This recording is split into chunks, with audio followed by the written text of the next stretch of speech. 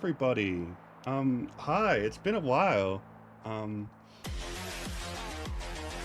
God, it's already doing it. I, what? What? What did I say? What did I say? What did it do? I can't even. I saw it like change window size, but I don't know. Okay, so welcome.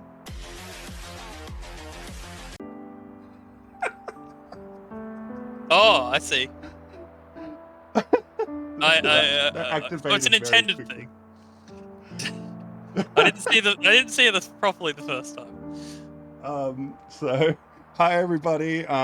That's gonna keep going. I'm just gonna leave it on. It's currently voice activated. Anytime I say All part of the plan. this is part of the plan. And to be honest, the voice recognition is fucking terrible. It just doesn't get it.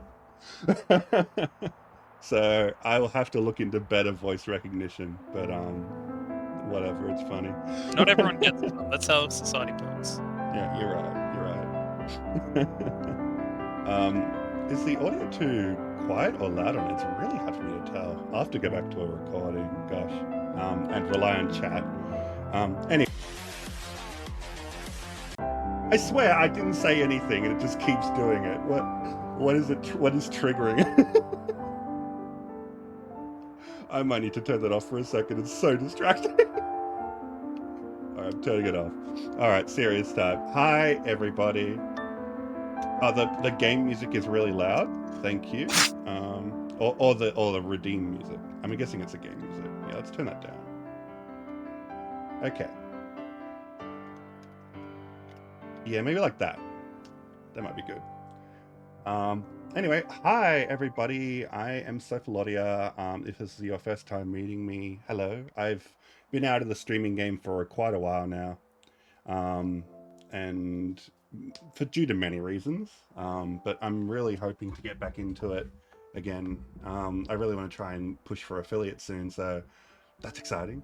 And one of the first things you may notice is I have like full tracking now.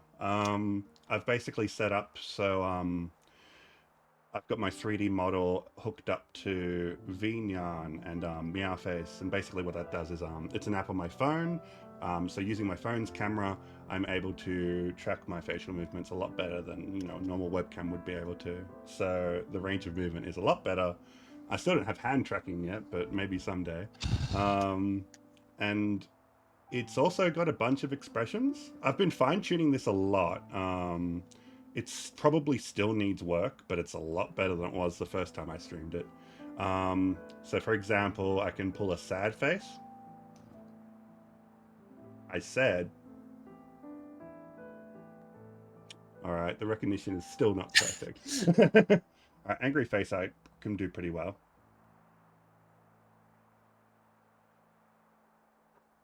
I swear, it's just like every time I like test it, like it'll be like working great, and then like I actually get put on the spot and it's not working. Angry face. Okay, that worked. And we got the pog face. There it is. I think I need like the certain angle of the camera or the certain lighting. I might just need better lighting in my room. I also got a good laugh face. That one like activates pretty well. I think I've got that perfect. Um, There, that's a sad face. Okay. I think it was just my camera angle. And of course, like I've got it basically switching between like a happy expression and a more neutral expression. So you can kind of see that there. Yeah, I've done lots of work on this to try and get it working good. Oh, Jade, thank you for the follow. I'm surprised it's I thought you were followed already. I don't know. But thank you nonetheless. So yeah, this stream is just kind of a chill hangout stream. It's my first stream in ages, so I just wanted to touch base with everyone. I got Durka and Lobo here just to hang out, and we'll definitely have more of a chat soon. But yeah, just wanted to give an update on everything. What you're hearing now is my new microphone. I spent a lot of money on it. It's a Shure MV7. I've been using a Blue Yeti for quite a long time now, and I wanted to try and upgrade to something a little bit more higher quality. And this seems to have really hit the bill. I think it sounds quite good. Let me know what you think. Um, and yeah, like there's probably going to be some scuff with audio volume levels. So if any of you want to like chime in on that, please do. I'd really appreciate the feedback. But I've tried to like get it all at a reasonable level. Um, so I've got noise cancellation on that, so you shouldn't be able to hear much of the background noise. I am going to buy a shock mount, um, but that hasn't come in the mail yet, so waiting on that. But yeah, another thing I've done is I went and basically on a whim last night, I went and purchased a MIDI controller for my stream. You know, I've always wanted a stream deck, but the price range has been like a real barrier for me because I'm disabled and unemployed, so making money isn't easy. Um, but I found this solution of using a MIDI controller. It's a Launchpad Mini by Novation. It's one of the really old models, so it doesn't work with the current software, but I figured it out. I basically looked on Facebook Marketplace, and there was a person like 15 minutes away selling one for $20. So I'm like, hell yeah, I'm on my way. And after a bit of like looking stuff up online and finding apps and tweaking it, I've managed to get it working. Can I bring up a photo of that real quick? Let me see. It's a hassle. Sorry, I don't have a photo of me at the moment. But yeah, if you look on my Twitter and Mastodon, you'll see it. It's pretty cool. It's got what's that? 9x9 buttons, however many that is, and I'm nowhere near close to filling them all out. But I can do some real cool stuff with it. I've basically set up macros to intelligently switch between scenes. And I got lots of other cool features. So I can press this button, and now it's in full screen. So I can focus more on the game. So back and forth. I've also got this button for a dramatic zoom. I love that in video editing and stuff, but now I can do it live. Wow. Anyway, what else have I got? I've got Red Truth.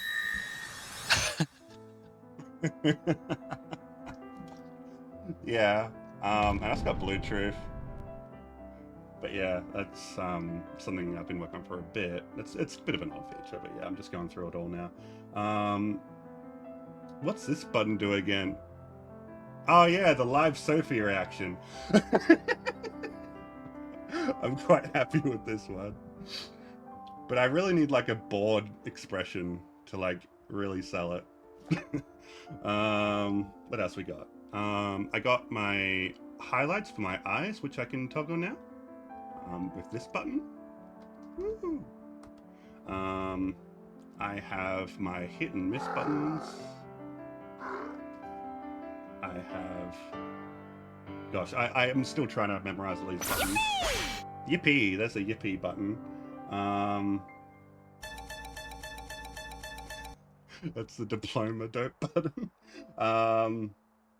And I've got a manual cumbler.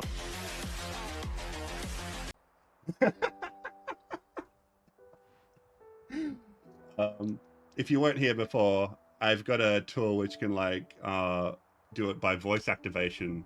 So whenever I say the word come, I said, like, I swear this detection sucks. Whenever I say the word come, I swear it's just trying to make fun of me at this point. Welcome. It worked with that. It's not come, it's come. Come. Oh my god.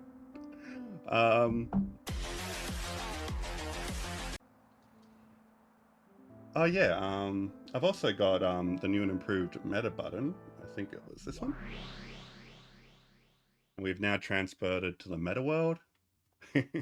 Oh wait, the reactive images aren't in here. I need to fix that.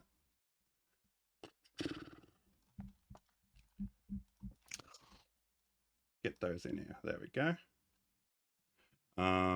Yeah, this is an old feature, but it probably still needs some work. But I kind of broke it at one point, but like now it's working again, where you can basically like freezes the whatever frame we were currently on, and you can kind of see it in the background. So yeah, I think it's a really cool effect. I'm quite happy with how that turned out. And if I press the button again,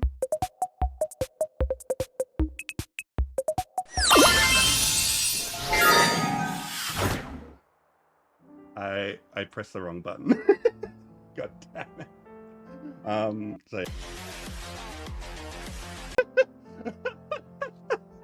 oh, this is too much. This is too much.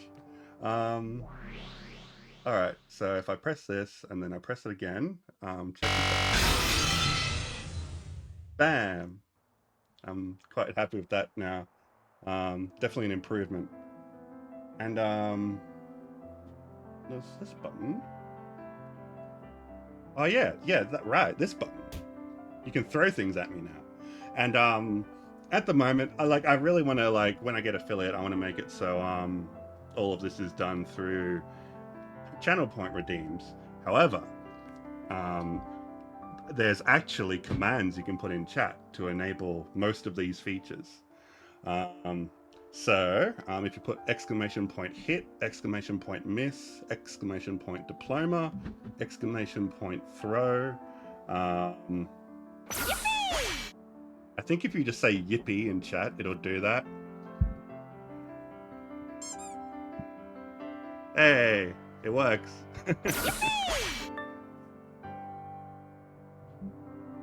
Just 1 second.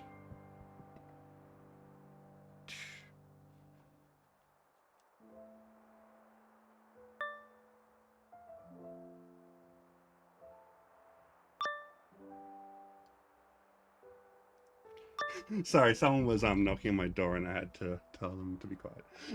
I'm busy. Yeah.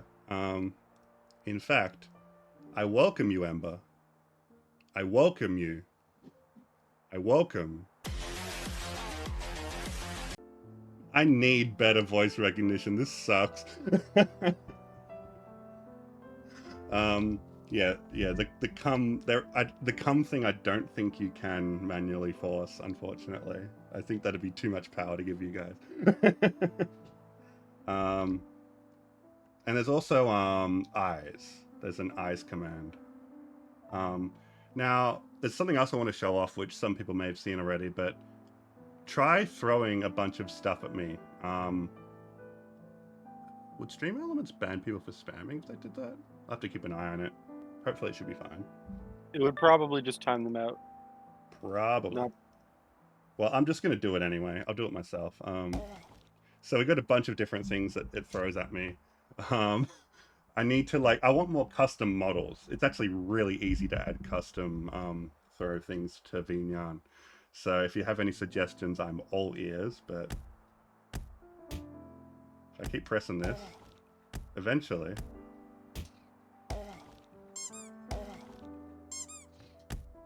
Any second now. There it is. There's a 1 in 10 chance that a projectile thrown at me will be a critical. There's lots of crazy shit you can do with VNyan. It's a lot of fun. But yeah, so that's my showcase of all the stream stuff I've been working on. Let's play some games and have a chat. So how's it going, Lobo? Goes good. What you been up to? Made a cup of tea and ate chips and dip for some reason. What kind of dip? French onion. This might be a bit loud. Let's turn it. So I've actually let's go full screen for this. I've been really getting into Xenoblade Chronicles 3's Gauntlet mode, which is like a basically a roguelike mode inside of Xenoblade 3. And I've been trying to play on the highest difficulty and get to the final level, which is very hard. Though it's the kind of thing where if you look up the right strategy, then you just get it every time. and I refuse to do that. So I'm just working my way through it, experimenting with different things because that is a lot more fun for me. But yeah, so as for like what's been going on in my life, I'll turn it down a little bit more because I want it to be kind of low energy. As for what's been going on in my life, like it's been a bit crazy. If anyone's like followed me on like Twitter and stuff, I've tweeted a fair bit about it. But basically, like on top of health issues, I've also had like family moving in from interstate, and that's been kind of hectic. And you know, the domestic situation was already a bit strained here to begin with, but now with like 4 people moving in, it's getting a little bit crazier. So I haven't been able to like stream as much because I just don't have as much free time, basically. But I'm trying to fix that. I think like with some clever scheduling, I should be able to get over this. And you know, there were like obviously the technical hurdles of trying to get my tracking working. I had to get a new microphone. I had to invest in a bunch of cables and shit to just get everything working properly. But we're finally past the technical hurdles, so I should be able to stream more. I just need to like work out the scheduling and like that kind of thing. And I'm starting to get used to things, so I think I should be able to make it work. But also, I'm hoping to move soon. We're currently looking at a bunch of houses and applying for lots of them. And there's lots of good houses out there, it turns out. Hey, Nana. Welcome. I'm doing really bad. Man, like, I thought I'd be able to play this mindlessly, but I'm actually, like, doing bad. We'll try again, but I might need to concentrate more than I thought. But yeah, like, mental health, been a bit crap, but I am in a good place right now. I feel like it's definitely improved. I don't really know what to say about that without getting too personal, but mental health is doing better. Physical health is doing better. I'm doing more exercise and trying to keep on top of my back health. I'll get tie on. But yeah, I've just kind of just been doing my own thing. Like, been playing a lot of this in my downtime because it's a good like. I don't have to think too hard. It's just a good, relaxing game for me at the moment. I played through Tears of the Kingdom off stream, and we could talk about my thoughts on that. That'd be a good discussion topic. And I've started playing Raincode, Master Detective Archives Raincode, which Doka has also started playing. And we can definitely have a chat about that. What else has been going on? I mean, it's been a while, really. Like, I mean, I did that little stream of Tears of the Kingdom, but apart from that, like, I haven't really streamed in like a year. It's kind of crazy. Yeah, I guess Mortal Online was the whole thing, right? Like, pretty much when I went on hiatus, like. Yeah, it's such a hard game to stream. Like, I just think Yeah. it feels wrong to stream. Like, if you're Yeah. serious about the game, it's like, yeah, sorry. It's like they can't really do. It's against the rules just to stream snipe, but at the same time, People it's do it. Yeah. yeah, people are gonna do it, and they can't catch everyone who does it. So it's like you might And not. just die for no reason Yeah. because of it. And not only that, like, if you die, whatever, like, it's my fault. But the thing is, I belong to a guild, and I could get my guildmates, like, in trouble. So, like, it's really tough. Like, it's pretty much impossible to stream if you're in a guild. Unless you really don't care. I don't know. I think some people have managed it, but I can't figure out a good way to do it. But yeah, anyway, more You online just too is. accept it, and to be honest, I think most of the just from the reactions I've heard from like different members of the guild who've been around a lot of the map, Mm. it's actually like they're it's like the streamers are like lepers. It's that bad. It's Oh they no. just roam the world making everything shit around them. And it's like Because they like I bring hate their they bring like fights and stuff wherever they go. yeah, like there was a moment when we were like planning to go into Solano Cave, Hmm. And then a streamer just walked up on us and just started chatting with us, and they were nice and it was cool. And then Yeah, after they left, a person was just like, "We need to go immediately now. That person was a streamer. It's go time. We have to go." It's like, Oh my god. Yeah, but we should probably explain to the audience what Mortal Online 2 is. Like, um, basically, it's a huge MMO with one server and completely open PvP. So that comes with about everything you could imagine it would come with. Like, there's a lot of lawlessness, toxicity, rage, but Mhm. it's also like the most immersive MMO I've ever played. So it's like a double-edged sword, really, and I love it. I've actually Yeah. I've been off for a bit because, well, all the same reasons I've stopped streaming basically, and more I suppose. But yeah, I've been off for a bit, but my love for the game was in no way decreased, and I'm really hoping to play some more of it soon. But it's just one of those games that unfortunately I can't really incorporate into my streaming. Like, it's just really hard. Maybe I'll find a way someday, but I don't know. Like, it's tough. I think the way to do it would be to stream on an account not associated with the guild and not doing stuff Yeah, relating to the maybe. guild. Yeah, that might be one way to do it. I do have my second alt now. Well, like my first alt, I suppose you would say. Hmm. Second character. Second character. Yeah.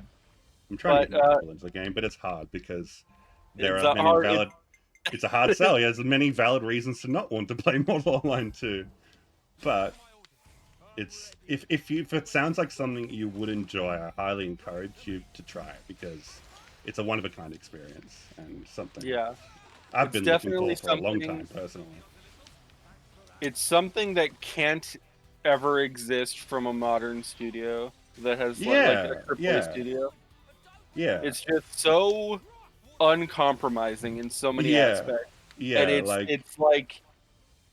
like if you were trying to sell MO2 to a random corporate executive, they'd be like, "What do you mean? It's like open PvP and you could just lose everything?" And Yeah, yeah, like, yeah. I forgot to mention that if you die, you like lose all your inventory except for like really important stuff. Yeah. yeah, and that kind of thing, like to people who've been playing MMOs for 20 years, that doesn't sound weird. People like Yeah. even RuneScape had full loot drop in PvP when you go into the wilderness. Like that's not Mm. a new thing, but like those games were not made by the corporate executives that run big AAA companies now. So Yeah, like you try exactly. and like it's so like imagine if you said here's a funny way to look at it. Imagine if you said to a corporate executive who's trying to push NFTs into the MMO they're making, and you told them, okay, but when you die, you drop your NFT and somebody else gets it. Holy And they'd be shit. like, are you fucking insane? What? Nobody's going to buy them then. And then we'd be like, It's nobody's going to buy them anyway, but like that's exactly the mentality that's going to stop any of the MMOs from being made like that. yeah. Well, like, but it sounds worse than it is. Yeah, Realistically, you don't lose a lot of progress when you die. It's just annoying. yeah, And because as long everything. as you make preparations and you have backups, you'll be okay. Yeah, it's basically everything in the game is consumables. Just your Mm, armor, it has durability, it'll break eventually. Even if you die and lose it, it doesn't matter. You can get a new set of armor. mm. Yeah, absolutely. And, with the way the game is structured, it really encourages team play, working together with your community or your guild to like um, I think a bit more like it discourages solo play than it encourages team play. maybe. But there are people that play solo. Like, you can do it. It's just maybe not the ideal experience for most people. Hmm. um, I'm gonna get healing power up. I feel like my mouth is like going a bit too open. Mm. What? I'm just talking and my mouth is like getting really like open. My jaw is opening a lot more than it should, and it's kind of Mm. like my model, like my chin, is deforming a bit sometimes. Okay. I don't know. I'm just looking at it. It needs work. But it's Anyway, like 10 times better than it was last time I streamed anyway. So anyway, Dirk, have we convinced you on MO2 yet? No. I'm not an MMO player. She's never going to be convinced. Honestly, I would argue that an MMO player, like a generic MMO player, wouldn't like MO2. Would be my argument. No, I think MO2 is for people that don't like Final Fantasy 14 and World of Warcraft. I mean, it's not like it's not different in a way that's leading more to. Oh, that's my problem with it. It's like it's getting worse. Yeah. I absolutely. I'm just glad you're having fun. Thank you. So what else is there? Tears of the Kingdom. Let's have a chat about that. We've all played that. Wait, no, Dirk hasn't. Yep. It is the game that most acutely makes me feel that Elden Ring really did raise the bar on all video games. It really did. Because it's like I can look at Tears of the Kingdom and go, God damn, that's the best Zelda game I've ever played. But Elden Ring DLC went. Yeah. Hold on. Agility is good. I'll get both. Fuck it. But yeah, like So have you finished the game, Lobo? I have not. But I've been watching a YouTuber do like the story, basically just telling you the story. Okay, so you don't really care so much. Specifically, Zeltic, if anybody knows that YouTuber. I know them. So just today, I think he released his part 2 of the story, and then there's a part 3 coming in 13 days. So I do not know the story, but that is how I've decided to experience it, because I feel it feels like there's definitely a dissonance between the gameplay and the story. I agree. Like I love the story so far, now that I'm actually paying attention to it, but like the gameplay is so engaging and fun that I just like every time the story shows up, I'm like, I don't care, give me back to the gameplay. I like the gameplay. Yeah, I getcha. So, how much have you played?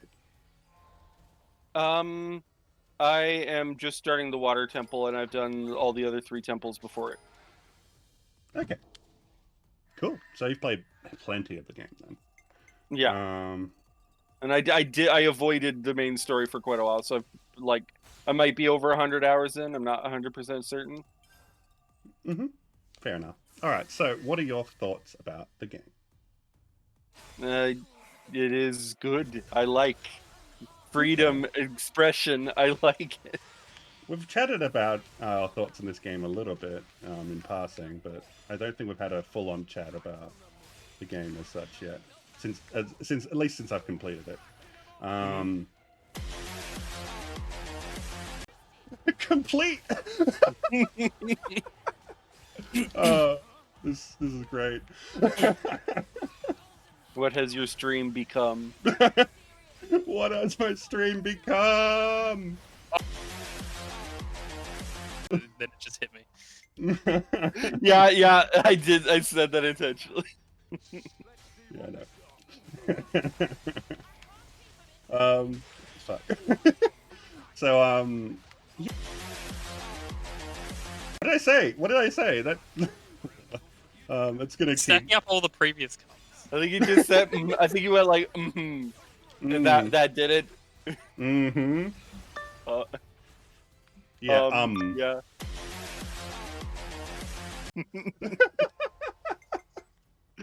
I love this thing. I need better voice recognition, but I love it. Like one of the best ideas I've had. Anyway, or the worst. It depends how you look at it. Alright. Tears of the Kingdom. I think the game is good, but I also think it's probably an 8 out of 10. Don't let the Nintendo fanboys hear you say that. It's not a popular take. I'm well aware of that. But no, it's like that's a good score. Like yeah, it is. It is a good score. Absolutely, it's a good score. Right, but it's not 10 out of 10. The way I'm looking, what did you give Breath of the Wild? See, that's the funny thing. I think I rated Breath of the Wild a lot higher, but because I think that's because it was a new thing. I think But the would fact you that Tears still rate it higher? no, that's the thing, right? When I first experienced Breath of the Wild, I would be happy calling it like a 10 out of not 10. at least a 9 out of 10. I'm turning it off.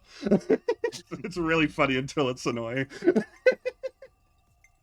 um, yeah, so like, yeah, when I first played Breath of the Wild, I loved it. But it wasn't perfect, but I really enjoyed it. And coming back to Tears of the Kingdom, I feel like this game is better than Breath of the Wild. I think it's an improvement in almost every regard.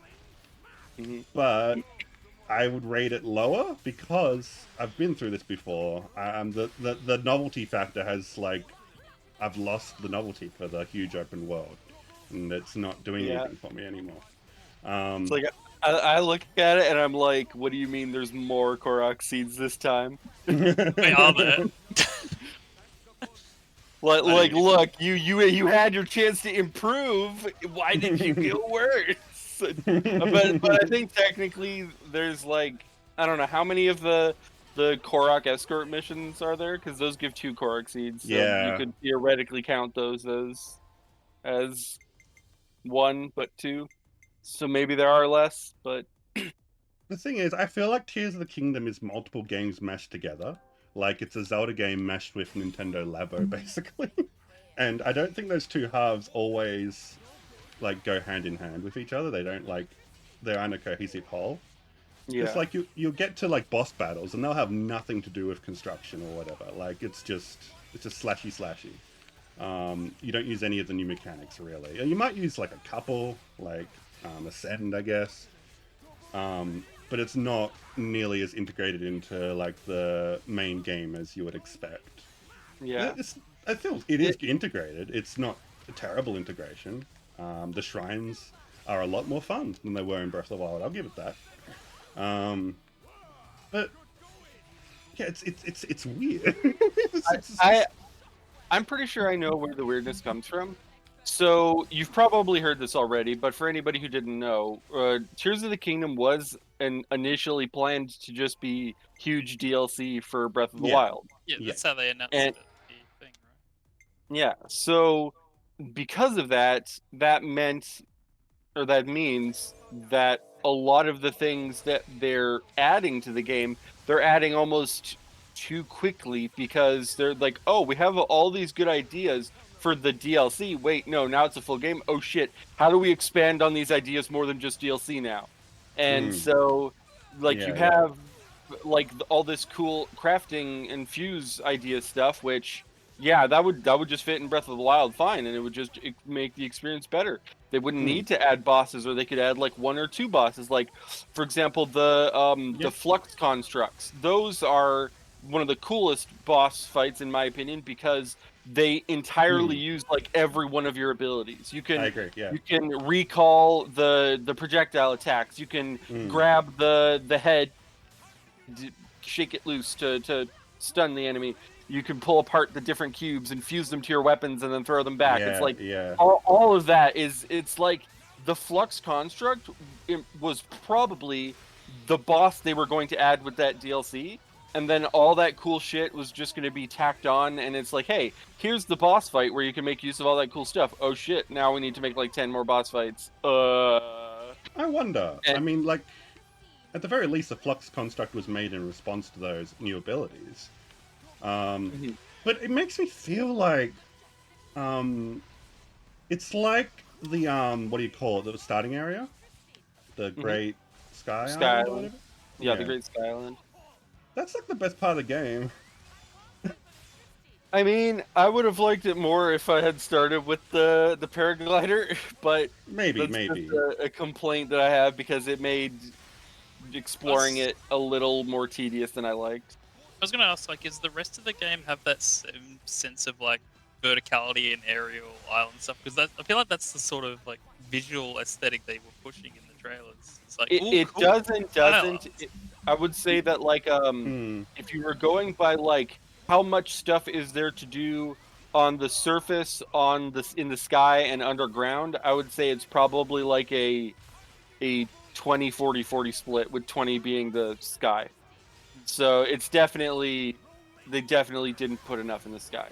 All But at the right, same time, here's where I get to complain. The well, sky and the depths kind of suck. That's my hot take.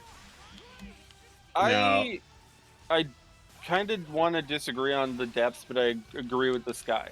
There's just not well, enough to do up there. You yeah, should. there's nothing up there. Like, there's like you got the what is it, the gachapon machines, like, sure, but like I feel like every other island is exactly the same as the one that came before it. Like, Yeah, there's it's like that. There's that spinny launching platform that you can yeah, turn and launch you in a direction, and it's like, yeah, okay, yeah, okay. there's like 50 of those. Like, it's You all just copy pasted that a lot. it's all prefab. Like, none of it feels unique except for the Great Sky Island, and like, I would be willing. I guess the temples, but Yeah, so it isn't an excuse for it, but I would again. So the reason why I think that's the case is probably time constraints. I think they crunched it. yeah, I think, but I think the reason why I would give this game still 10 out of 10, even with the flaws it has, is partly a little bit because I'm projecting my feelings onto it a little. So I absolutely love Breath of the Wild, 10 out of 10 game. I still mm, believe that. And I am not the type of person like I'll say Tales of Symphonia is a 10 out of 10 game. Does it hold up today? In a lot of ways it doesn't, but I still say it's a 10 out of 10 game, and I'm not going to rate it worse just because better games have been made because they had the technology or the time or they literally paid voice actors more money. Like, there's a lot of shit that could have made the Tales of Symphonia better, but it's still my all-time favorite game. And I don't want to compare games against the time that they were released, and then like, oh, Tears of the Kingdom is like a later game, so of course it's better. And it's like you can say that, yeah, but I don't want to say, and again, it's just a feeling. It isn't necessarily a proper measuring stick, but it's like I feel obligated to give Tears of the Kingdom a 10 out of 10 when Breath of the Wild was a 10 out of 10, and like I can look at Tears of the Kingdom and look at every single thing in it and be like, is this an improvement over Breath of the Wild or is it worse? And almost like I don't think I can name a single thing other than like more Koroks that is actually worse. It's just different or better, and that makes me go, well, if this game is only different or better than a game that was 10 out of 10, it should be 10 out of 10 too. Like I can't justify a lower score than that. unless you change your score. But like I said, I'm not willing to do that because I firmly believe that you should be weighing a game's score against the time it released. But at the same time, I'm not doing that for Tears of the Kingdom, and that's the problem. Yeah, that's inconsistent. Exactly. Like that's what I'm saying. It's a feeling thing. I'm not saying it's like an empirical call. It's just it's for me, it's hard for me to give it less than 10 out of 10 because I am enjoying it so much. And to begin with, like if like Nintendo games are not graphically better than other games that are releasing. So like why even bother comparing it to the time? Like it's literally just like other Nintendo games you're comparing it to, right? What are you? You're losing me a bit. I'm not gonna lie. I'm a little bit lost. Okay, Why don't you just so judge the game based on what it is rather than compare it to like Breath of the Wild? because it like demands the comparison to Breath of the Wild because it's big DLC for it effectively. Okay, well, make up your mind then. Is it its own thing or is it part of the zeitgeist? I I don't know, but it's for me the way that I look at games is I try and just like at the time when it came out, how much did I love it? I loved Breath of the Wild so much I refused to finish it because then it would be finished and I would feel like I couldn't play it anymore. Yeah, And I do that a lot with games. Like I'm kind of doing that with Tears of the Kingdom. yeah. But at the like Tears of the Kingdom, because it's so similar to the original game, because obviously they reused half the map basically. Mhm. It you kind of have to compare them on some level, and in that comparison, Tears of the Kingdom doesn't lose. So it kind of feels like I need to give Tears of the Kingdom that 10 out of 10 because it did the the way it was made, unlike every other game that I've played, is inviting direct comparisons to a pre-existing excellent game, and it isn't doing it maliciously. It's doing it like, hey, look how good this still is. Look how good we made it.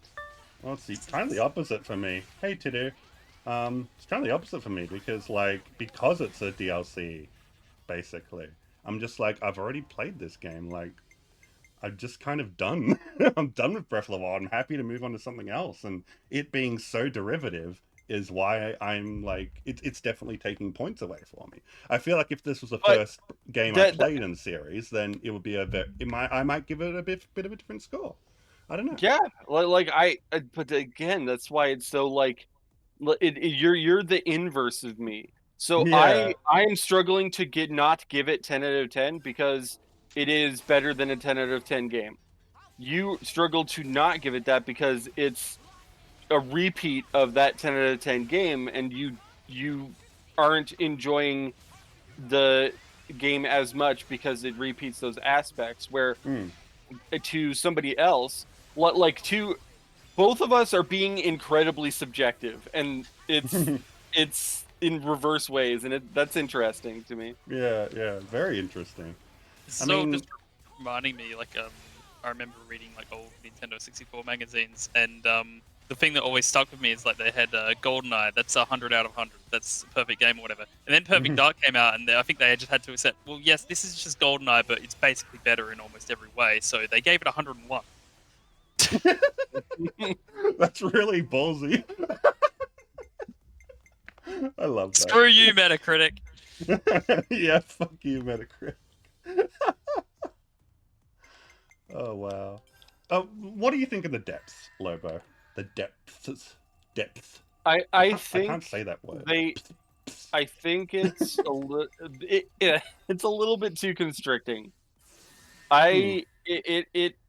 It doesn't feel like a good idea to bring anything down there but a flying vehicle, and even then you hit walls pretty frequently, and Yeah. it's unpleasant to explore, is how I would put it. There's Kind of. not a huge amount of, like, there's a lot of cool stuff down there, but There's it's, not enough cool stuff down there. I'll be yeah. that guy. There isn't. There really isn't. The What's the spoilers. coolest things you found? Yeah. The story boss rematches I think are cool down there. Okay, yeah, I mean, yes, I'll give you that. But that's kind of it. Like, I once mean, you there, do that, there's not really anything else except for one dungeon, I suppose. mhm. But yeah, But like, again, the reason why I'm willing to give that a pass is because I think they crunched. I think that their scope was massively blown out, and then they had to release it perhaps. like relatively around the same time. So I think that, like, this game needed another year. But I don't know. the game isn't done yet. We got DLC for Breath of the Wild, and Tears of the Kingdom is, like, technically a better game. There's no reason to assume we won't get DLC for it, and maybe that DLC is like, look at the DLC Breath of the Wild guy. You got shit like the Master Cycle and the Trial of the Sword. Like, some of this shit is awesome, even in, like, compared to Tears of the Kingdom. So what, like, I am hopeful that the DLC that Tears of the Kingdom gets is like the true form of the game, like the stuff that they cut to make Tears of the Kingdom release on time is the thing that will, like, make the game complete, and you'll actually go, oh wow, there's so much shit in the sky and underground. I don't have your optimism.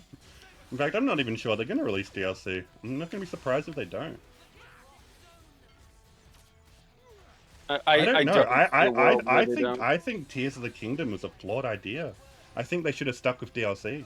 Like, having to like make a sequel really increases the expectations people have of in terms of like scope and like what they expect you to do to like revolutionize the game, and they crumbled under that because it's unsustainable. Like making a sequel to Breath of the Wild, that's a huge undertaking, and they weren't going to make a whole new world, so they just reuse what they have, and that's why I don't really like it. Sorry, I'm getting more and more negative. I actually do like the game. I just have many concerns with it. Yeah, and I think that your negativity is earned. Like, and I'm not trying to diminish it at all. It's just I'm looking at it optimistically because I really did have so much fun playing the game.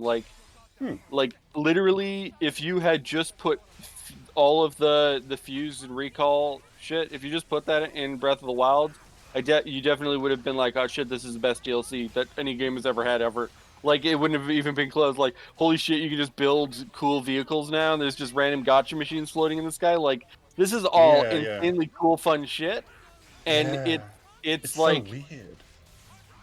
So it's weird how our expectations define our, assessment of something. Like yeah. that's really interesting. If Tears of the King was a DLC, it'd be like, holy shit, this is really good DLC. Maybe not perfect, but really fucking good DLC. Yeah, and so that's why I'm trying to give them the benefit of the doubt because they really did make something that is actually special. It's just not special as a standalone game. It's Yeah, special as sure, I'll give you DLC, that. and so the fact that again because I'm pretty sure they crunched. That probably also means that either you're right and there won't be DLC. Like I think there isn't a middle ground between the two things that we've suggested. I think the DLC will either be game completing DLC that will like fill out the sky and the underground, that fully makes the game feel complete and Mm. truly a worthy successor to Breath of the Wild, Hmm. or they won't do that at all because yeah, they're like, look, this was the final DLC, we're done. Yeah, yeah, yeah. Yeah, I think you're right about that. It's one or the other. Yeah, so there are some really good parts of Tears of the Kingdom. Um, I think I think the Gleoks are one of the coolest bosses I've encountered in any video game. That shit is fucking cool. And Um, and hard. yeah, If you're not like, they're it not took me too a hard while to. if you're geared up. They're not too hard, but if you're I mean, not, my they are my fucking quote unquote terrifying. It's my quote cool. unquote yeah, my quote unquote geared up was duping fairies. So I mean, I won, but like I definitely like every hit was a fairy, and it was like up down 50 fairies. So I died Yeah, 50 times to beat this boss. it's Like cool because it's like definitely, it I really like wouldn't say feels like I skilled it. it feels like the perfect open world game boss because like there's not really any set way to beat it. Like it's huge and imposing. Its presence like actually changes how you look at the environment around you on a huge scale. Yeah, Um, look you for have to, cover.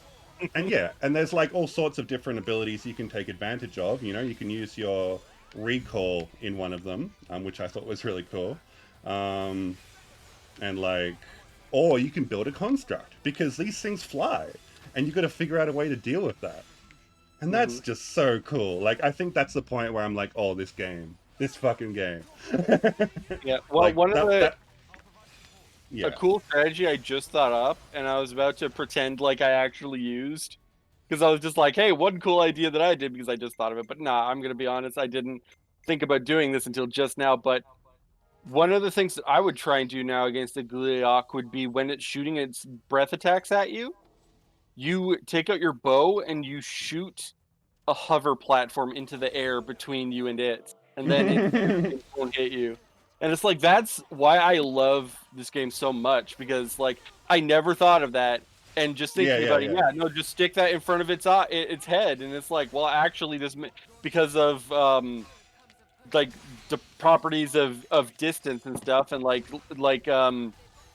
a goalkeeper that will move further out of the goal towards the ball because that makes the goalkeeper larger in comparison to the goal that they're keeping, right? So using that same premise, if you shoot a hover block between you and the Gleeok a fair distance up, it should actually provide you quite a bit of cover for all the breath attacks. Yeah. Just 1 second, Levitt. Mhm. I just gotta be right back. One.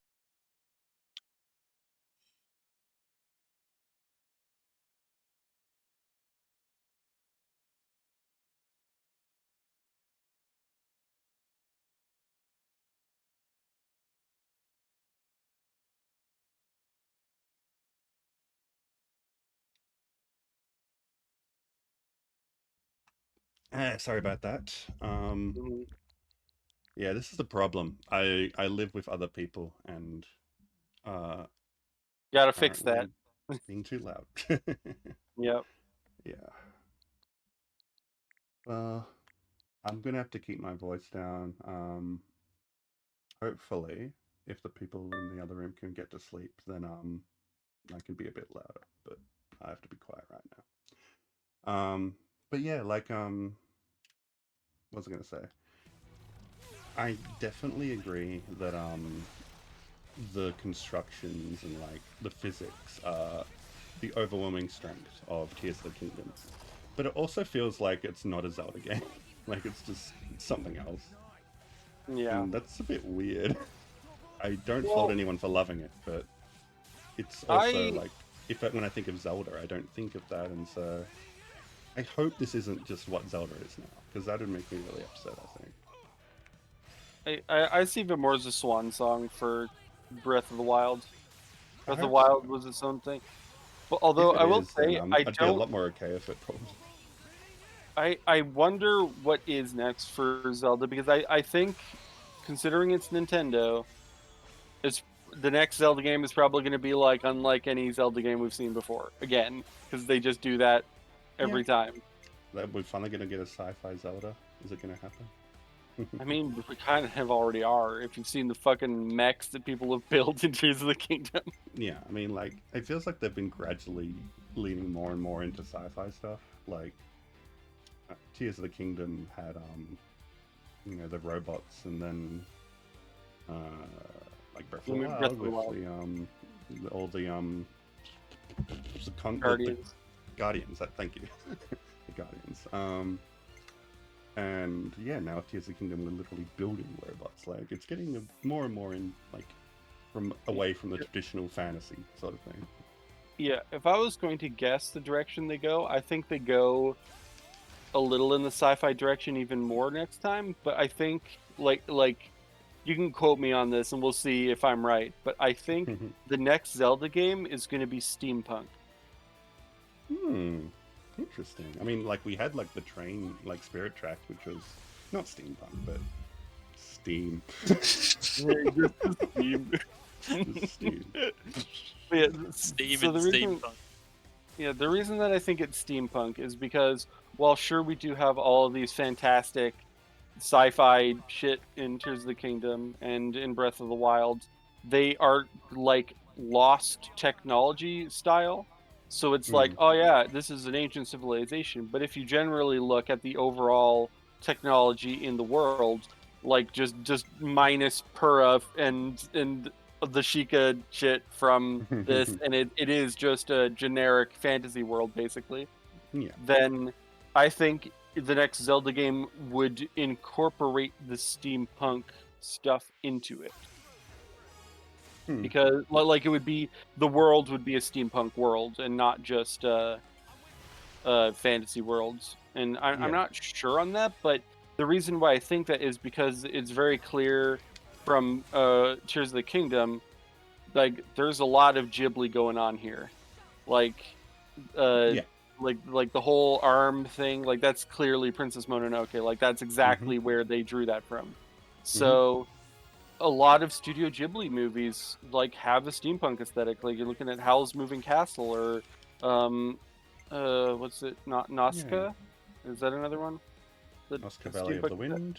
yeah, yeah. So like things like those, I could definitely see them looking at more at Ghibli for inspiration in those regards. So if they want to keep the cool technology stuff going on, but have it still be like a fantasy world, I think that's the direction to go in. Mm.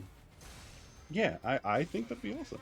And Nintendo doesn't do steampunk very often, actually. It's one of those aesthetics that's kind of eluded them.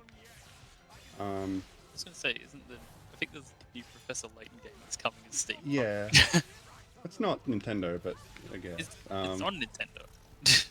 Sure, that's true. But there's also like, dare I say, Codename Steam. That game that everyone forgot about. I've never heard of it. I It's have. it's from the makers of Fire Emblem. It's like, it's a strategy game, but it's all like third person. It's weird and kind of cool, but I never finished it. So. Well, that's a big message. Can you read that, Yeah. Lobo? So one problem with from someone from Iran. One problem with Tears of the Kingdom that I have, which Breath of the Wild oddly doesn't have, is that it gates your progression in a linear fashion. Personally, I hated the fact that you had to go back and do a quest looking landing where you just walk 100 miles in Hyrule Castle just to get the paraglider. The temples being accessible in the overworld without triggering a quest is amazing, but you cannot do anything in them without talking and running up and down to get different NPCs to get their abilities. Wait, is that true? Yeah, I What forget. abilities? Well, they're talking about like Tulin blowing the wind into the things to activate the boss battles, basically. Oh, But right. like for the Right. So most part, you can't it like didn't go into gate- a temple without like doing the quest beforehand. Yeah. yeah. But I'm generally I don't find that as much of a problem because it's like you're more likely than not to like those dungeons are not meant to be fully explorable parts of the open world. They just happen to exist within that open world Yeah, and yeah. That's are how I not got. closed off in an artificial way. Like it I mean, it kind of is in a way because, for example, the tornado swirling around the boat, that kind of that kind of keeps you out, but it's not like insurmountable, I guess, if that makes sense. Okay, let's talk about dungeons. Do people mind us talking about dungeons? Is that going to be spoilery stuff? How All right, about we stick to just the first 4 elemental dungeons, if there are dungeons after that, not those. Sure. um, I may or may not know if there are, but I'm gonna not. I don't know about them yet, well, so like you know that there is content after yeah. before dungeons. We won't talk about that.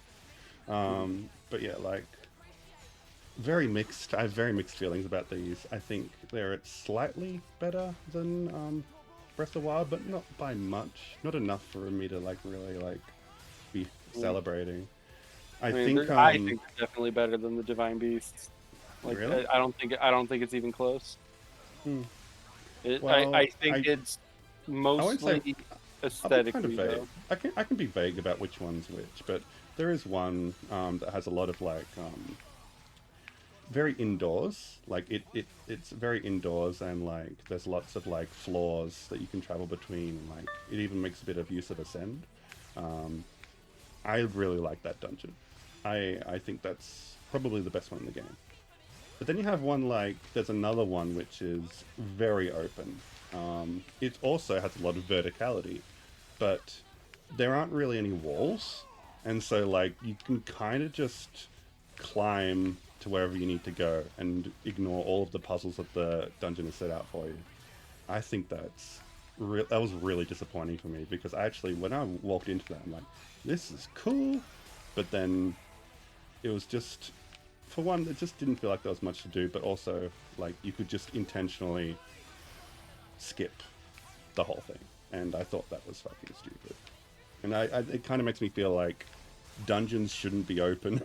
Like they really committed to this idea of openness if Breath of the Wild and Tears of the Kingdom that they've forgotten what makes a dungeon fun, and that's like having paths restricted and like having to solve puzzles to figure out the correct way to navigate the dungeon. Like it's a maze, you know, you can't beat a maze by jumping over the walls, except you can in Breath of the Wild. There's literally mazes where you can do that. I'll be honest. I have cheated in mazes IRL. Oh, Lobo. But to be fair, in one of them I got lost and they had to come find me. Okay. So I just am shit with mazes. Were you lost So because you cheated? shut up. No, I was a Shut up. question. I wasn't making fun of you. I wasn't sure. No, yeah, the answer is yes, but yeah, no, I literally like I took a shortcut through corn and then it was like I don't know where I am, and then I just kind of wandered around until they got me. Damn. But yeah, it's just, I don't know, it feels misguided to me. Like, just make a normal ass dungeon. It doesn't need to be open. That's my boomer opinion with I mean, regards to that's this stuff. probably why that dungeon you're talking about felt so good, is because there were no shortcuts like that. There were maybe different ways you could solve each puzzle, but there were no skips. Yeah. I don't think so. There probably is skips, but, you know, there were a lot less obvious. Speed runners will tell it. Yeah, speed runners will find a way. But yeah. I gotta go eat dinner. I'll be back in like 45 minutes. Oh, bugger. I just wanted to talk about Raincoat. It's like, I was worried about. We can talk about it after. Okie dokie. Back. Catch you, Durka. Yep. I'm sure you got 45 minutes of Zelda content still. I didn't know that we do. But, yeah. Tears of the Kingdom is a very fun game, and I don't want people taking my opinion as an excuse to not play it. But like, I would really encourage people to look at, like, okay, did you play the first game? Did you enjoy the first game? Are you happy with more of the same? But also, like, otherwise, do you really like the idea of the constructs? If that's something that really appeals to you, then you should absolutely try the game.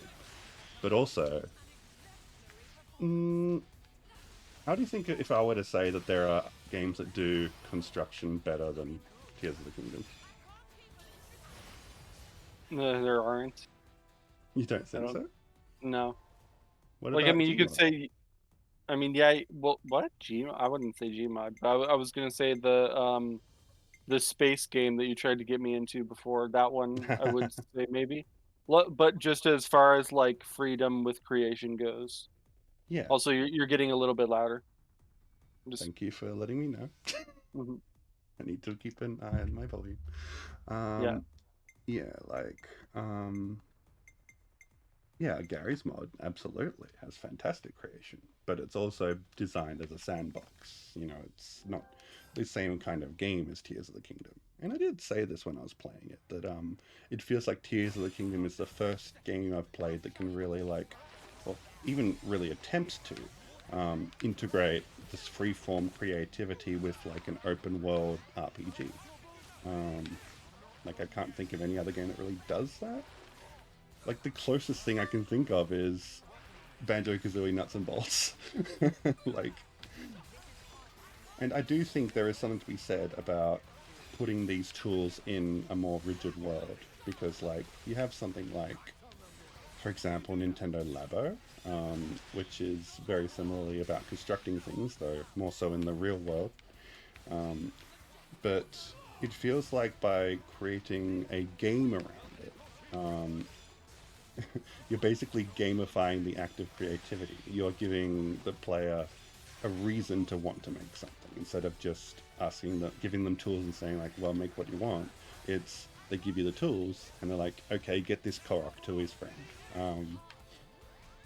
It encourages more experimentation in some ways. Or it also heard people crucifying Koroks on the stake. Yeah, sure. There's always going to be people that mess around with the tools they've been given. But the fact that they, like, ask that question in the first place of how do you want to accomplish this, I think it's going to be really good, especially for kids, for teaching kids the fun of, like, creating things and, like, really getting them excited about it. And that can sort of be a gateway drug to, like, more sandbox experiences, like crucifying Koroks. But I mean, it's the way I would look at it is that it incentivizes people to look at things like an engineer. Yeah, There's yeah, so many things you can build. Like I said, that people have already built a working binary computer in yeah. in That's in the insane. game. Like it's yeah. This is the kind of thing that makes like there are kids who are playing Tears of the Kingdom now Yes. that in 20 years they'll be a NASA engineer, and it'll be because of Tears of the Kingdom. I guarantee it. No, I agree, and I think that's awesome. Yeah. You know, I don't only have negative things to say about Tears of the Kingdom. Hmm. um, yeah, and that's absolutely something I think is really cool. Hmm. Yeah, I don't know. I think I might have liked Tears of the Kingdom more if it was maybe even a new IP, like not even Zelda, just something completely new, a new adventure. I Maybe, think yeah, if but I I think if think that was the case, it then that would the at least scope was address a too lot of my big. concerns. Yeah, that's what I mean. The idea of the game was fundamentally flawed. I Yeah. I don't think they should have shot for the stars as high as they did, and I think that's where it kind of falls flat a little bit for me. But Well, I think the opposite, but I mean, we've been having this, I think, the opposite conversation. So it's really it's, funny how our opinions balance out like yeah, that. it's so the way I look at it is that Tears of the Kingdom couldn't exist as its own game because then it would have taken even more time to make. And like, obviously, if you look at it like, hey, just give this game 10 years, well, how good of a game would it be? And it's like, obviously, it would be insane. It would be like Hmm. the best game, like, it would top Elden Ring maybe if you gave it that much time and it was his Hmm. original IP. Sure. But because they were working on the framework of its DLC for Breath of the Wild, you first see that, and then you see, okay, well, all of this cool stuff only really works because it's in this large of an open world. And if they had only like if you take the overworld out of Tears of the Kingdom, the game is kind of really really lacking. And that's because they were able to copy Mhm. paste enemies and different structures and stuff onto the overworld, which makes the overworld feel larger and more full than the other two places. And it just is, and that's just because it they had the open world to work with already, so they were able to add all the cool tunnels and stuff and the enemy camps and things like that. Hmm. So you don't think it would work if it was an open world? I don't think that, like, again, we have to assume that they have the same amount of time to work on the game that they did for what they gave us. So if they have to Look, from scratch make an entire game world, I don't even think it matches, like it's not even as good as Breath of the Wild at that point. okay, but they also don't need to do a sky and underworld. Like they could just do one area, maybe a bit smaller than Hyrule. Could that not Well, work? no, it would just be it would just be an overworld. That's all it would be, and there'd Yeah. maybe be stuff in the sky. But like I just think that the game succeeds for me because it is Breath of the Wild DLC. Because it has that world as a foundation, it was able to give me something that was larger than it could have been if they had been given the same time but made a full new world and new game with new IP. Hmm. I Hmm. just don't think that given the same time they would have been able to make something as good as Tears of the Kingdom.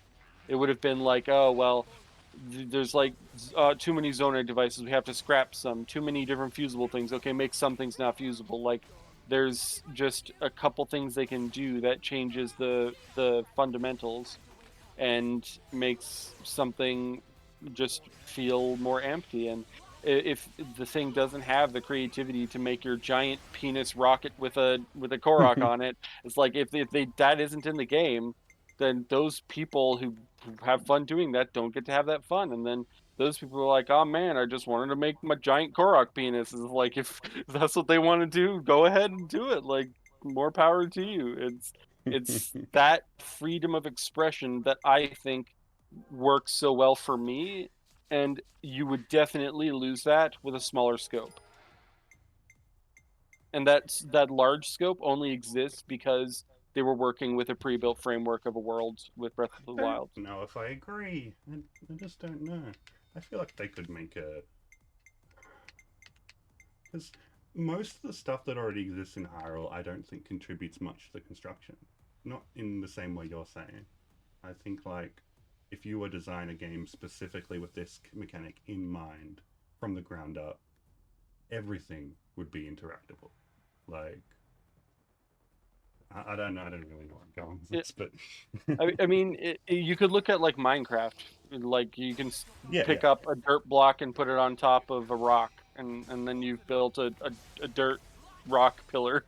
Like it's Mm, as dumb as that sounds. It's like mm, if you have like if you could have the Tears of the Kingdom tools, like make a rocket ship in uh Minecraft. Like I mean, obviously there's mods that can get similar things achieved, but mm-hmm, the basic idea is that the game is open world. You can dig straight down to bedrock. You can build up to the sky. Like there's a lot of freedom there, and I just think that like what matters isn't the world. What matters is what you do on it.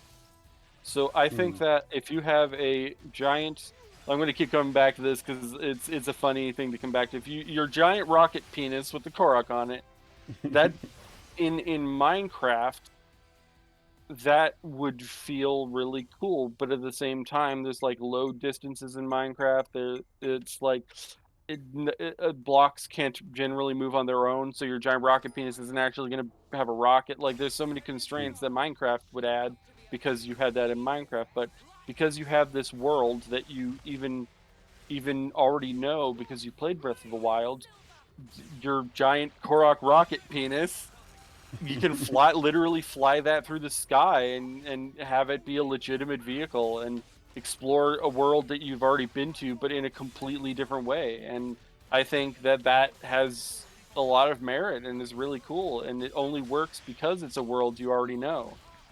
Like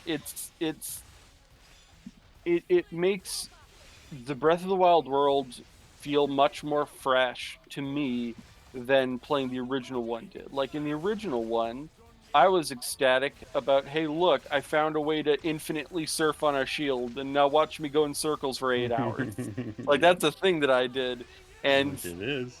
in this game, it's like, well, shit, I can just attach a drone to my shield, and then I have a shield that literally drives and like there's a bunch of different other shields that do different cool things, and that's I love that, but I love that because it's in the Breath of the Wild world. If it was its own game, I don't know if I would have had as positive a reaction.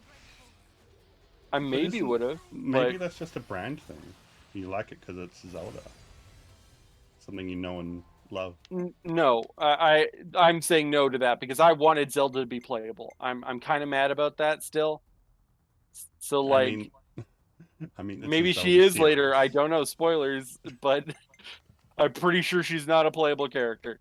And so I like that's what I want to see. And I want that specifically because it's a Zelda game. And it's not a Link game. It's a Zelda game. That has So nothing to do with what I just said, but okay. well, no, I'm making a comparison to what you said. The thing that I'm trying to get across is that I have expectations and wants from Zelda games, and to me, the things that I wanted from a Zelda game, the game didn't give me. But the things that I wanted from a game that I've played before, Breath of the Wild, it gave me way more than I could have possibly asked. Okay, that's interesting. Yeah, you really are judging it as a DLC more than anything. It's interesting. Yeah, to a degree. I definitely think that, for example, the story is so far significantly better than Breath of the Wild. Like it's not even close. Yeah, I'd agree with that. But you know, like, it's very much a pipe dream. But I just keep thinking, man, what if instead of just like reusing the world the way they did, what if they just let us go back in time with Zelda and like just explore an entirely ancient Hyrule? So you could still kind of use the same map as a foundation, but it would Well, also be very different. so I don't want to get too much into spoilers, but what if they do that and they do that in the DLC? I mean, that'd be an insane DLC. That'd be absolutely crazy. I don't think It that's going to would. happen. but But I think it might, because I really do like. I guess the question is, has Tears of the Kingdom sold better than Breath of the Wild did? I don't Yet for know. the first 2 weeks. Probably not. I think that's a very high bar to clear. Hmm. But I I don't could know, but I haven't heard anything like that, so probably not. I could see it happening that the DLC goes that insanely huge, because we've already had stuff in the story so far that has told us that the world that we have experienced so far isn't the whole world. Like the land of Hyrule that we know right now, that's not everything. This is like what was it, the wife of Sidon, right? She's not from the Zora's domain. She's Wait, from really? somewhere. Yeah, apparently that's what I that guess I was in the missed that. Celtic video. Apparently, Oh, but yeah, oh I no, guess I missed she that. is a Zora from like across the ocean, Hmm, where there's a different land, and she lives there. that's awesome. Yeah, so because that exists, that just makes you go, okay, well, you can't just say that and then be like, oh yeah, does that is has no implications whatsoever. Forget it. I kind of feel like, I mean, maybe we're not going to visit that other continent, but like traveling through time, or like expanding the map a little bit, What like what's across the Gerudo Desert, because it isn't just ocean on the other end, right? It's just a wall basically you can't go past. yeah, it's like an invisible wall in the desert. Yeah, so like there's plenty of places they could like add actual huge chunks of map to. I And just kind of wish they did that from the start instead of doing what they did. well, but that's what I'm saying. I'm not willing to blame them for that, because I think they were crunched. I think they gave us the most they could give us. But now that they have given us this, and it is, in my opinion, a success, they can build on this and then give us the DLC to the DLC, where it properly fixes all of these complaints that you now have. And once those DLCs come out, you'll be able to look in and go, wow, actually, with these DLCs, like the missing pieces, they gave it the time they needed for these DLC, because there wasn't really a need to crunch on the DLC release dates anymore. They'll maybe give us the best Zelda game ever. Even though I kind of already think Tears of the Kingdom is, but again, that's kind of a, if you remove Breath of the Wild from the equation, Tears of the Kingdom is a better game. So like Sure. it should theoretically be the best Zelda game. The best Zelda game is Majora's Mask. Don't at me. Wind Waker, don't at me. Yeah, that's probably my second. I We will can shake never on get. that. I just, the Wind Waker story is too good. The It's amazing. characters are It's too amazing. likable. Yeah, The characters, the world, the gameplay. and it almost Majora's didn't Mask and happen. Wind They were Waker, like, really.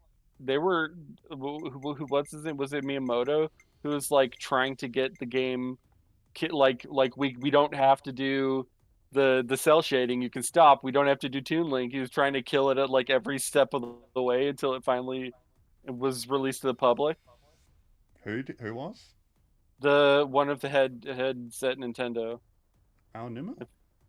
maybe. I I don't just know. I was watching I don't remember that one. did you I was watching a Did You Know Gaming thing, Right, and right. apparently one of the heads at Nintendo was like, "Oh my god, I fucking hate this."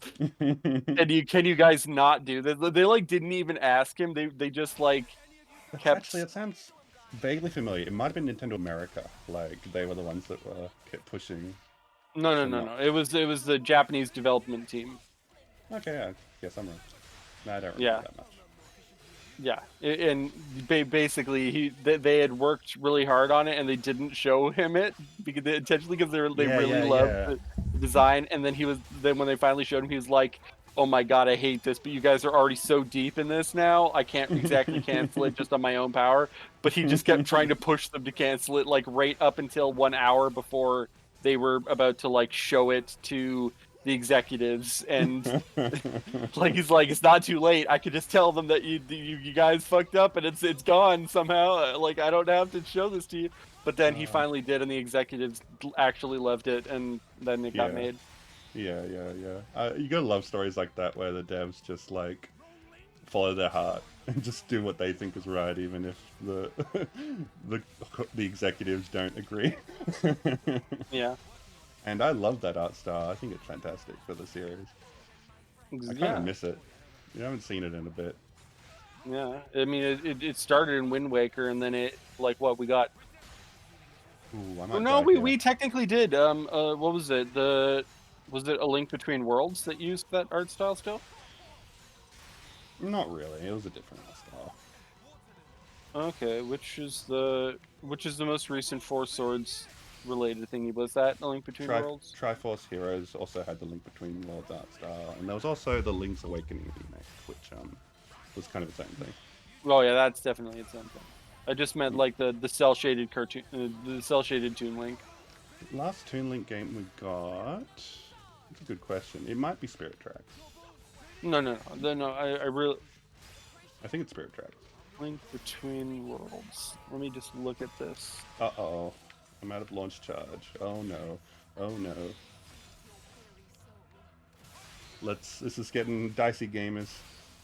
No, it's just Triforce Heroes. Yeah, It's Triforce literally Heroes. That's some fucking Link Between Worlds art style. no, it isn't. It's Toon Link. Is it really? Yeah, Hmm. it's To be honest, I never played through that game entirely, so I don't have much memory okay. of it. Here, I'm gonna message you the image. Not right now, but yeah. Yeah, and here I'll put it in chat too. And people can see like that's clearly the Toon Link art style. Like it's Okay, I'm like really close to losing this, so I need to focus. okay. Gambate. Hmm. Why are you bound? Oh god, I gotta use the launch charge. Come on. Do it, Monica. Smash! Smash him! No! Oh, we're dead. We're dead. This isn't working. 07's in chat. Oh, maybe not. Are we still alive? Are we still in there? Masha, go.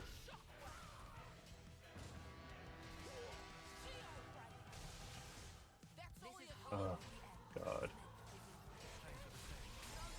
Yeah, I don't think we're getting out of this, but... There goes Masha. Yeah, this is GG's.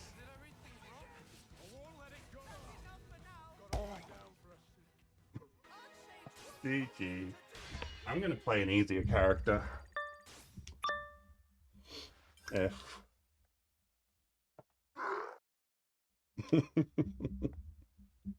I'm trying to remember all my buttons on my launch pad. So can you have a look at Oh yeah, the Toon sorry. Link? 'Cause I can't not see Toon Link looking at that, so I'm just baffled at Oh, that how is. you. Oh, Yeah, okay. it But what's just it it look? just Is that what it looks like in definitely game? is. Hold on. I don't know about in game, but like here's the like the box art is that same art style. You're right. Let me have a look at in game.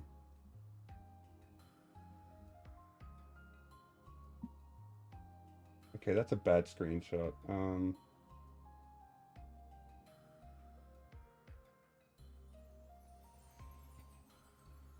It's really hard to see because the 3DS has so low resolution. You can barely see their faces in these screenshots. But at the very least, like it's using the Triforce art style for the 2D artwork. It's all over the place. Yeah. Okay, fair enough. I guess I was wrong about that. I'll take the L.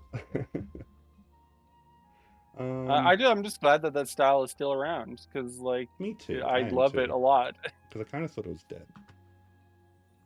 I mean, it's not like Triforce Heroes was a huge game, so maybe it is still kind of dead. It'd be Maybe. interesting if they made a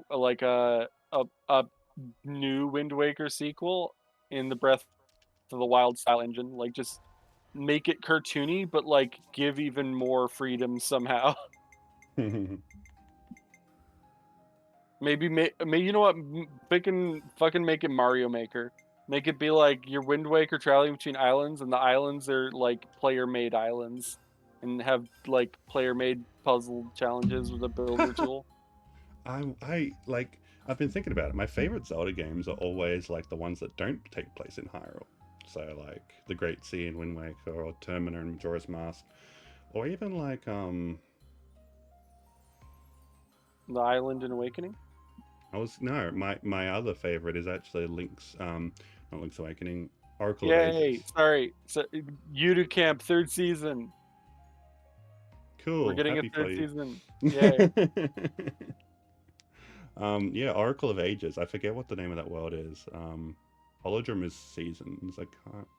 What the fuck is ages? Anyway, Wait, yeah, I don't what? know. Sorry, just a second. I need to check something. This is maybe terrible Oh, no. because I just saw what studio. Fuck. They're changing the studio for season 3. Want to guess Hmm. the studio? What reaction does my Is what? it Dean? No, it's worse than that. Uh, Not JC. Not worse than that. Oh, is it the fucking rewrite one? Studio 8-bit. It's the rewrite one. Yeah. Oh No, why no. are you doing this? My Don't condolences. ruin my happiness in Studio 8-bit. I mean, to me, I don't actually hate Studio 8-bit that much, but like, Just after rewrite, it's like trauma. yeah, it is. Understandable. Oh, do I get Fiona? No, I need a fighter. And that's how I know that, like, you say JC Staff, and I'm like, worse. Yeah, yeah, yeah, Because, like, I look at the Little Busters adaptation that JC Staff did, and that was a better adaptation than Rewrite. yeah. Oh, So I'm just 100%. like, There are parts of it, in many ways, I still really like the Little Busters anime. It's flawed, but I still enjoy it. yeah. I still haven't played the visual novel, but I watched it all the way through and mostly enjoyed it. I say mostly because I did drop it like a couple episodes in when it was all comedy and I didn't really get what was going on, and it just definitely, I mean, we've talked about this before, but Mm. it is unpleasant. I just I had to be told, hey, this is a key visual novel to continue watching it, and then I liked it after. Yeah. I will read Little Busters, but like I have other stuff to do. Yeah, I didn't need to get that, did I? I didn't. Oopsie. It's tough There's about a lot of visual novels on my to-do list. Tell me about it. Let's talk about Summer Pockets. No, I'm good. Yeah. I want the are they actually translating the blue reflection for Summer Pockets? I thought it was already translated. Is it? The fan translated. Fan translate. Okay, well I'm looking for an official one because I read the official translation for Summer Pockets, so And probably not. probably not. F. Maybe I'll look up the fan translation then. Because Hmm. I am really interested in that because the new routes are all with characters that I really liked from the original game. Mm-hmm. What do I want? I guess I could get Alexandria, but a healer would be better. Alright, let's go offensive. I'll get a healer later. So you're basically so this thing you're doing in Xenoblade is basically a roguelike? Yep. I've been quite addicted to it. I think I'm like around 300 hours now for total game time, and a lot of that has been this mode. um, I do want Agni and Zeal, but I don't have a fourth Agnian yet. Is it worth it? Alright, I'm gonna do it. I'll probably get a healer really soon, hopefully. But yeah, let's talk about Xenoblade. Oh, never mind, Dirk is here. What are they ruined? I was just about to change topic to something And then I'm like, oh, maybe we should talk about Raincoat now that you're here. So Raincoat. Oh yes, Fiona. Oh, this is good. This is a very good start. Anyway, Raincoat. The latest adventure game by Kazutaka Kodaka. Is that his name? Kazutaka? Kadaka is correct. I don't remember his first name. I just he's Kodaka. The creator of Danganronpa. And it's kind of, in many ways, a spiritual successor to Danganronpa. Like, he's done a lot of projects since Danganronpa. I think, I get the feeling he's trying to move on from it. But Raincoat is the first game that's come out that feels like it's trying to be a similar sort of thing, like a a mystery solving game. It's got a lot of things in common, like blatantly so. And I think I don't know if it's fan service or it's just like kind of going wink, wink, nudge, nudge. Yeah, but yeah, if you haven't heard of it, it's out on like most platforms. No, it's only on Switch. No, it isn't. Yeah, it is. It's No, Switch it isn't. exclusive. I'm checking this now. Check it. It's not Switch exclusive. I swear it is Switch exclusive. If it has any others platforms, they are in the future. It is only on the Switch at the moment. Can you check that? I did. I've just checked it now. Seriously? Yeah. That's not what I remember. Am I in a You fucking have something parallel else. universe now? Okay, well, whatever. Yeah, okay, it's on Switch. And it's basically like, yeah, it's like Danganronpa with a budget. It's really like a lot of polish, and you can actually walk around 3D environments. Like, there's a whole like city to explore now. Not a huge city, but it's a city. Like, that's a big step up from school. And yeah, it's I've been really enjoying it. I'm still very early in the game, so no spoilers here. But, I am also, and I'm avoiding saying anything that could be perceived as spoiler. That's true, because there's stuff that happens like in the first I mean, couple of hours that's like, oh, I wasn't expecting that. I bet. I mean, considering Danganronpa is like, how many Danganronpa don't have like a giga blow your mind spoiler at the very beginning? Yeah, that's true. That's Yeah. and that's kind of part of where I was interpreting it when I was seeing things. It's just like it's like playing on expectations again and again and again. I'm still not convinced by everything I've seen being what it seems. It's funny. I saw an interview with him at Anime Expo, Tadaka, and he said, like, he very specifically said, I hope people like will think of it as its own thing and stop comparing it to Danganronpa. But I'm also like, you kind of invite these expectations. Anyway, here's the bit where you make a comic book. Yeah, let's literally have the comic book minigame. But yeah, it's good shit. I highly encourage people to check it out. The world is really interesting too. It has a non-binary main character, like not protagonist, but central character. I actually should I know who that is? Because I know someone mentioned that, and I'm not sure. Well, you've met them. I'm guessing so. But But whatever, like they make no, they make a point of it like later on, like, okay. is this person a male or a female? I was like, I don't know. Oh well, I don't care anyway. It's just Which is funny. Which is my funny because perception is like I will never assume someone to be trans until they tell me. Yeah, especially from Kodaka. But like you can check the character profiles. It's in there. Like this character has no if it's gender. someone I just met that I haven't really yet. Yeah, possibly.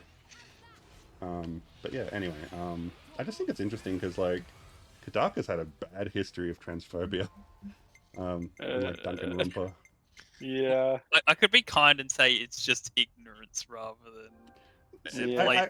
I do think well, that no, is the it's case. it's transphobia, but it's just appropriation, and it's like not mean spirited, but I mean it is like ignorance. Yeah, it's like he's just rather than seeing them as people, it's just like this is an element I can exploit for a puzzle or a mystery. Yeah. Yeah, absolutely. And it's just kind of insensitive. If you know, you know. But I feel like this is a good sign. Like it's a sign that he's actually like learning from his mistakes and trying to make amends for them. Um, Probably hanging around Ryukushi will have that effect. Not Well, not Ryukushi, really. oh, Ichikoshi, fucking name, similar names, blah. Ichikoshi. Ry- Ryukishi might do though. True, Ryukushi's pretty woke. But yeah, Uchikoshi, like, if you haven't seen him on Twitter lately, he's just like, it's, he's basically the turf destroyer. Or if you haven't played his games. Yeah, play I. It's great. I'm probably being a bit loud again.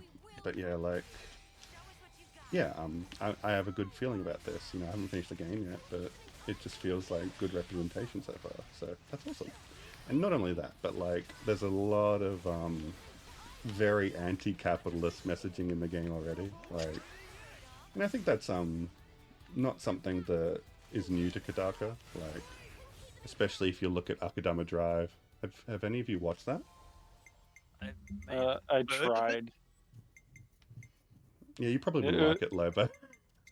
It feels like it's made of the same stuff as Gurren Lagann. What? The same.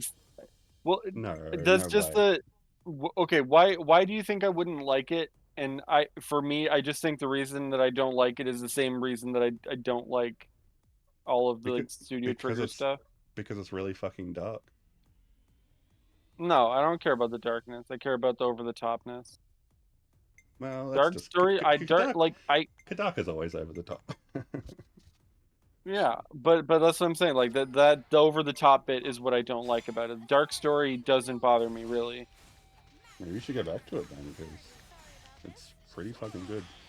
It's actually not as over the top as you might think. I think it's just the action scenes and stuff, really.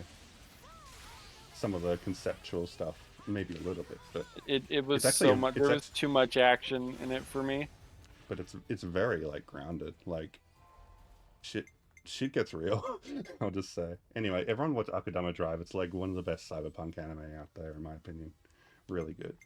And yeah, I feel like that kind of I'm seeing that influence a little bit in Raincode, because it's also like a pseudo cyberpunk world.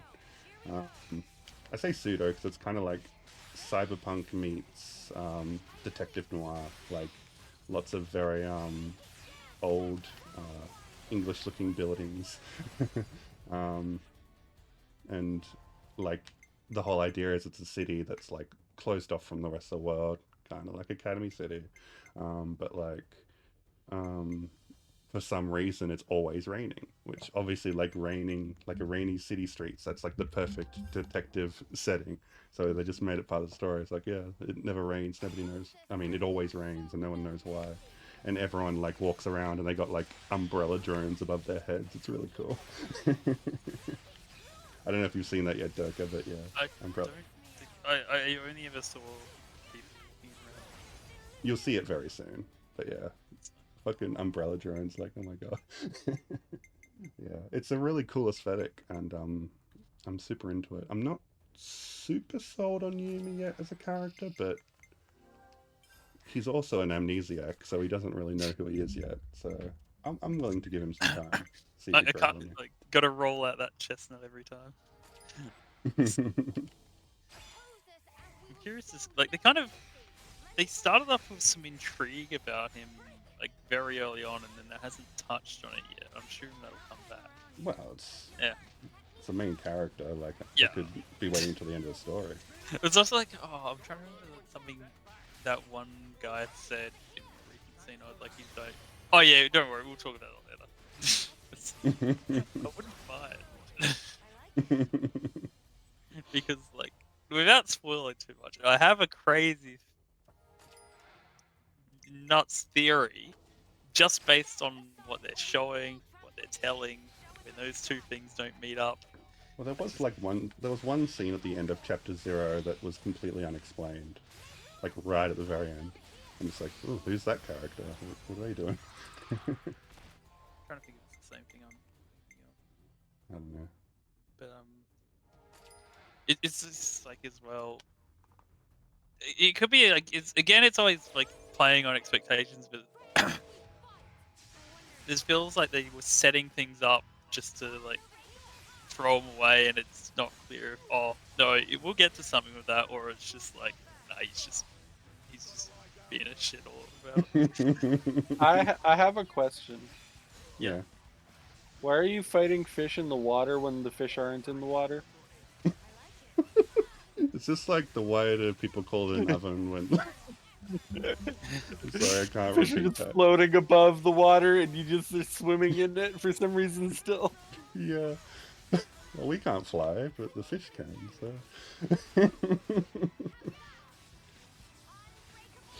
Yeah. Anyway, I'm not gonna dignify that with an answer. Yeah. Raincoat is good, and I feel like we can't really talk too much about it because it really is a heavily spoiler-sensitive series. So Yeah. I can like go talk play about it. aesthetic.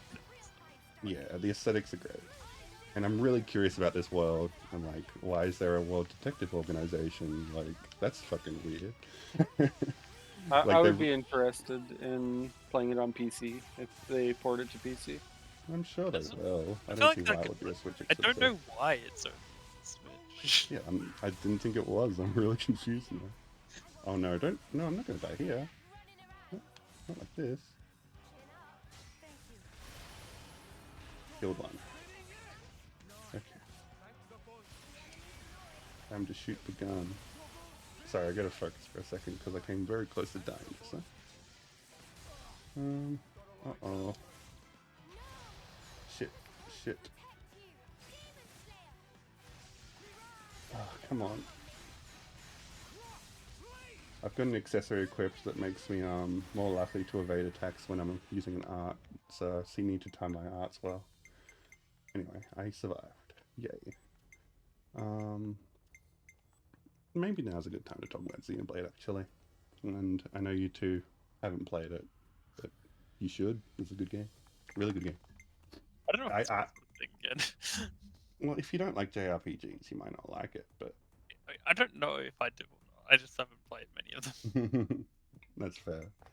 I would probably like it, but there's a lot of JRPGs that I would probably like. It's just kind of hard to. I'm willing to go on record to say this is probably the best game on Switch. Is it better than Persona 5? That's a good question. They're both really good, like modern Yeah, because classics. I'm still not through Persona 5, and I'm just like, like I have like as well Final Fantasy 7 remake, so like I have JRPGs on the docket, and it's just like, do I want to play those or this game where I might like this game, but at the same time, I don't particularly like the Xenoblade aesthetic, and I haven't played any of the games, so like looking at Final Fantasy or even I haven't even played Tales of Arise yet. Like I'm a Tales simp, and I haven't like there's multiple Tales games I have to play still. So it's just like that's an issue. I can't just pick up Xenoblade when I have like 5 JRPGs that I know I'm gonna love to play when I don't even know if I'll like Xenoblade. Especially because it's not on PC, right? Yeah, correct. It's a Nintendo series. Like if I could pirate it, maybe I would like it after giving it a try, but I'm not. I like literally cannot justify buying the game if I don't know I'm going to like it. Maybe you should do some research. I mean, Anyway, I'm here. I'm here. This is the research. I'm watching you play. Yeah, I'm playing the roguelike mode. But yeah, like, I think there is arguments to be made that this is better than Persona 5. I definitely think so. It depends on preferences, Persona 5 has the whole, like, social sim thing going on, which is completely different to this. And honestly, they're very different games. I do like the social sim aspect a lot. Yeah. I do too. But yeah, this is more of an open... Well, it's not really open world. It's technically not. But it's a linear RPG with really big levels. Is how I would describe it. Lots and lots of side quests. Mm-hmm. And you can just kind of keep playing forever, basically. I mean, like, even with the main story stuff, I've recently discovered there is lots of stuff I haven't done yet, and I thought I did everything. But nope. Like, like there's all these super bosses that I went around exploring and trying to find to kill, and then I find out you can rematch them, and every time you rematch them, they're stronger until they reach like a maximum strength. And so, can I really say I've beaten the game until I've beaten the final super boss at level 200? I guess not. Uh-huh. Of course, entirely optional stuff here, and most 99% of people won't do it. But if you want to, it's there. It, And it definitely it definitely reminds me of certain stuff in Tales of Symphonia, or just Tales Yeah. games in general. Tales games also have the, hey, there's this boss here, and you could fight it, or you could ignore it and move on and come back later. Yeah, But definitely. my favorite version of it is in Tales of Symphonia because there's a particular boss that is 100% missable. You could never encounter it on a playthrough because it's like to not spoil anything, because I think I did convince you to try Tales of Symphonia at some point. I'm gonna play a Tales game. I haven't decided which one yet, but I do want to check out one of them. I think I have like 3 of them in my Steam library. Yeah, I've got mhm. Symphonia, Zisteria, and Mysteria, and I did start Symphonia, which means when Mhm. I get on my anal achievement percentage, that'll be the first one to go to. Oh no, don't do it for Symphonia. No, Symphonia is but the point is that I already have some, so like it can only help my percentage by playing. I'm not saying I'll get all of them. I'm just saying I'll get Oh, more. okay. Because like there are some that are like hell on earth to complete in Tales of Symphonia, because one of the things Tales of Symphonia has is titles, where characters will obtain titles by doing certain things, and some of those things are like have no party member die for the first 30 hours of the game. And it's like, oh, well, that's just if you don't and you don't know that exists, that you'll just get that if you do that. You won't know that that's the thing. Like, I believe that's Paulette gets the true friend title, where if she is the only character in your party to ever die up to a certain point in the game. But anyway, so the dismissible boss, I'm gonna just help you guys not miss it, because the two, you fight it 3 times throughout the game. It is stronger each time, but it doesn't appear in the second and third locations unless you killed it at the previous location before that. Ah, okay. And That's the interesting. place the boss exists is if you advance too far in the story, the boss will also leave and not come back, so it is actually missable through a playthrough. And it's known as the Sword Dancer. It's a giant skeleton with swords. It the place that you first find it is in a cave that you don't need to enter, because well, you might not even think it's a place you can enter. So Hmm. there's a part of the story where, again, to not spoil anything, somebody falls down a hole, and then they pop out of a place later in the path, and you fight them as a boss. The place they pop out, you don't have to go in, and you can just continue on to the next city, but you can actually enter the cave they came out of. In that cave is the first encounter with the sword dancer.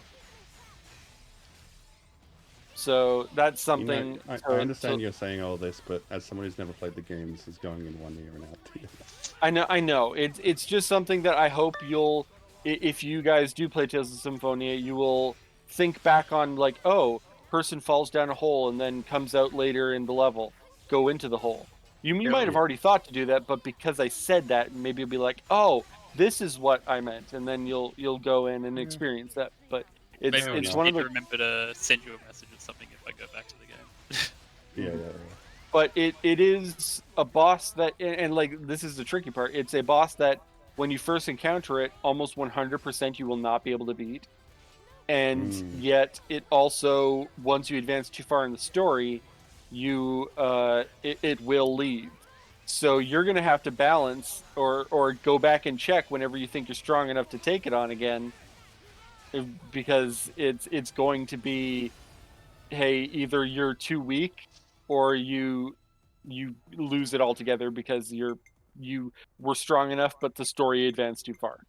Mm. So I think I find that interesting, because it is kind of like those, hey, come back to this area, fight this boss kind of thing, but it's a little more interesting than that because it's partly story based. There's really cool rewards for defeating the boss, and I don't know. I like that kind of thing a bit more than just generic harder boss come back later kind of thing.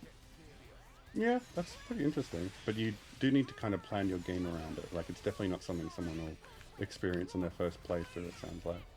Unless they're actively looking for it. Yeah, I mean the cave is pretty obvious, but admittedly, when I was, I don't know, however old I was when I first rented Tales of Symphonia from Blockbuster, I definitely didn't go into that cave, and I didn't find the sword dancer. Yeah. In fact, I was like halfway through the game, and I was like looking up like one of the best weapons in the game for the main character drops from the final fight with the sword dancer, and I was like, "That's cool. Where do I find the sword dancer?" And then I Oh. went to all the places that he's supposed to be, and he wasn't in any of them. And I was like, "What's going on?" It's making me think that by a sheer chance, I think because my brother was interested in that sort of thing. So I feel like I knew all the secret stuff about all the games I played when I was younger. But it's weird to imagine if it was something I played 20 years ago or something, and then someone says, "Oh, you don't know about the secret plot?" I'm like, "What? I've never heard Yeah. of this." Oh, did you see my dream I posted about on the Discord today? Which channel? I just posted in general. I had a dream last night that I was playing Super Mario Oh RPG yeah, with yeah, friends, yeah, I did say that. and I got to the very end of the game, and it turned out Bowser was actually Daisy in disguise. And I'm just like, what the fuck? I never knew this. Daisy's And in my all the friends, mainline my games. my friends were like, you didn't know that? Everyone knows that Daisy was Bowser all along. No, Bowser was Daisy all along in Super Mario RPG. It's just like, it's like, God damn it. that's that's a good twist and a Yeah. good gaslighting dream. Yeah, it was pretty good. I mean, it's just kind of weird that that dream actually reflects real life, and that Bowser really is Daisy, right? Yeah, exactly, exactly. Or did you come from some like Berenstein universe where this wasn't the case? Yeah, crazy. Oh shit. Now I'm What's a being little gaslit by... gaslighting between friends?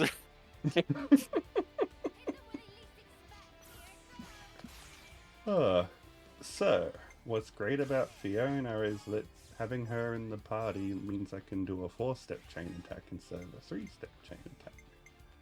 Very helpful. Anyway, I'm going to start talking about the game a bit more now. Okay. I'm Go gonna BRB to put food in oven. God damn it. Now go ahead. Let's go with Rex, because Rex does crazy damage. Yeah, so, like, why is this game the best game on Switch? It's got, like, one of the best stories from any game I've ever played. They're not perfect. Honestly, it does have some flaws. There were some parts of the end of the game that I felt were a bit underbaked. Probably just due to the lack of development time. But even in spite of that, I still think it's one of the best stories I've the pleasure of experiencing in a video game. The combat is fantastic. It's by far the best Xenoblade combat has ever been. And I know, like, I did like a big Twitter thread about this, but I know, like, lots of people have turned away from the Xenoblade series because they didn't get into the combat or they didn't understand it. And I feel like Xenoblade 3, like, if there's any point where someone like plays this and says I don't like the combat, then I would definitively say, okay, Xenoblade's not for you, because they have made it as fun as possible. and really like ironed out some of the kinks. It's a lot clearer how you play now. Like the game has a really good tutorialization of the mechanics, and there's a hints menu you can look up anytime to like recap, and there's even like training missions you can do which kind of prime you on how to do more advanced stuff. It's really good. And past Xenoblade games have had problems of not being clear enough. Oh shit, I didn't finish the chain type. I am back. Oh, that's not good. But yeah, like it's just really good. Like, I mean, you're looking at it, right? So like the party is made up of 6 playable characters and 1 non-playable character. In this gauntlet mode, you only get 1 playable character, but normally you have 6. Oh god, that's not good. That's not good. That's not good. I'm gonna die. All right, I'm gonna do this. Give me one of these. I might be dead. This isn't looking good. No, it's not looking good. Yeah, we're fucked if I can't get a healer up. Yep. GG. Unless Alexandria can somehow kill him, but I don't think so. But yeah, it's just... Look, maybe I'll go back into the open world so I can actually do a bit of demonstration of what this game's all about. It's got a great sense of progression, like that's really it has a great like what would you call that, ludonarrative coherence, where like the story feeds into the gameplay and the gameplay feeds into the story in a really cool way. Like you're basically going around the world to different colonies and kind of you're basically like making communism. Like the idea is well, I don't want to spoil too much, but the basic idea is, it's a world that's rife with war, and everyone from birth is basically forced to being a soldier for the war machine. And we're basically going around from town to town teaching people how they can not fight and actually, like, live a life of peace. And I won't go into the full ins and outs of that because it's something that's worth experiencing for yourself. But like just the whole experience of like traveling this massive world, going from place to place, and liberating these people from like basically like the war machine, the war economy, and just teaching them that like mutual cooperation and peace is possible. It's fucking such a good feeling. And like it ties into the gameplay too, because each town you liberate then becomes a quest hub where you can get more quests and more story content. Shops open up, so there's more items available, and more characters. Like one thing that I've always loved about the Xenoblade series is the affinity charts. Like, see here, you can actually see all of the colonies. But if you click on them, you can go in and see all the characters that live in every town. And there's a lot of them. And this... Are there duplicate characters in this, or is it just like... No, every character is unique. Oh, I'm just I mean, I'm just thinking like, so they only each have interactions with a few of them. I don't know. Oh yeah, like they have to keep the chart relatively simple, but like they try to like track basic relationships with characters. But yeah, like and I this wish stuff, I could have a hide and seek buddy. this stuff actually like updates with every quest you do, so you actually get a sense of like feeling like you're making a difference in the world that I feel like I don't really get from other games. Honestly, they should add this to Tears of the Kingdom, because Tears of the Kingdom has like really interesting like NPCs. Like you're It's like... funny that like the first game I thought of when you said that is like Majora's Mask. Of course, so ironically, you don't make a difference because you just reset it. But It's true, yeah. I mean, Majora's Mask is pretty much the best example of that kind of game, bar none. But in terms of an RPG, I think this is pretty damn cool. And yeah, like there's even some quests where you get options of how to proceed, and that can change character relationships in a certain way, so no two playthroughs are exactly the same. It's a minor thing, but it's still, I just think it's really cool. I And think I it's feel always like top to. I want to see it in Majora's Mask so I can know the personal relationship of the hand toilet man. but seriously, like He loves anyone who gives him paper, right? there's characters in Tears of the Kingdom where like you'll do a quest for them and then they'll show up in a completely different part of the world and they'll just be like, remember me? I'm that person you saved. I'm doing a new thing now. And I'm just like, I don't remember you. I It, wish it had a chart like this so I could actually keep track of all the NPCs in Tears of the Kingdom. it's just one of those. Just like I wish I knew less about maps because all I can think of is just like you can only do so much without stretching the limits of probability, like you know, combinations of probabilities of how many different things you can do because they can't like interact. Sure. Like for instance, whenever a game has like a bit where you can go here, you can go here, you can go here, like you have to like, go all these different places. But all I'm thinking of is like, well, now I know that it's not. It can't be that significant because otherwise it would Yeah, affect yeah, the other ones. But it can't do that because they don't know which one I'm going to do first. yeah. Yeah. Yeah, I mean, there's no game that has complete freedom unless we're talking like procedural generation that has its own issues. But yeah, like, you know, this is a relatively linear RPG. It's split into chapters, so each chapter marks like a significant turn in the story. There's lots of fucking twists, and I feel like just from the very start, you know, the whole idea is it's a war between two factions, and you know, they're all made up of basically teenagers. Like, I think they're born at age 10, they die at age 20. I think is the idea, and and their whole life they're just basically told you have to fight, and if you don't fight you die, um, by the elites that control the world.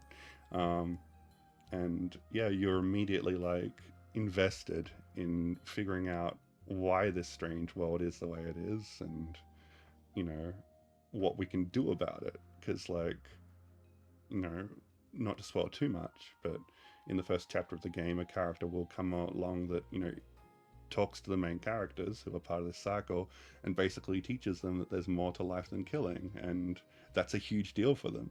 Like, it's to the point where like killing is so normal that they don't really think about anything else, and like even stuff like sex, like they have no concept of sex because Wait, they which don't have sex? time for sex. Verb or noun? Both, really. Like they have mixed bathing. I thought it was it's a little bit like, is this progressive or not? But they have mixed bathing because they have no concept of sexuality, so they just, it's not an issue. But yeah, like, you know, and they really like put a lot of attention into how this affects society. Like, they have no concept of farming and agriculture because their society is like, well, you kill, you get fed. Um, and you know, when they eventually rid themselves of those chains, they lose the support of the system which was keeping them alive, but they also gain the independence to figure out how to live on their own, and they start learning agriculture and stuff. It's just cool shit. It's such a like, I'm only talking about side stories for a lot of this, but it's really, I just fucking love this world. Like, um yeah, and the combat, I guess I should like probably jump into a battle or two to show that off more. Actually, I know what I'll do. Let's go to Cadencia. I think there's like a super boss over here. But yeah, like the combat is, to put it simply, it's kind of like an offline MMO. You know, your party of 6 or 7 rather is split up into healers, tanks, and DPS. And a huge part of the game is, you know, the management of that. You can actually change classes at any time. Characters can teach other characters their classes, and that's how that kind of spreads around. And with each class you learn, you can take abilities, some abilities that you've gained in that class, to other classes. So there's a lot of mixing and matching you can do to try and get your perfect party.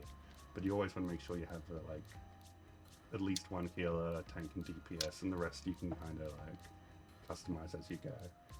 Um, you know, you can fully customize the attacks that they have, and these are all attacks that she got from other classes that she can use in this one. There's passive skills, which you can also bring to other classes, accessories and stuff which you can equip that give like further benefits that can really change the gameplay. Like I mentioned, there's an accessory here that makes it so whenever I'm attacking, I have a higher chance of dodging. So I have to like try to make sure I use the attacks at the right times to like avoid taking damage and stuff like that. And like there's a whole interlink system, which I guess I can show you in a second. Hold on, I need to change my party format. Thank God this game lets you like save your party, like your party composition, so you don't have to manually do it every time. Which one was it? I don't know. It's maybe this one. Oh, look. No, that's not it. Love to know. I guess just optimize. Some accessories cannot be equipped. Whatever, it's good enough. It's good to keep a record. Let's jump into a battle. Time to fight Lobo's favorite. Oh wait, this one isn't a flying fish, it's a swimming fish. Never mind. A hydra? What do you call it? I forgot. It's a dragon. It's a red Gyarados. Yeah, it's a red Gyarados. It is a red Gyarados. Keep your heads or lose them. Got to allow for a little challenge now and again. Alright. I'm gonna draw a special sword Sorry, to start the I can't battle. go easy on you. Get in front, because the position you attack from often determines a lot of stuff. Like some attacks will only like work when they're attacked from the side or the front, stuff like that. So like at any point in the battle, you can actually swap who you're attacking if you feel like the AI aren't doing a good enough job or like you want to do something specific. But generally speaking, if you leave the AI to like do their own thing, they'll be able to handle the battle pretty well. Like it's definitely not a dumb AI. But yeah, it just gives you that flexibility, which you know none of the other Xenoblade games really had. They just lock you into one character at a time. But now we can do what we want. And yeah, I guess like the game is like it's real time, so it's not turn based like a lot of JRPGs. The tactics come down more to like instead of individual attacks, it's more about like keeping track of the party, making sure that your healers are doing their healing job, and the tanks are tanking properly. And you can kind of see that there's like visual indicators of like who has aggro. Like we see that red line to me, which means that I have aggro, and it's red because I am not a tank, and that is bad. So it's basically because I'm doing way too much damage with this sword, and I'm probably gonna die now. Thankfully, even if I do die, as long as there is a healer that's still alive, then they can revive me. And then you can also, like, timing is a big thing too. Like, there's a whole, like, cancelling system where if you use an attack,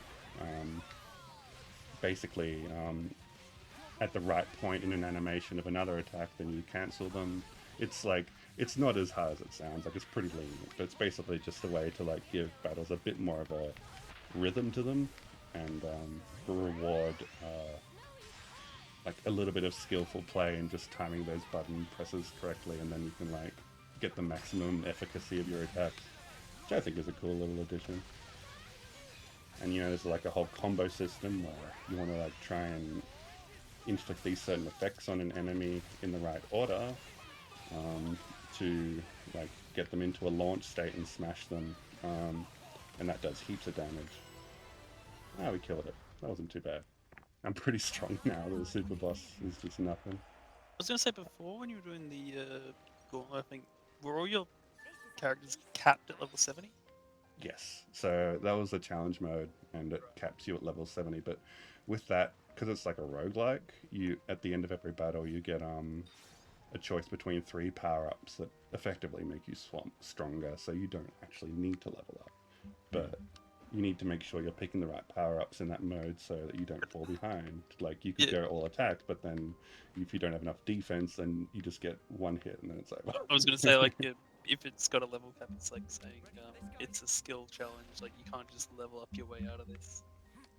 Yeah, and that's what I like about the that challenge mode.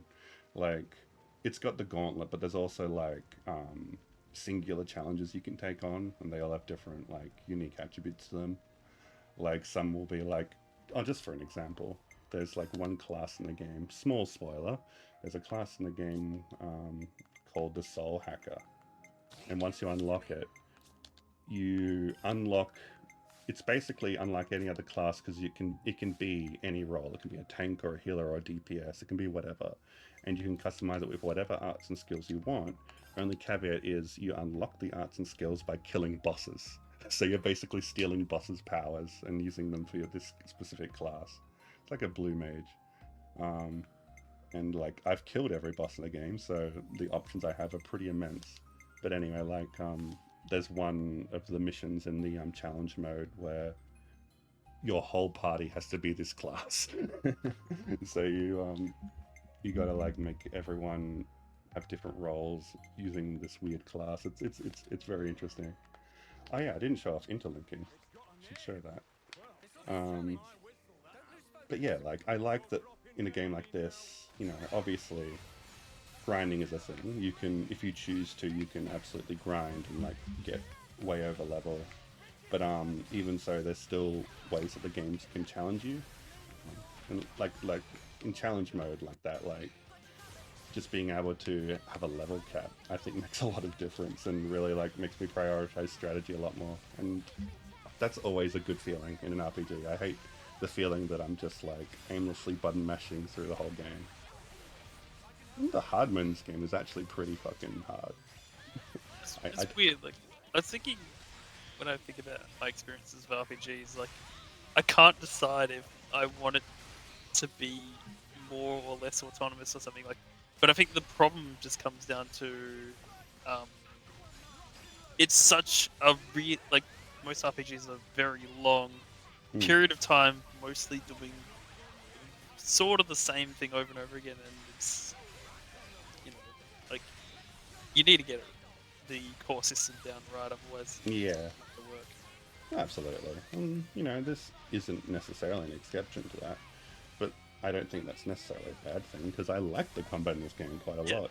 I think there's like other RPGs I play where I'm like, the combat is just kind of nothing. Like, I think of Pokemon, right? Like, it's not that the combat is bad, but like, when are you gonna care about fighting a random trainer in the wild? Like, Well, I was gonna like I could go on a rant about it. It's just like Pokemon as a game doesn't really train you to play in a way that is fun or intuitive or interesting because all you're inevitably going to have to battle multiple trainers in a row, and so you kind of have to build yourself up so that it's less about having the best and most like strategy to ensure victory, and more it's just like what's the quickest way I can kill them so I can move to the next one. yeah, yeah, which is kind of a shame. I will say that competitive Pokemon is a different story. Oh yeah, absolutely. I'm not denying that. And my point is that like the game itself doesn't really intuit Incentivize that. Yeah. sort of thing. Yeah. Like yeah. who would ever? Why would you use status effects when you're just gonna have to fight 10 more of them? Like I'm not gonna set up my toxic spikes, or especially not against regular game, but like you know what I mean. They're like, Anyway. go Squirtle. You're like, go Toxapex. Use Toxic Spikes and get this, get it down twice. I'm Then going swap- baton pass some swords dances. Yeah. But yeah, I didn't really explain this, but basically there's a mechanic in this game where you can have two of your party members fuse together into like a weird alien mech thing. And that like unlocks a whole new set of abilities which you can further customize and stuff. Generally very powerful, but there's trade-off to it because while they're fused, they don't have access to their normal toolkit. So, for example, if you have like a tank, or maybe a better example would be a healer. If you have a healer fused with another character, then you might have like some of your healing cut off unless you account for that. Yeah, I don't know. It's just another cool mechanic that you can play with, and you want to like make sure you use it sparingly too, because there's like a meter that builds up over time, and if you don't let it build up, then if you fuse, you're just really weak, and it's kind of a waste of your resources. God, someone revive me, please. Okay, now would be a good time for a chain attack. And this is a whole thing in and of itself. If you build up enough of the chain gauge, you can do a chain attack, which puts you in like a turn-based mode. And it's kind of really hard to explain, but basically you want to get your tactical points as high as possible. That's one of your objectives right now. And each attack has, or each character has like a set base number of tactical points that will add to the counter, but then whatever attack they do will add a little bit more on top of that. So I'm gonna do a topple, keep that combo going, and if I'm lucky that'll be just under 100. Once it hits 100%, then the round ends and it goes to the next round, but you want to get it as high above 100% as you can to like increase the damage ratio. So one thing you can do is if you have a healer attack, their unique quality is they won't let the gauge get above 100%. So we'll stick at 99, which gives us our best chance of getting a high number, but I don't think I can, so I'm just going to do a powerful attack. Yeah, that's not going to get 150. You want at least 150 to start seeing the benefits. And so the round ends and Noah does a big flashy attack, and then the chain continues. We reactivate one more character from the pool that we've used. If we got 150%, it'd be 2 characters. There's a lot to this system. It takes you a while to get your head around it. I came back, I bring Retchi with me. What's Retchi? Is that a food? I don't know what that is. I'm sorry, but welcome back, Nana. Alright, we're gonna have Fena do a launch to continue this combo. When an enemy's in launch state, they take a very high amount of damage, like it just puts a multiplier on everything. Retchi is my friend. Well, hello, Retchi. Thanks for dropping by. Alright. Damn it, I can't get over 150 this time. Thank you so much for the follow. I am basically coming back from a hiatus. I've been like... Oh, Lobo's friend. Okay, cool. Hello, hello. Yeah, I'm coming back from a hiatus from streaming, basically. Just been trying to figure out how to make it all work with some lifestyle changes that have been happening, but yeah, I'm happy to be back. Just playing some Xenoblade Chronicles 3 right now. Okay, so I just got an overkill, which basically means that I have killed the enemy in a chain attack. And the chain keeps going though, and now that it's in this overkill state, the more damage I do, the more experience I get. So this is a great mechanic you can take advantage of if you really need some levels. You can get them very quickly by playing well, basically. So I'm gonna pick Tyon. We're gonna do. I could smash. Now is probably the time to smash. Smash! And that just did heaps of damage. And Lance is gonna howl at them. Oh, I didn't finish the chain attack. That sucks. Either way, I won. I got like 400% bonus experience points. Yeah, I'm just fighting a super boss at the moment, because why not? I'm trying to show off this game to people. Yeah. Lobo, are you gone still? Okay, yeah. Lobo's stepped out. So let's talk about streaming plans. I have a few ideas of things I want to stream that have been brewing up for a while.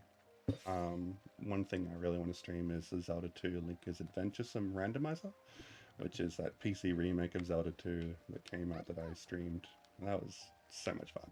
And I haven't played the randomizer that came out yet, so I want to try that. I want another randomizer I want to really do is Metroid Prime 2. I've just had a craving recently. Apparently that's a very cool randomizer too, so that's like one of my favorite games, so I'm gonna try that out sometime. And one reason I couldn't do that before now is because my computer just couldn't run Metroid Prime 2, so I'm hoping with all the recent upgrades I've gotten, that's not going to be a problem anymore. So that's something I want to stream.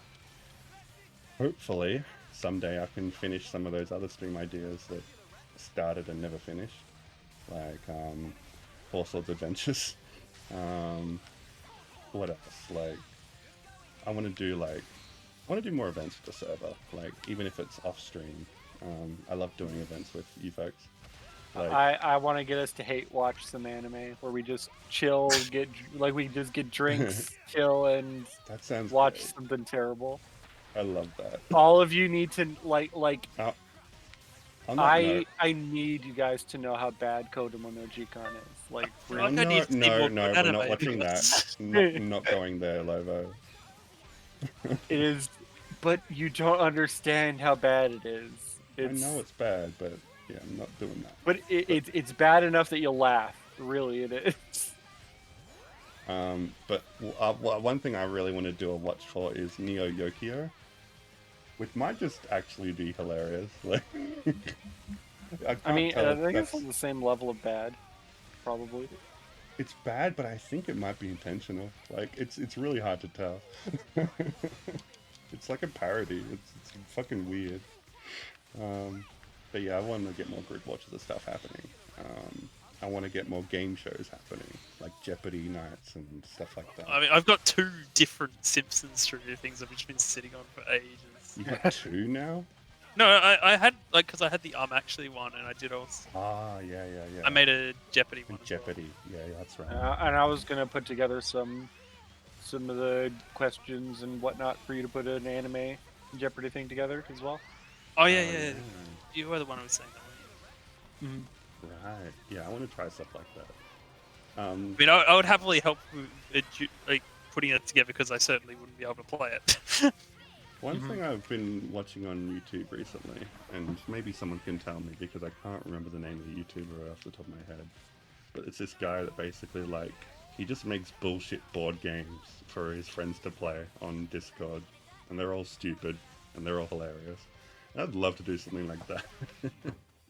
Actually, I Like- should send you a link, Lobo, because in the past few months I've been playing a different, like, online Jeopardy system someone made, and it's really good. Ooh, Like, that sounds interesting. it's got its own built-in buzzer. It looks like the game itself. Rex, why'd you and- die then?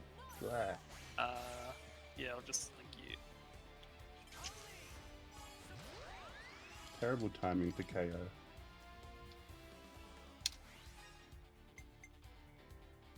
But yeah. Now I realize it's just like, my last DMs of Lobo were about making anime Jeopardy. Jeopardy is fun. It's fun when it's stuff I can say something about. Don't worry, getting I'll make better at I'll make an index category just for you to win. The best kind of game show, the one that's made for me to win. See here in But then real. I'll life, but they then I'll don't make like a Sword Art Online category that you're guaranteed to lose. No. But it depends on who you're playing against, right? Mm-hmm. Like, God. there's nothing more painful is when you get a category you really like, and then someone else just beat Buzzer every time. But yeah, I'd love to do some stuff like that. It's funny. One of the streams I watched, I just fucked up the chain attack. God damn it, I'm an idiot. Anyway, one of the streams I watched was like, they made a game where every turn you're allowed to change one rule. It was just complete chaos, but it was absolutely hilarious to watch. I'd love to do something like that. Just not even care about balance, just dumb shit, just having fun.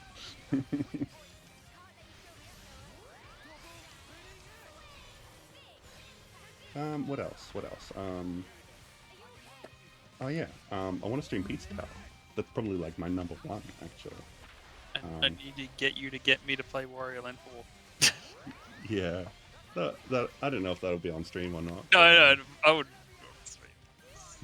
So yeah, but I would absolutely love that because Wario Land 4 is amazing. But yeah, Pizza Tower. That game came out and apparently is fantastic. It looks fantastic, but I haven't played it yet. Mainly because I've been saving it for streams. Like I feel like that's going to be a really fun game for me to stream, and I want to record my first impressions. So, well, it wouldn't be really first impressions, but first time, first experience playing the game. Because yeah, one idea I had for a stream is basically playing Pizza Tower, but You said you had to like get the max. I have to get a P rank in the stage before I can go to the next one. So just immediately just challenging myself with the hardest challenge in the game. Because I watch these people play like a few of the levels, I'm like, I can do that. Having never played the game. I'm sure my unearned confidence will be well punished, and I think that'll make a very good stream. It's like I can't remember, like I'm guessing you never played Neon White, right? So No, but because that's what I'm just thinking. Like if you're not good at it, it's like the Neon White experience of you're just playing the same level over and over and over and over again until you just feel like moving on. yeah. I mean, I kind of like that. No, it's great in Neon White. Like especially like there's a communal effort. If you've got like friends who are on the leaderboard to compete against, like it's yeah. it's nothing quite like it. I had so much fun with it. Yeah, it's a game I wish I got into when it came out. I'm going to be very late to it, but it looks. Well, like the I later you are, enjoy the it, more likely you have friends to play them. So it works. I suppose. But yeah. Just like you'll just get mad at every one of my signs. Yeah. Yeah, one. By the way, each time I fight this guy, he's getting stronger. So that's interesting. But yeah, like Neon White is one of those games I've had my eye on for a long time and just haven't taken the plunge yet for some reason. I even thought of it because it's like it's got that similar Pizza Tower sort of like moving fast. Yeah, and, yeah. like, Movement-based games are awesome. Yeah, and Pizza Tower is definitely one I'm very excited to play. And yeah, I don't know. I like that experience of trying to push yourself to get better and better at something. It's sort of like speedrunning, I guess, even though I don't speedrun. Just like, because video games can sometimes feel a bit too like they're designed to not they're designed in such a way that you'll never lose. Not all games are like that, obviously, but a lot are, and just like because it seems to be a sensibility in modern game design that people don't like losing. They like being challenged, but they don't like losing. Losing increases the chance that they'll just stop playing the game and get too frustrated. And I understand that. From an accessibility point of view, that's absolutely valid. But it and hell, accessibility is a genuine thing that should be noted when designing. Like, no, absolutely. I'm not trying to make my opinion sound like it's discrediting that at all, because it's not. It's absolutely valid. All I'm saying is that I love challenge in video games. I like when a game can really push me to that limit and force me to like engage with the systems on a really deep level.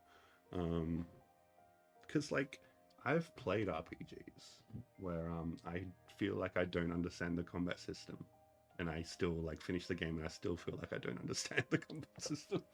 Like it's like, well, and I feel like the fun of an RPG is like being able to look at all these, you know, stats and.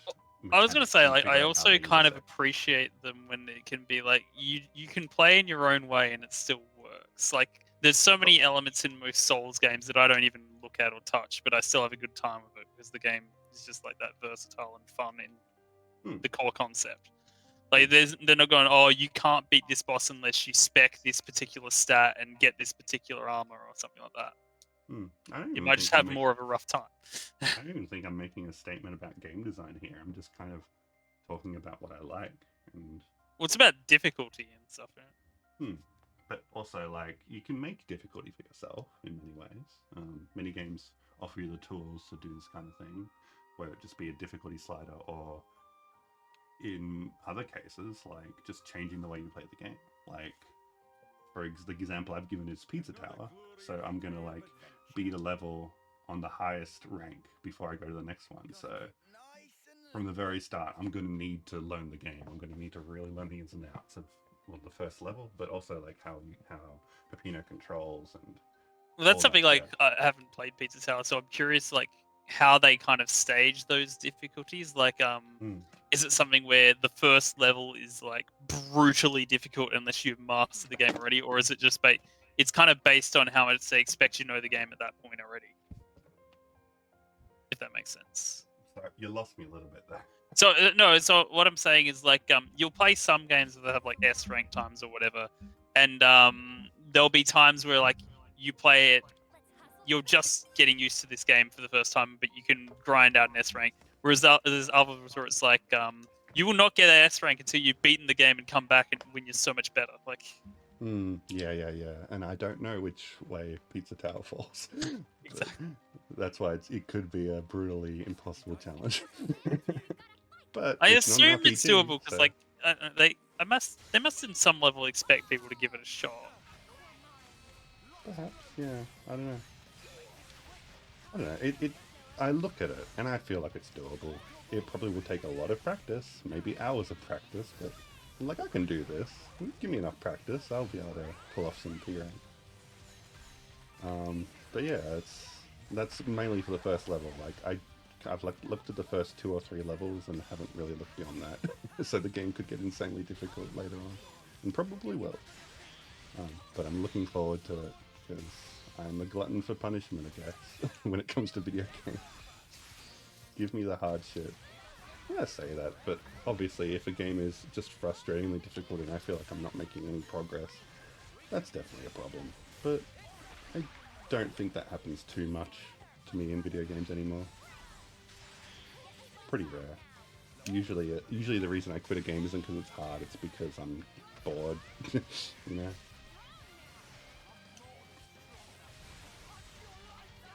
Yeah, anyway, that's a stream plan. I was actually, I did have a doc that I was using to list a bunch of stream ideas. I'm trying to think if there's any I haven't mentioned yet.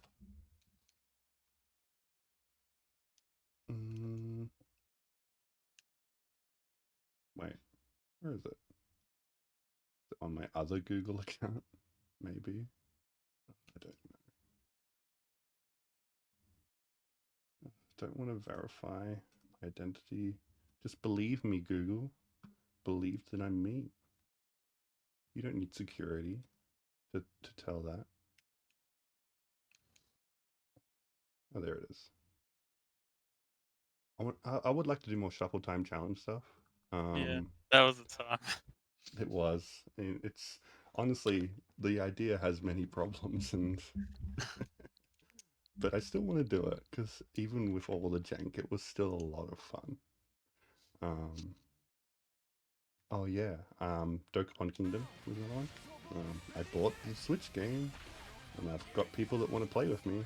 2 people specifically. If anyone wants to be our 4th, hit me up because, yeah, we haven't got a 4th yet. But that's something I really am looking forward to as well. It's time for train attack.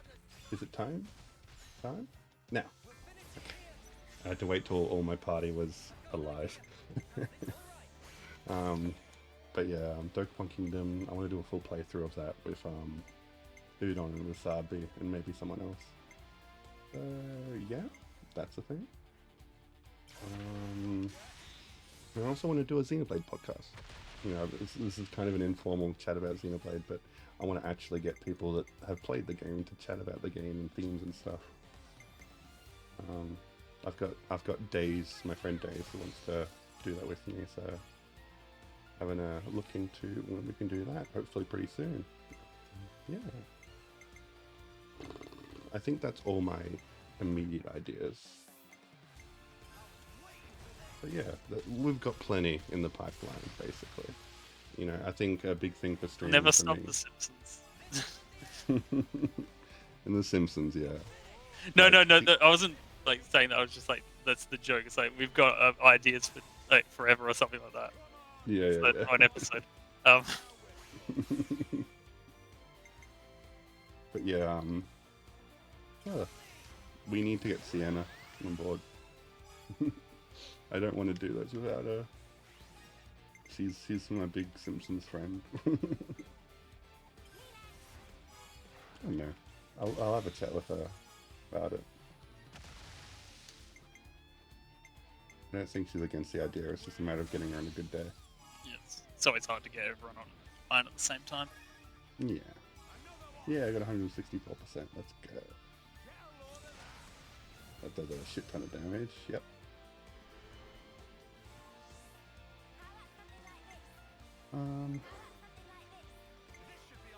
So I've got Noah and Rex.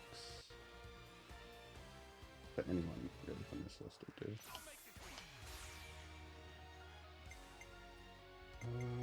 Should we do another smash? Yeah, let's do another smash. Kablamo. Does she have a break? No, it doesn't look like it. Oh no, she does. Okay.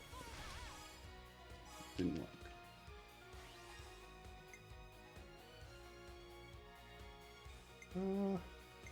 I'm gonna send Rex in just because he does ridiculous amounts of damage. Is that Xenoblade Chronicles 2 Rex? Yeah, but he's an adult now. They made him daddy. Can I unhear that sentence? It's true though. He's sexy as fuck now. Alright, let's do Mio. Because that'll give us an Ouroboros finisher. I haven't shown off yet.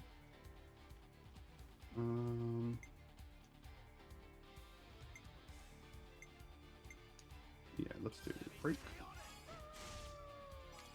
That didn't work. Oh well. Yeah, this is gonna kill.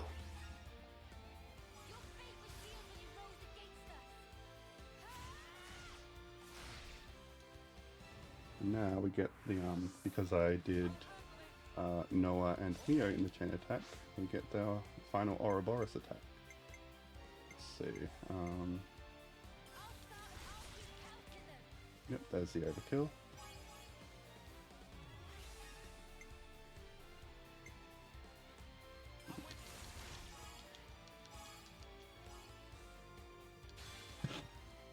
Use my healers first. I guess we'll finish with Rex.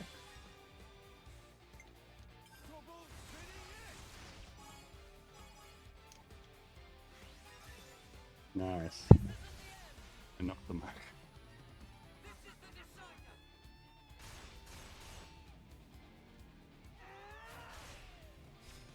I love this effect how they have to have the characters running on the water for the animations to work, so they just like put like this effect that like platforms appear under their feet. It's really cool.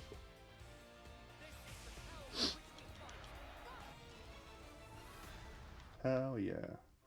Yeah, this guy's actually starting to get hard. But I'm still not done. Glad you could see us through that, Lance. Yes, sir. I put my head down and pulled us through it. Now then. Treasure. When... Oh shit, I got a piece for my gem that I didn't know this guy dropped. That's a big deal. Oh. Maybe I should be using days more. Because this game is a thing where like if you use days combos, you can make the enemy drop lots of items. So it's a great way to grind for loot without having to kill the enemy over and over and over. It's a cool mechanic.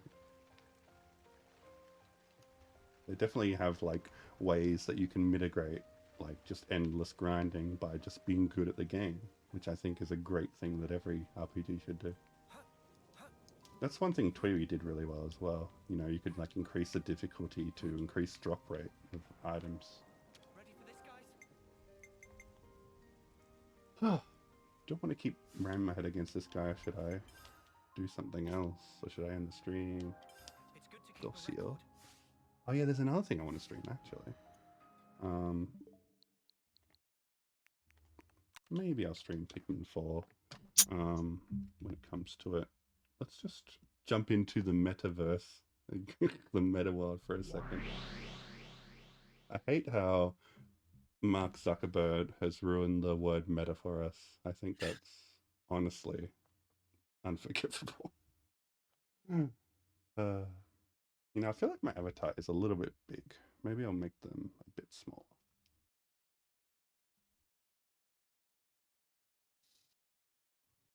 Oh, that's probably too small. Yeah, that works. Yeah, there's another game I want to stream, which is Shadows of Doubt.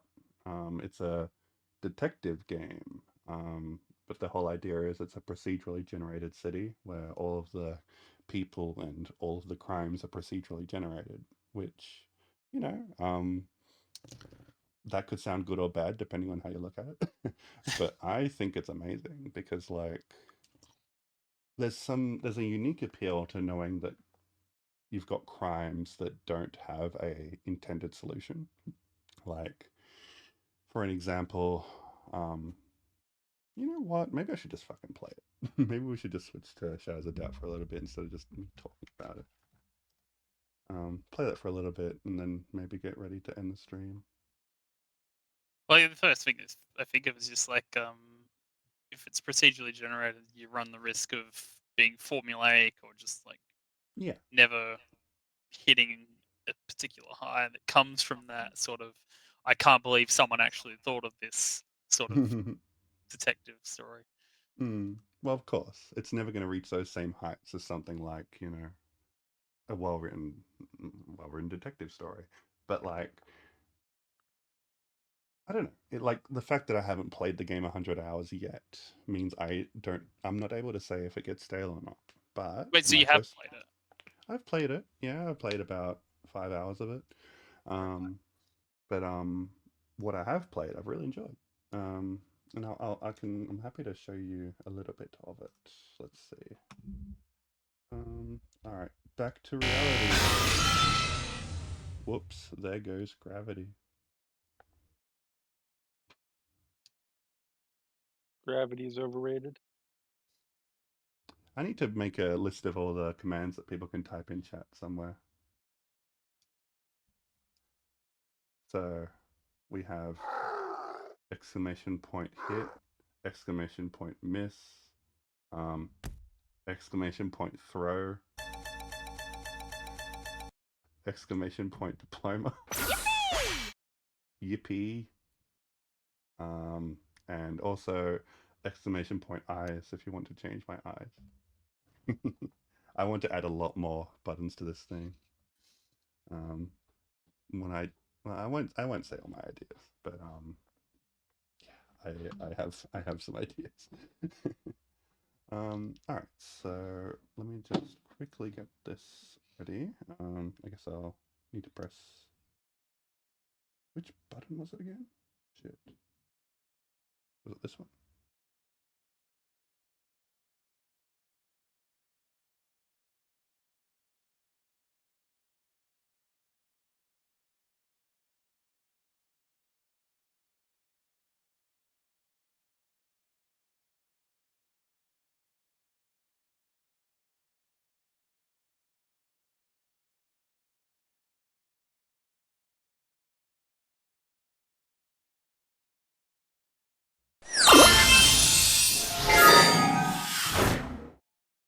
No, I'm back. I'm back. I think I got really confused for a second there. I forgot how to stream. um, shit. I need my visualizer of what my buttons do because that's the one problem not having a stream deck. There, this button. That's the button. Yeah, there we go. That's the button I wanted. Okay. So, it's really quick. Let's add this game.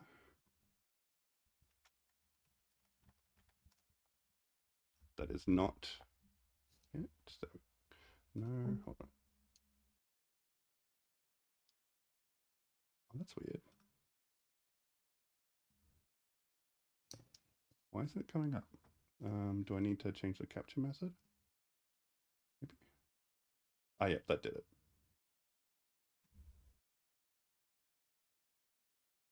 Okay. So I should be getting audio now.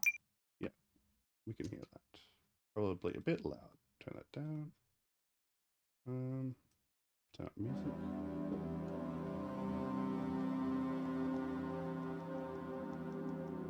To adjust my headphones balance. That's definitely loud. Okay, that's probably a bit better.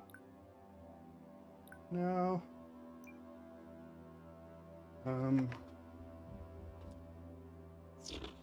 yeah, all right. Let's do Dead of the Night. But I'll generate a city. What am I calling the city, Durka? No pressure. Don't put me on the spot. Lobo, you there? Anime City. Terrible name. Hinamizawa. Fine, Academy City. Okay, but that's predictable. Call it Vatican City. call it funny. Ogdenville, because then I can say, by gum, I put it on the map. Is that how you spell Ogdenville? Oh, yes. Excellent. We'll make it large, very large. I like big city. You can be non-binary, which is cool. I don't even know what your gender does in this game. It probably affects some dialogue, I guess. But yeah. All right, so it's going to take a minute to generate the city. But yeah, like, what's cool about this game is there's no right way to solve a case. Like, clues can show up anywhere. Like, you can go looking for fingerprints. You can go looking through someone's apartment and rummage through their stuff to see where they've been, and then like trace their like whereabouts and stuff. There's lots of different ways you can go about solving cases, and that's one thing that I think you can't really get in a scripted sort of game. Like, it's just that feeling. It's like being held over a suspension bridge of mystery. You don't know if there's anybody to catch you at the bottom. That's a bad analogy. A net. You don't know if there's a net to catch you. And I think that creates a very unique feeling that you can't get from a curated mystery where you know, like, that it's been designed and you know has a absolute solution. Instead, it's more like real life. You gotta work under the assumption or the hope that you'll find what you're looking for, but no real guarantee. And I think that's neat. I do like procedurally generated stuff. Mm. I like Noita a lot. Noita's great.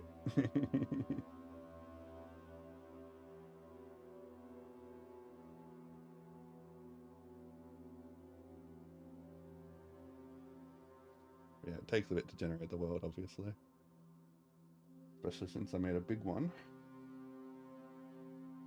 Oh yeah, like, another thing I've been doing a lot with my time off stream is I've been getting into like basically teaching myself new skills. So like I've been learning 3D modeling stuff with Blender, which is obviously leads quite nicely into working on my VTuber model.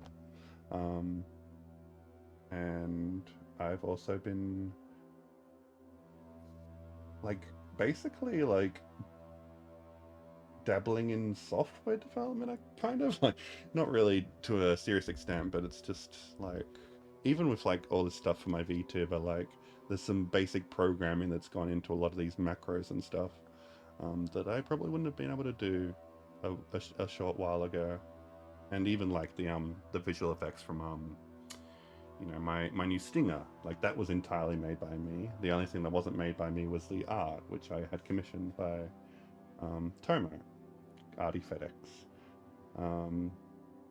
Yeah, I don't know. It's been fun. I'm really excited to be learning all these new skills and having immediate creative applications for them.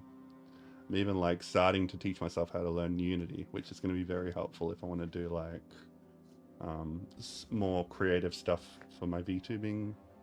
I can customize my avatar more, customize my setup more.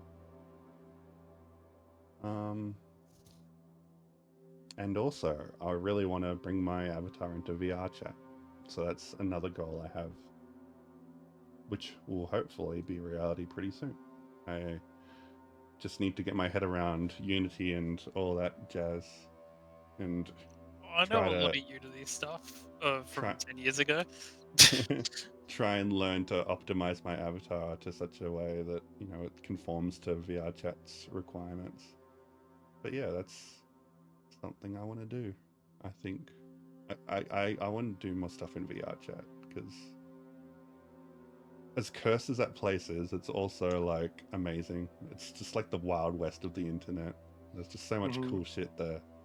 Lots of horrible shit and really annoying shit, but lots of amazing and beautiful stuff too. It's a very unique experience, and I feel, especially in VR, right? Being able to. I still want to hang out with you in VR and VR chat. I think that'll be fun. I'd love to. Just need to get my avatar in there, find a good time, and yeah. And then you'll just see me with my avatar of Konato wearing Haruhi's outfit. I found some really good Xenoblade avatars in there, so I'm set for a little bit.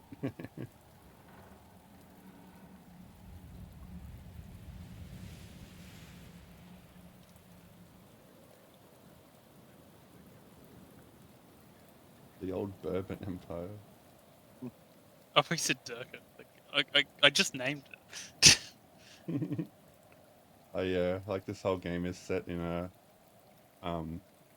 cyberpunk hellscape where Coca-Cola runs the world, basically. Yay. Better than Disney? Question mark. Maybe. My computer is. Ooh, what's going on? Let me check my hardware monitor. Level 2 spicy. Your computer. Yeah, my computer's a bit spicy at the moment. This is tanking the CPU something fierce. My VTuber avatar is lagging. Probably the. Is that just on my end, or is it No, on it's this? like that on the stream too. Mm, I think it's the rain. hopefully, when I'm in the game, it gets better. Is it always raining in Ogdenville? I don't know. I think it's often raining. Alright. It's loading, I think. Wait, hold on. Oh, there we go. Right, I'm in the game. What is that? My CPU? Yeah, my CPU is running at 98 degrees. Oof, Spicy. it's quite spicy. No. So apparently my CPU is built to run at 95. 97 seems a bit hot. I don't know, like, we put thermal paste on it and got a good cooler, an okay cooler, and it just doesn't seem to be doing enough, which is frustrating. I even think my case can fit a liquid cooler, but I might have to look into that. Or just underclocking it. I guess that's also an option. Oh yeah, I forgot to change the game. Let's do that real quick.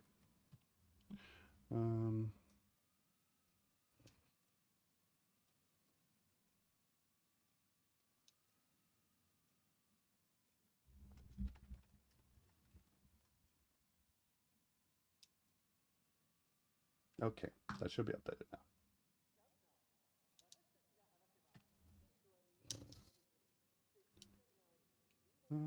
Okay, so this is Shadow of the Doubt. As I said, it's a procedurally generated detective game, and I am currently looking for the light switch in my apartment. There we go. Oh, another light switch. Okay. Yeah. Is that like a triple pun? Like it's called Shadows of Doubt because you improve with it on the shadows out, and also like it's in the shadows. So, Yeah, I think so. Good job. Where's the phone? Oh, there it is. Yeah. Hello? It's nothing. But now I am searching the apartment for clues, I guess.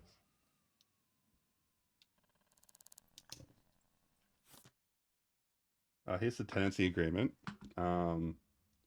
between me and my landlord. So I can pin my landlord's information here. And if I want, I can start tracking them down and seeing if I can kill them. What? Low key. The very first thing I did when I played this game was track down my landlord and kill them. What does that do? Gameplay wise? Nothing? I Okay. just wanted to do it. Oh god. Statement, I guess. Maybe don't tell. Maybe you're looking for a new place. Maybe don't tell your new landlord this.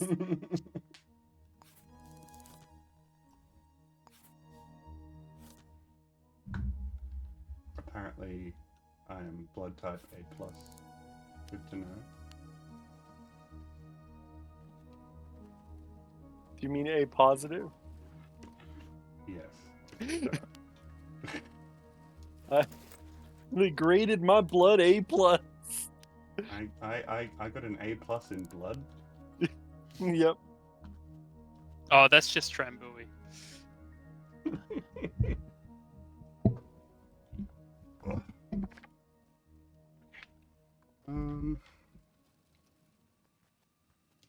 I also got a computer here.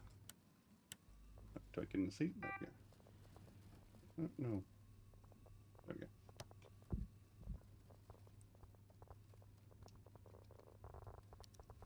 No, no, I gotta set my user. What do you mean it's not 1111? God damn it. Pick up some money. Paper clips can be used as like, what's the word? Lockpicks. Lockpicks. Paper clips can be used as lockpicks, so it's good to pick them up wherever you find them. I was hoping you were gonna say weapons. No. To be honest, like, there isn't really fighting in this game, but that didn't stop me from trying to kill my landlord and at least making them unconscious. I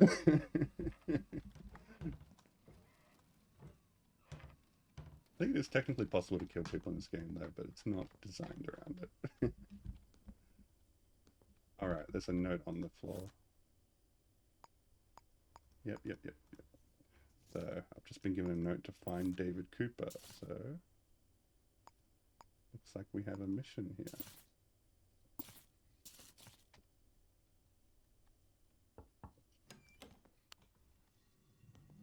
I can't believe you're finally going to find DB Cooper.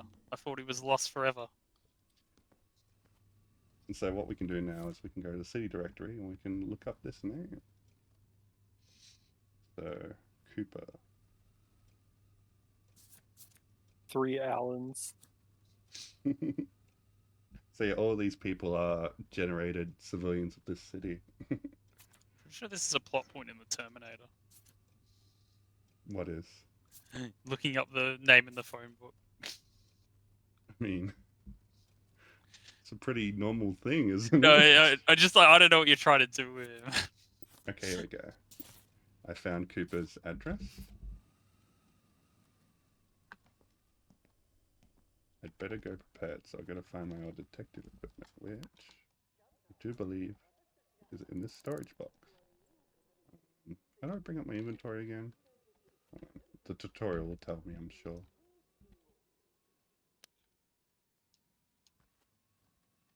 The hairpins of paper clips. Apparently need one more. Are you So let's have a look. picking a lock in your own house? Yes, because I forgot the password. Or the key or something, I don't know. I wasn't paying too much attention. Former police officer. Oh no.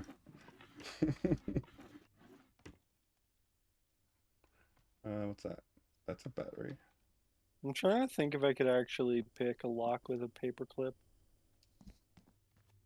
I mean, Depends on the caliber of lock, and I imagine.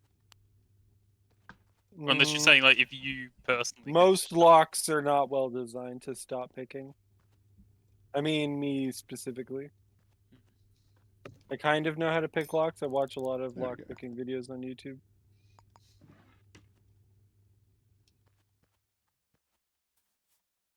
I skipped through the tutorial like an idiot.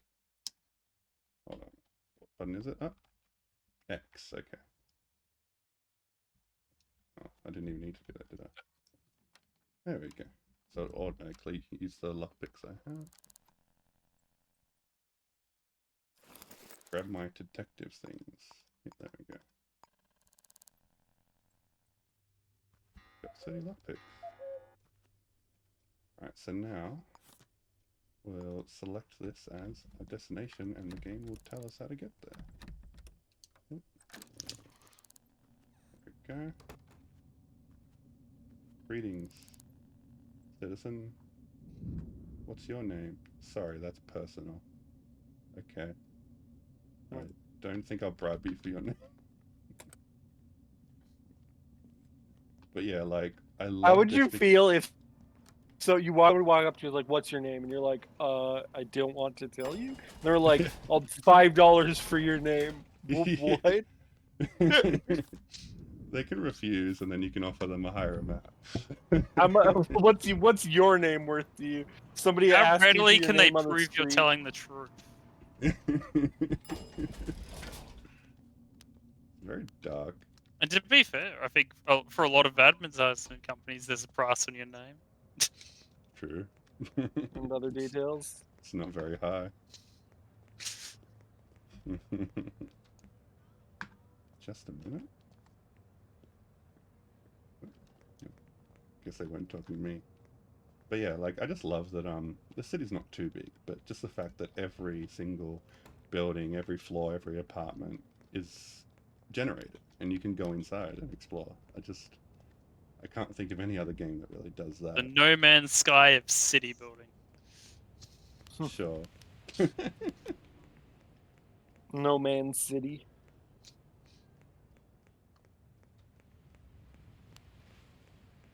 But yeah, I played the demo of this when it came out, and I haven't really had a time to dive deep into the full game. Well, that's technically in early access, so take of that as what you will. But yeah, it's a full game, and you can get it on Steam. All right, so 1103. So is that like 411?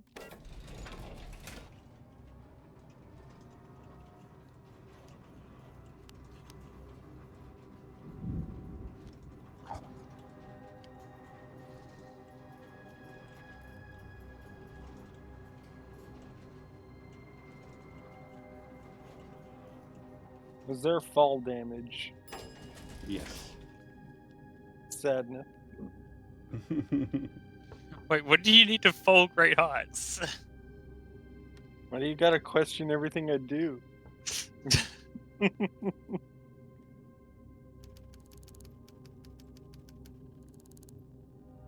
I just need to know if gravity is my ally or my friend. It's clearly Gravity's my never enemy. your friend. Okay, so no one's answering the door, so I need to break in, basically. There is a camera there, so if I get caught on camera doing something illegal, I could get in a lot of trouble. That is Break how the camera. it usually works. There is a breaker box that I could pick into and, like, disable the camera, theoretically. There's also a turret there, so, like, terrifying. Hammer the So- turret, and then yeah, the so- camera. So I could use lockpicks, but I'm going to find another way, because I think that's more fun. Let's see.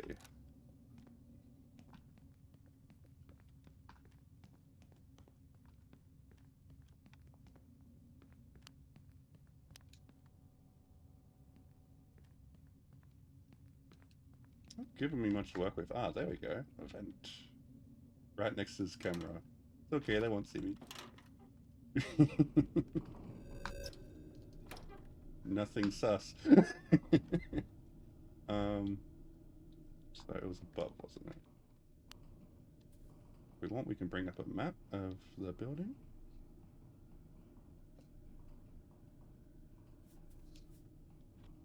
Hold on. Which floor am I on? I'm on 11. Okay. So I think it was that one that we're trying to get to. Yeah, 1103.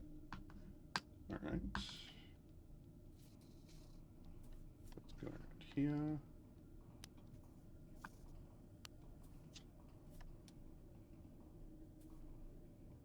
Yeah, people can hear you walking around in the vents. So you gotta be careful. Just yell at them. Nobody's here. Wait, are you the imposter? Dun, No, I'm engineer. Don't worry about it. coming in. Okay. Yep. Gotta be careful because there is literally a camera right there. Oh god. Wait, is it on? Oh, I think it's off. Motion camera. The bugs. Apartment is in poor state. Oh, there's a dead body. Is it David? Probably, but we need to find out. Inspect.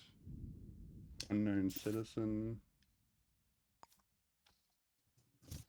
Let's Are you search the wearing body. gloves? Nope. Okay.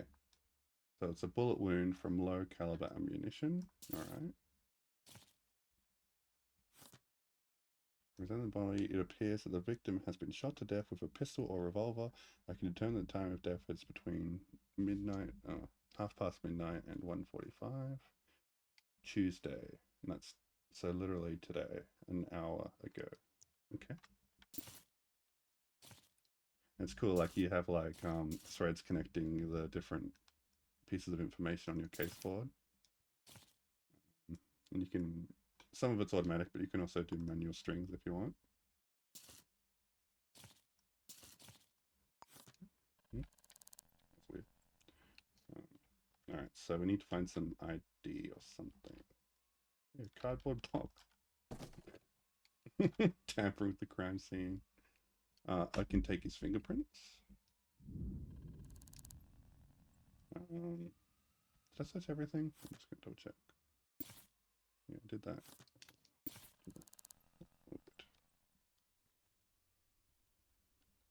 Oh, videotape. Can I use that? I don't know. Alright. Well, I'm probably not going to find much in the bathroom, so what about the desk? Here we go. Key. I'll take that. Code breaker. You can use that to hack into systems. What's this? A printed V-mail, which I guess is the emails of this world. Life insurance policy. You do not meet the required social economic requirements. Jesus. So they were sick, maybe? They thought they were going to die? Money. I'm not a very moral Illegal detective. action. Secret envelope. Hello. Hold on. Inspect. Toxicological report on product YC12.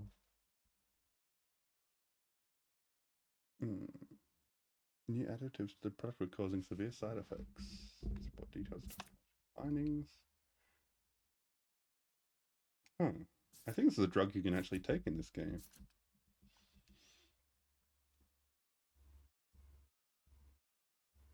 So why is this classified? Is this like information they didn't want getting out or something? Oh, passcode. I need that.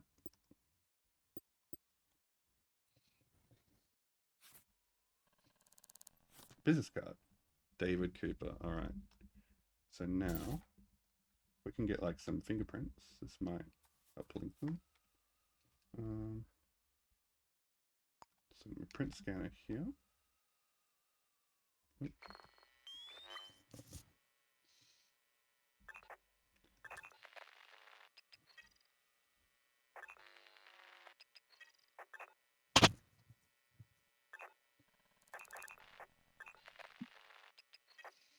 Looks like we have 2 sets of fingerprints here.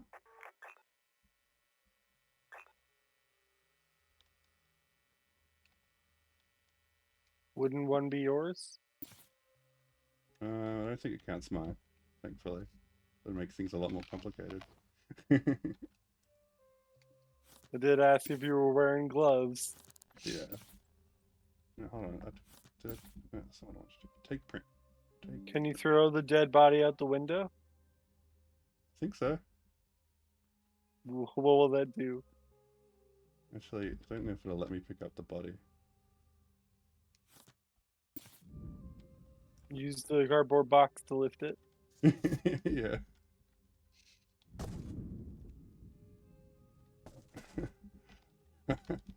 I don't think I can even open the window though, unfortunately.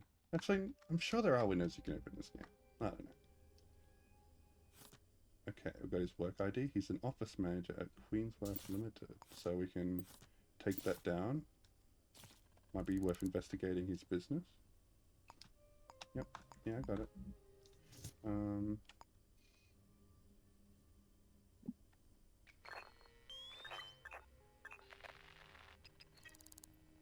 Oh, David Cooper. Wait, hold on. Were those other fingerprints not David Cooper? I know they are. But there's someone else's fingerprints here.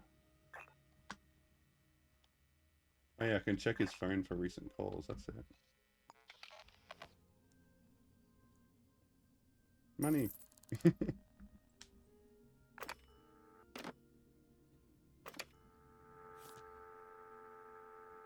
Crank call somebody. Let's check the last caller.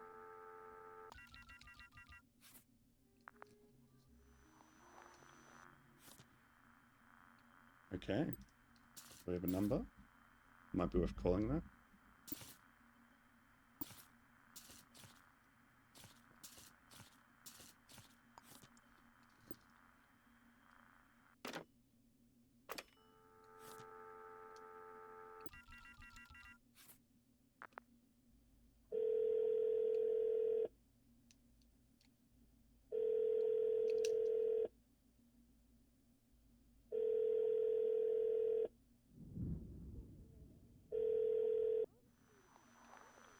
Zeus Naomi the here. Krusty Krabs.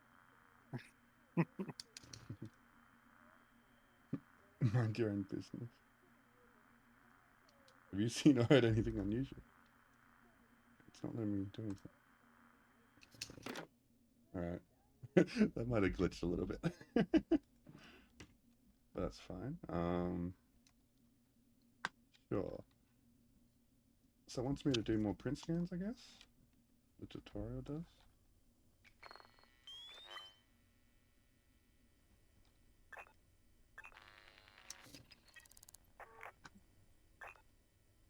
Inspect fingerprints after scanning with this button. Okay, there we go.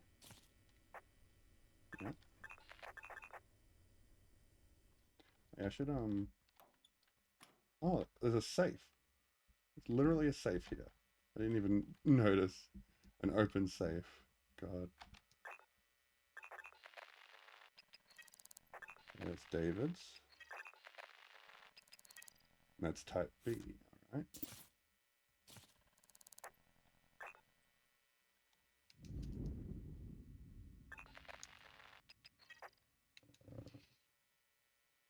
So something in there that's gone. Okay.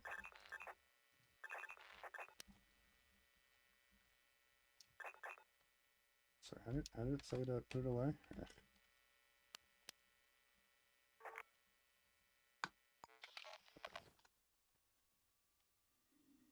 Worth checking the address book. Okay, yeah. Good point. Alright.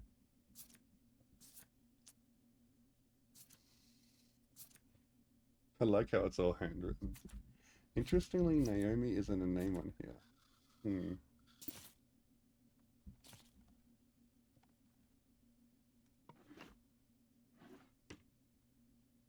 Hold on. That's a fucking bullet. Hold on. That's a big deal. Didn't even occur to me.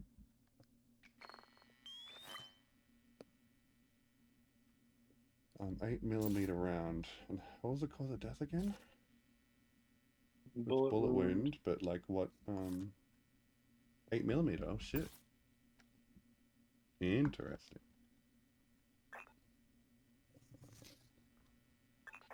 Can I take that? There's also blood stains on the ground, it looks like. Oh, you're right. Oh, footprint, never mind. But yeah, I can take footprints, I guess.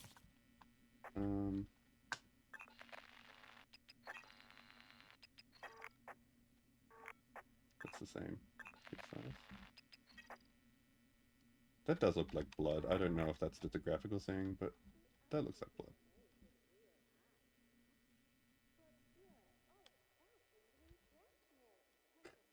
Cardboard box.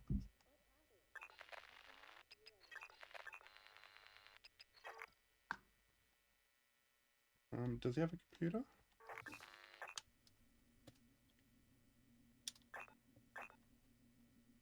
Blood on the Is it just me? walls and on the... This is a blood splatter, isn't it? Like this Yeah. must be where the murder happened. I don't know what I was doing all the way over there. Hmm. He wanted some fresh air.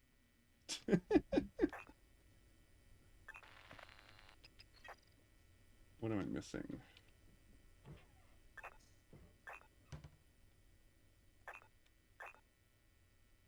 Sorted books. That duct tape. What's that? A fingerprint. What is it? That kind of reminds me of one of the those AI meme generators. That, like, one of the few ones that had actually spit out that was kind of funny. It was like a what the fuck reaction face, and it was like, me opens up the window to get some fresh air, then that face, everybody else on the airplane, or submarine also worked. Oh my god. Let me see if I can find that.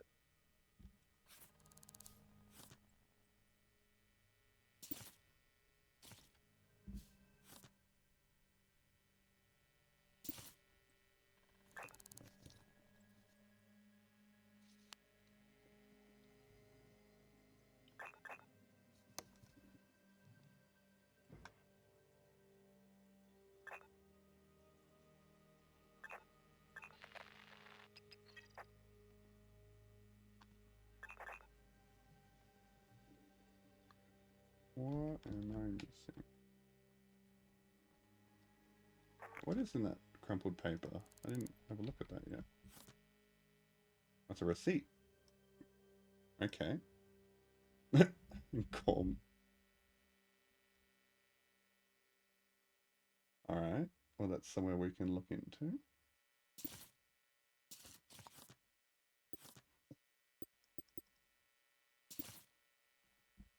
Um,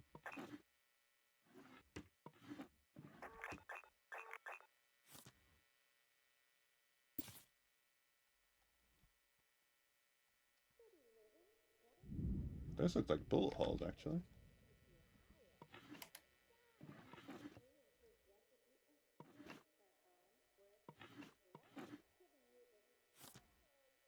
What's this?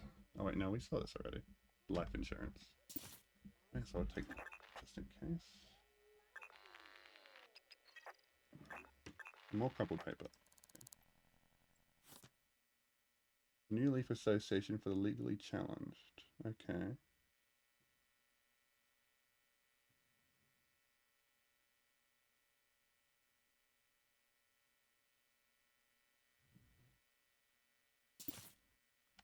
Sure.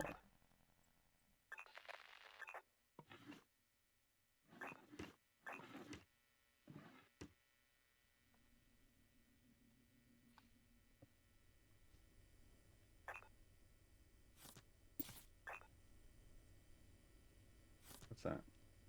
Oh, safe code. Well, not hard to get into the safe then. A lot of fingerprints in here. Let me look.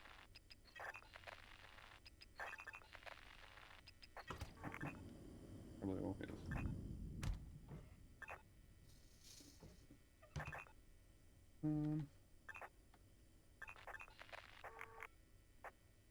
Oh, there's a TV here. Exchange program, and we'll take care of the rest.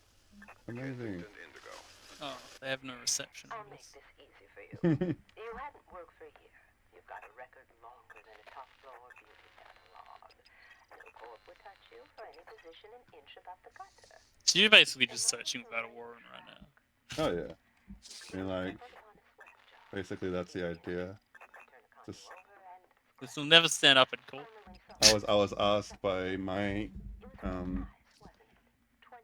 someone. I was asked by someone to investigate this crime. So I'm doing my job because the cops won't.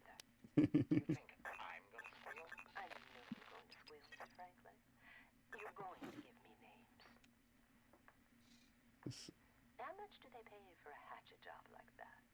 Enough for you to convince yourself it would that's interesting. Interesting title for a book. enough to get that family of yours away for good. It wants me to find something, and I'm at a little bit of a loss. What does it want me to find?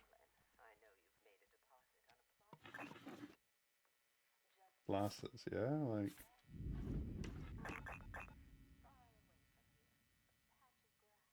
That's snowing. And I'm afraid you have to kiss it goodbye, Mr. Franklin. 'Cause you know What's that? Hold on. nice family of yours if you go down. Stop. You wind up in the fathoms, D? on trash and living Work ID. What do you mean new information? Okay, apparently that was new information. I found the meme generator and got it to generate the meme. It's in voice text. We don't have a computer. Am I done here? Come on, game. I'm doing this tutorial, so I want to like not break it too much. 来杯淀粉可乐。我们改良后的新配方非常适合居家、工作和娱乐享用，为您提供所需的能量。 Pick a pepper 淀粉 sauce. 可乐给生活增添活力。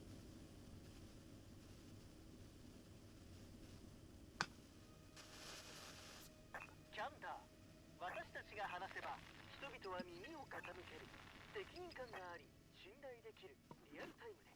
Electric glove. 1分1分を Banned for over 20 years.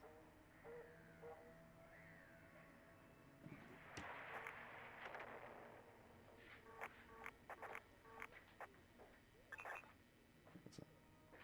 A wastebasket. Oh, that's what I was looking for. You've been bothering my pals. I don't Milk. think I like that. Discarded packet of fried potato batons. Square napkin. Oh, I didn't know you were sweet on me. Screwdriver. Milk. You got pep. I like Screwdriver. that. They told me Coffee. that was so. Who told you? The rats? A receipt. I gotta take a bath. Uh huh. It's a peaceful party, huh? Is that the front door? Party, ain't it? Go climb Yeah, your it is.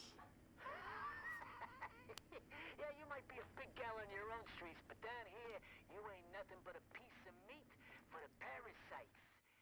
Yeah, that's the thing about Where are the bloodstains again? It's a hungry place. So I thought they were here, but I don't see them anymore. Maybe they dry. Huh. Oh, here we go. Work rotor. Oh. Okay, that's actually really important, whatever that is. Wait, where'd it go? This one.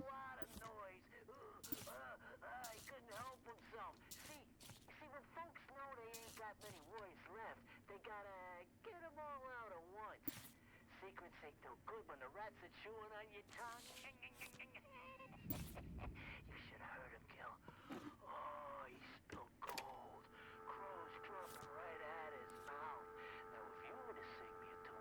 Identify number? Sure. How'd you like that one? You don't get it, do you, Duchess? You think your pal Lenny's gonna come get you?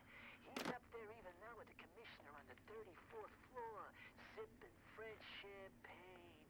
I'm on my way to join him, pop his cork, so to speak. But not you. Hey, boys, take him to the Pier 12. Best for a Duchess. Your size 4, and this one is I4? Is that different?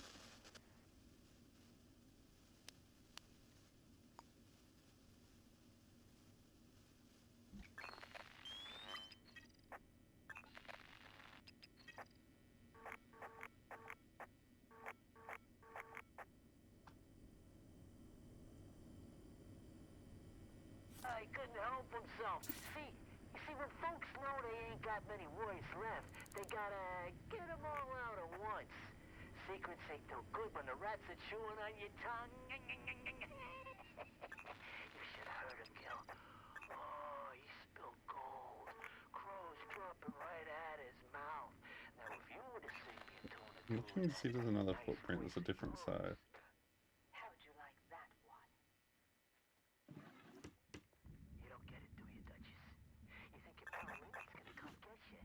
He's up there even now with the commissioner on the 34th floor, sipping French champagne.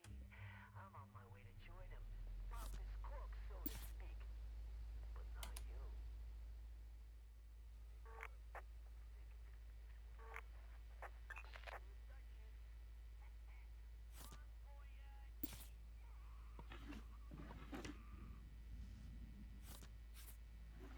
Whatever.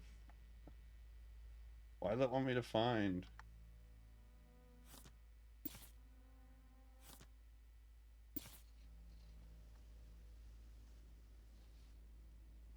I'll take note of the bullet holes.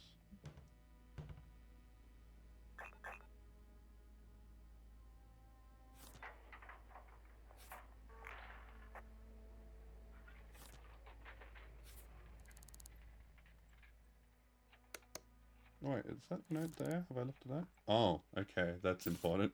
That's not what it wanted me to find, huh? Jeez.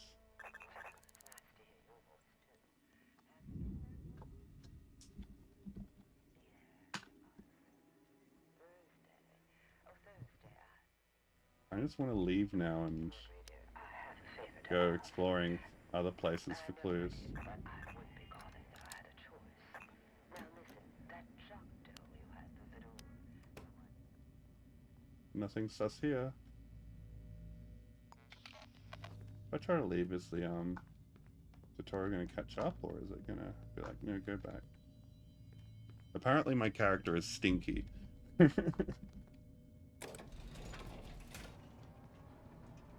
feel like I'm missing something still. Ugh.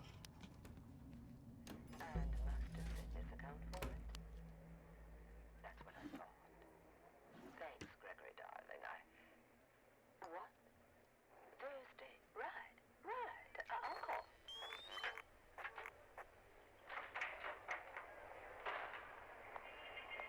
Taxi! I got behind the cushion.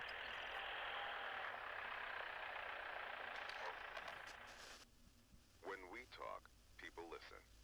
Responsible, reliable, real time. Every minute of every day. Candor News.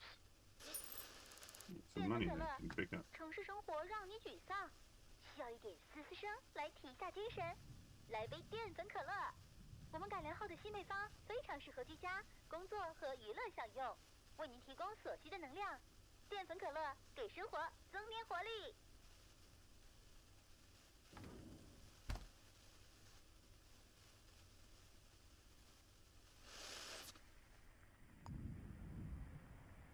Shut the door. Sit down.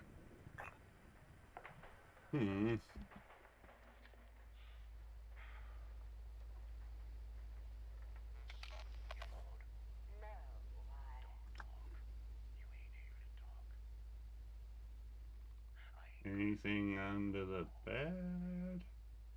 Oh, shoes. Oh.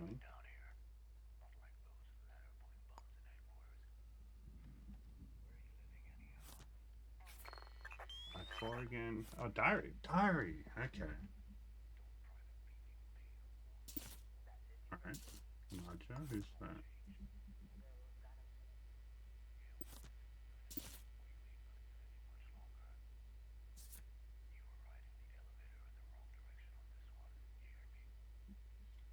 Okay.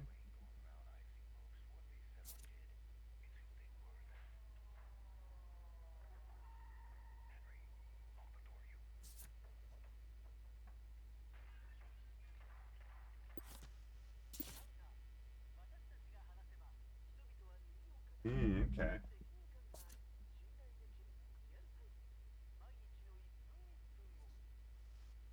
Okay. Well, that's definitely important.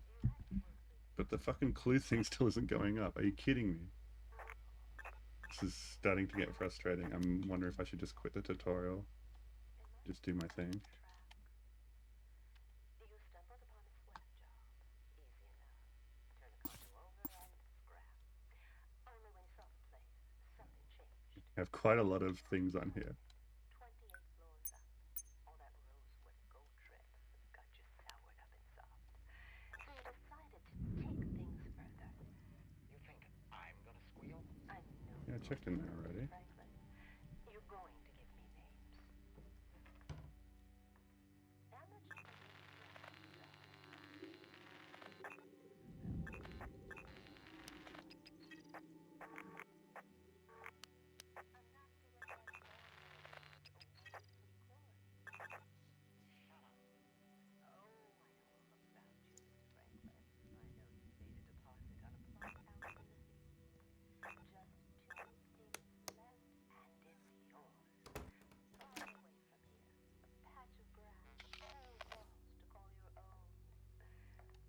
It is cardboard box. Mr. Franklin?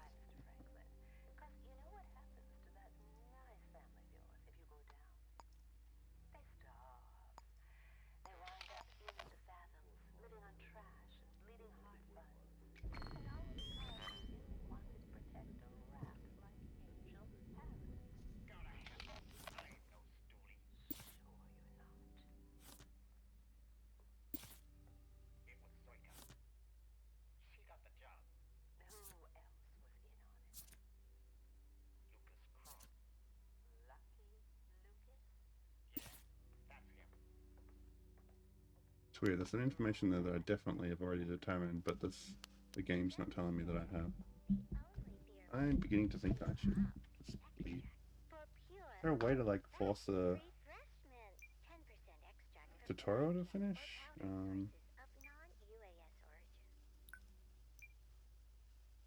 Oh, I left licensed music on. Let's turn that off. Enable Twitch audience citizens. What? I didn't know that was a thing. Wow. That sounds hilarious. It does. Go track down Fanta. I knew it was Phantom. Do you have to gameplay. regenerate the city though? No, I don't think so. It just had an update button. You've been bothering my pals. I don't think I like that. Harris. Skip intro? No. Angel. Yes? Oh, I didn't know you were sweet on me. Let's cut the small talk. You got pep. I like that. They told me that was so. Who told you? The rats? Hey, take it easy, Duchess. Who brings the peace to Skip the intro didn't party, do it. huh? This is a party, ain't it? Go climb your thumb. Shut up.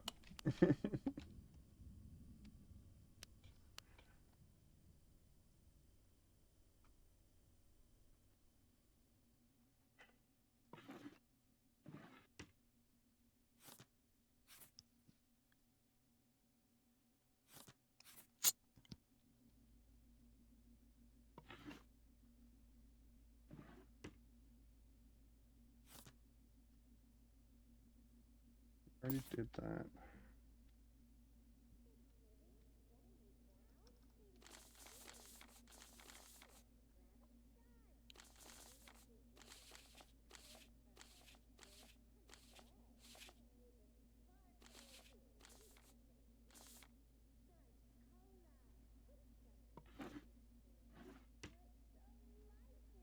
that? Oh, it's another cartridge.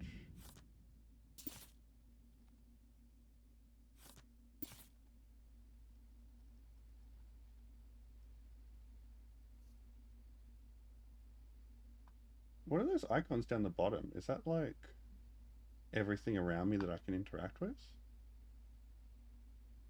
Huh. I guess it is. I never noticed that before. That's kind of cool.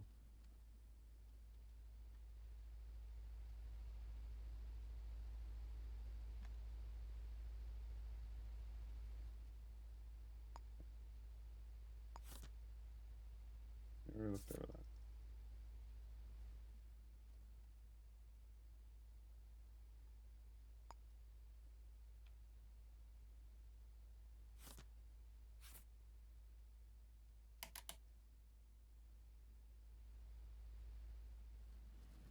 What is this black thing? It's art.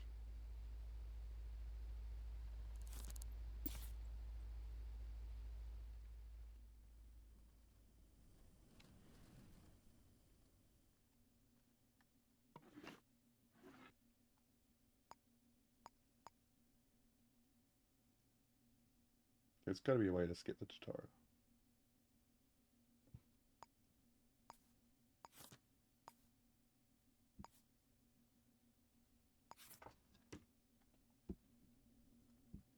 I'm just gonna leave. Fuck it. We're gonna continue this case our way. That's what I get for doing the tutorial.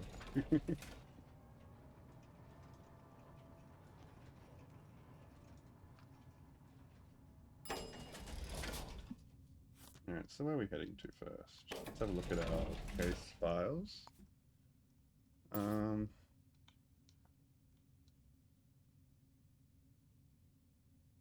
Actually, shit. So the address book, did that have? Oh yeah, here we go. Don't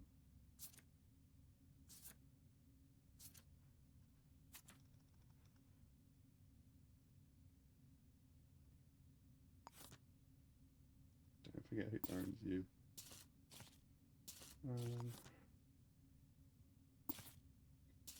What's it? Get a diary. Here we go. Locator.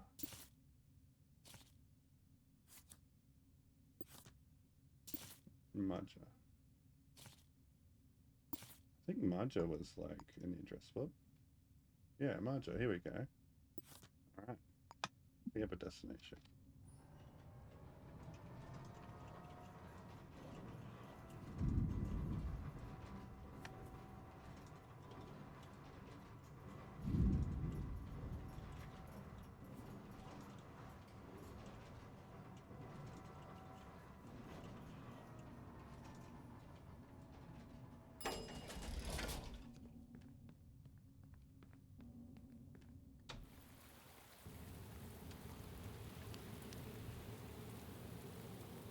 Good evening. You just said that. Oh, doesn't matter. Good evening. Say good evening to me. No, don't want to answer my question. How rude. The evening is good. I'm not gonna let you ruin it.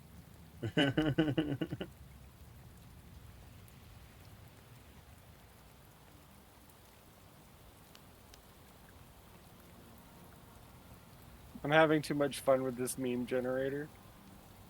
I'm sorry, I haven't been looking. No, it's okay. You'll you'll probably appreciate all of them if you look at the voice text chat.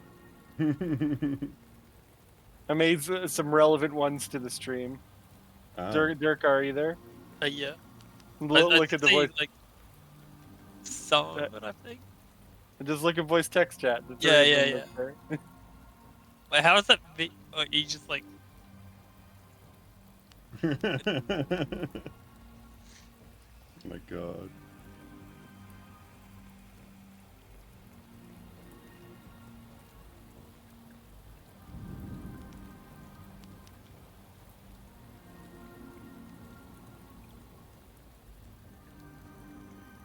Must be the rats.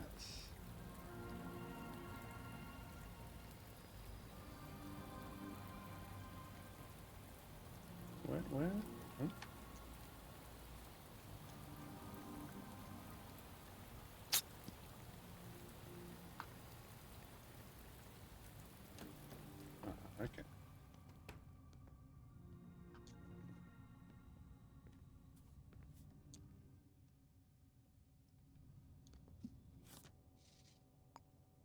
So I'm currently wet. And if I'm not careful, I could slip and fall over. This game has weird status effect. I think it's the fourth floor. Oh, here we go. Screw you, I'm gonna run the halls.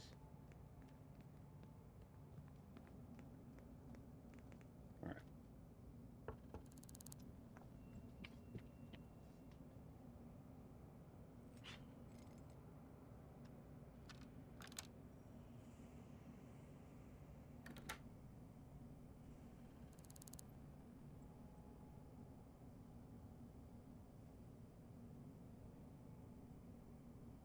Do you know this person? Shit, it's Wally. Oh my god. You found Wally. Sorry, I'm laughing Okay. at something completely different. What was that? Well, I'm just messing around with the meme generator, and I've just clicked a random one, and it just with the prompts that I happen to give it, it just pooped out one that's like, oh no, I have to put it in the anime room, but God damn it. Uh,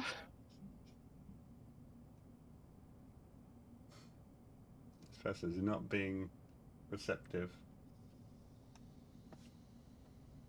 So I could bribe them, or break in, or go somewhere else. I think I might go somewhere else. Um...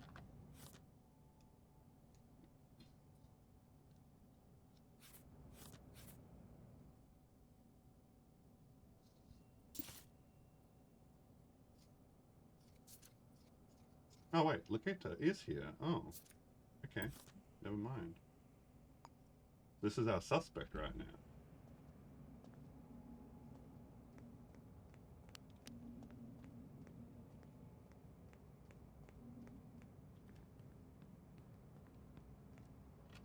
Is that not working? Oh.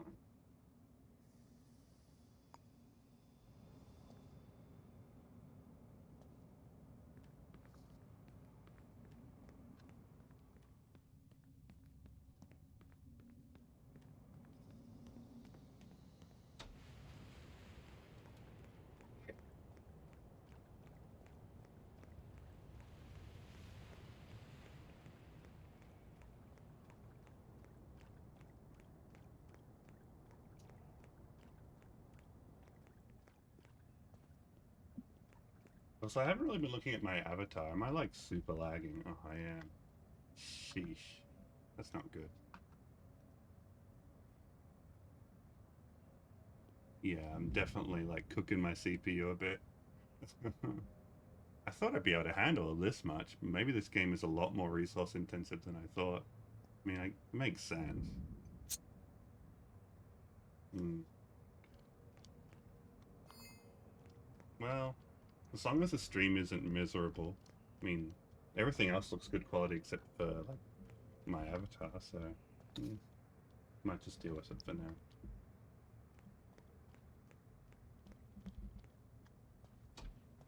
Okay, so going here. Going up to the ninth floor.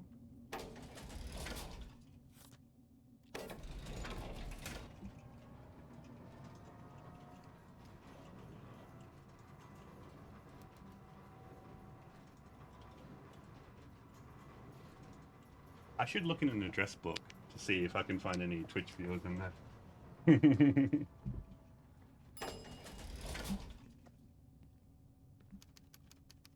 I guess this is the one.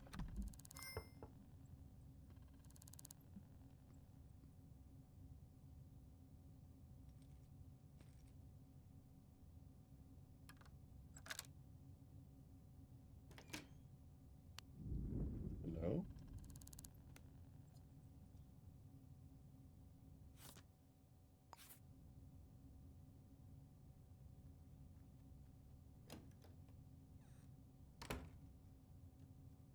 I feel like they need to work on the dialogue in this game. Like, that's one area the game is a bit lacking. Just NPC dialogue kind of sucks. I'd like them to elaborate more on their relationship.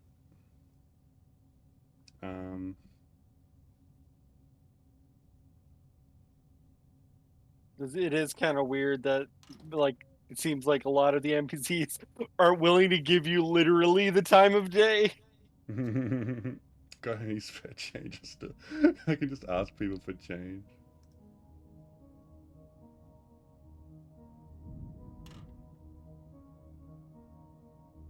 Which money do I have?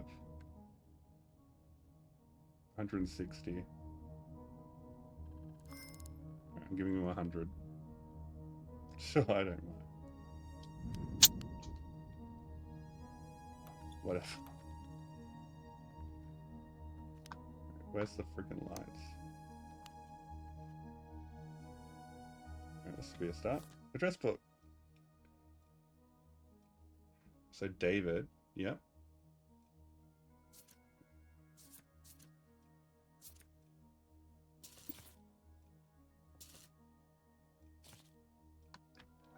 Need to organize my notes better at some point. Right, let's look at the directory.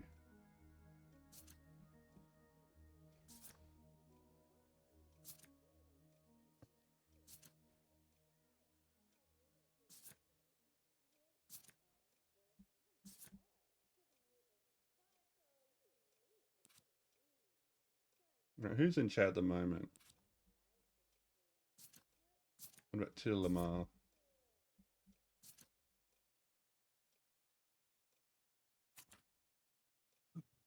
No.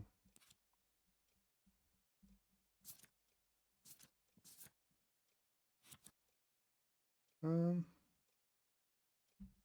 not seeing anything for last names anyway. It's probably a bit hard when I have so few viewers. What about Nana?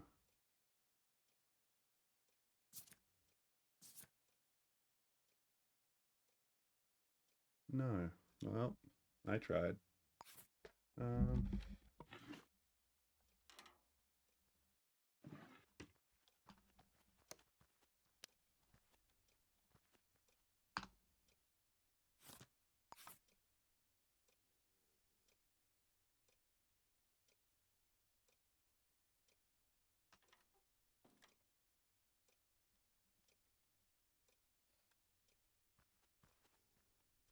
Oh yeah, I should scan for prints.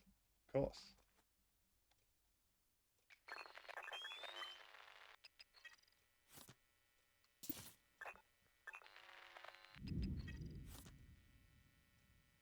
Oh. Hold on, hold on.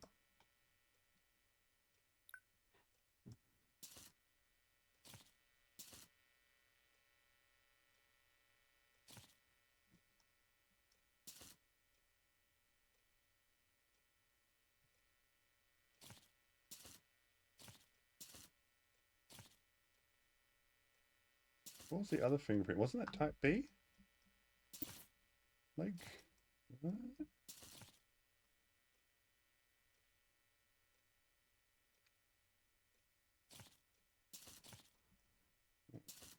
You really do need to organize all this.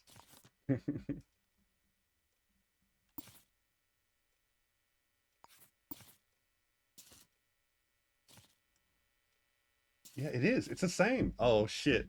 Well, I think I've got the killer. That wasn't so hard. Just need to find all the other evidence I need. So,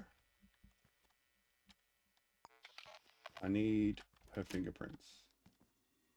She's on the toilet. Hello. I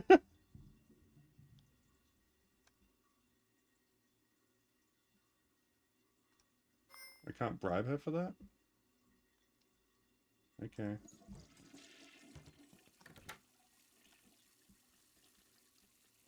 But then, is there any way to prove it? Like, Can you imagine ignoring somebody in your house? yeah.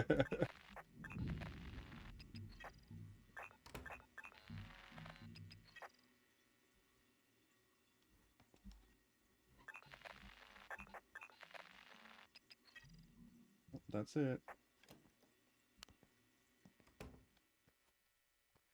Oh. I'm just, the only thing is, who of these two people is the one I'm looking for? Oh my god, what is happening? What is she doing? Do you sleep like this, chat?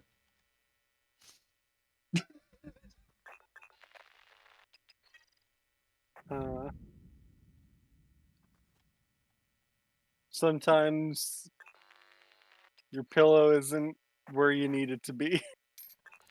I don't know.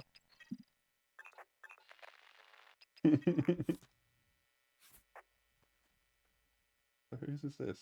Oh. Aha, we got a photo. So it's... Wait.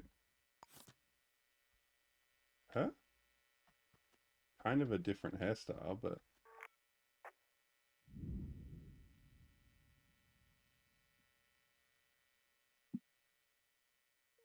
Take her money. Yeah, there we go. Definitely some connections there.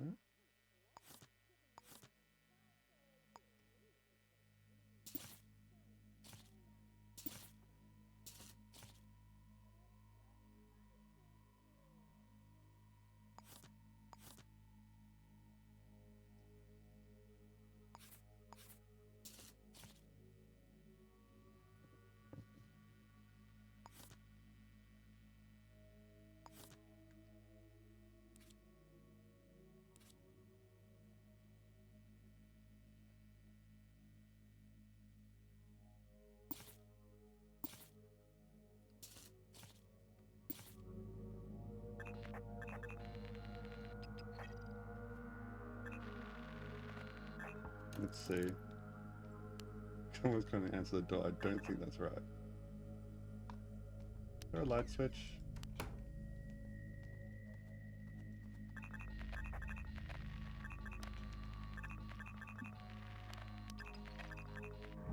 Why can't I fucking put away the scanner? There we go.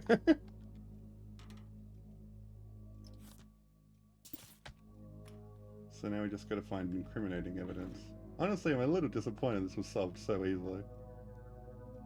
It's a bit of a fun case.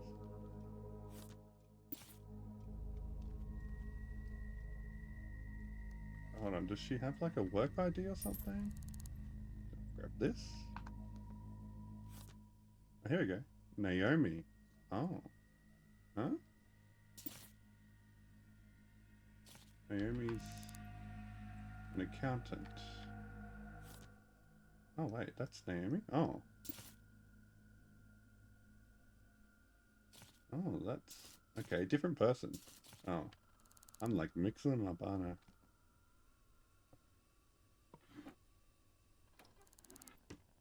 I? Oh yeah, I just took a key I shouldn't have taken. Whoops. You didn't see anything? I'll take a pay. No, don't turn it off. I'm working in here.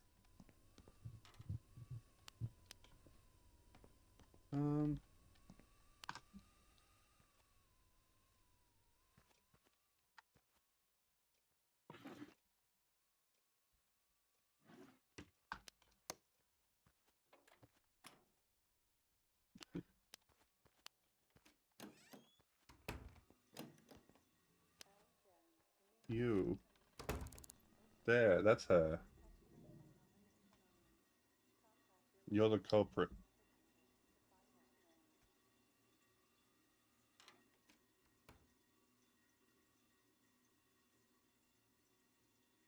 Do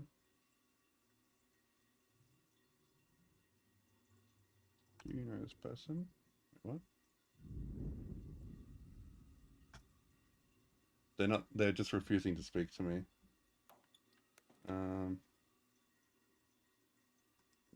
What if should I arrest her now?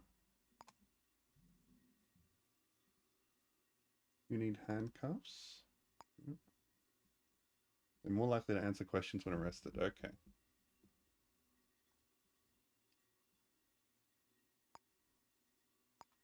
Let's do it.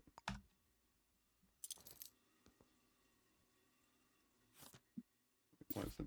Can I arrest you while you're on the toilet, or do I have to wait for you to get off the toilet? Ma'am, please step away from the toilet. Very good.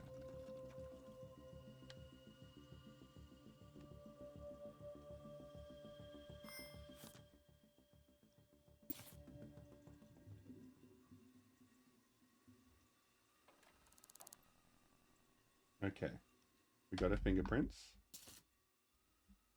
And what do you know? It's the same fingerprints we saw.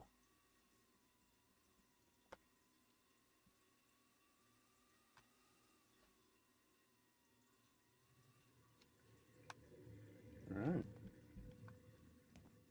See you around. Yeah, they really need to work on the NPC dialogue in this game.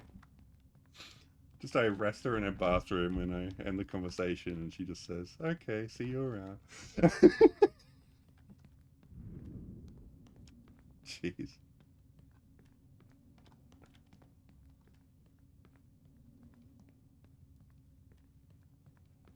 I haven't done anything exciting yet. Like, a lot of the fun of this game for me is breaking into businesses and hacking computers and looking through footage and stuff, but I haven't got to do any of that. It was a very simple case. Just went directly to the answer. And I suppose that's like the problem with procedural generation is sometimes you get some real good shit and sometimes it's crap. Alright, so I need to get to City Hall. I don't really know where to go. I need a directory. Let's check this diner. Burger joint.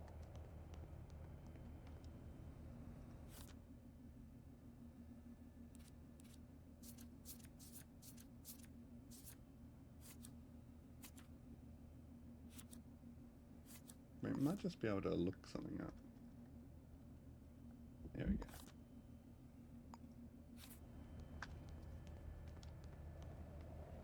Carnivore burger joint. Great name.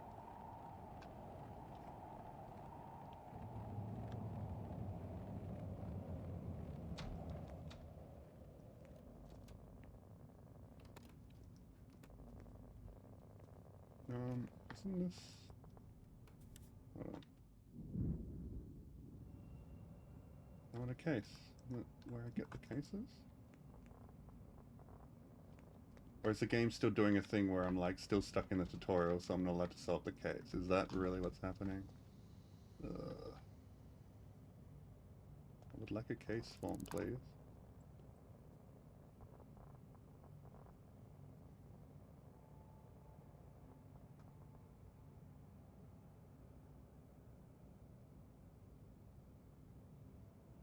Yes. Yes, I visited the crime scene. Ugh.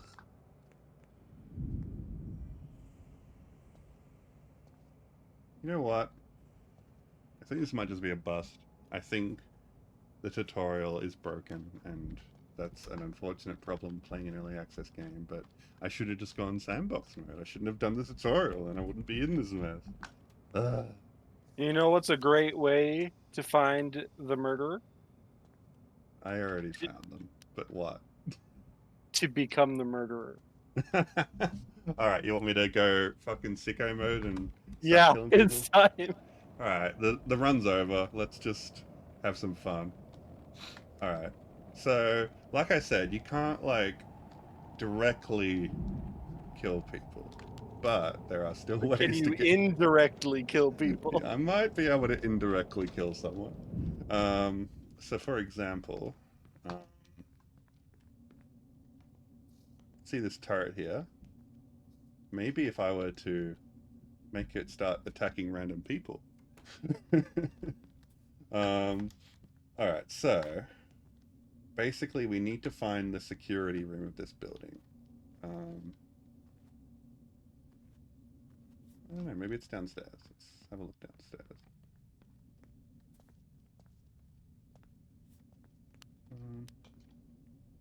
What's this one? This is probably a breaker room. That's a start. There's a laser in that.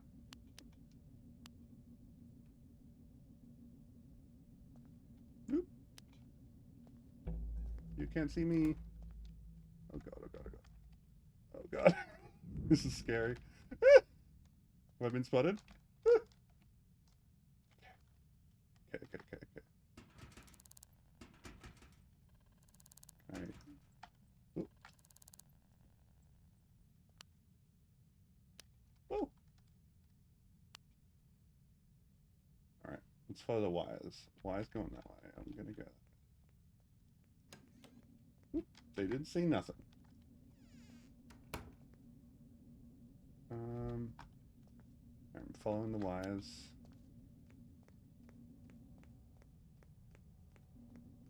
Here's a breaker. Alright. No, I'm innocent, I swear. I didn't do nothing.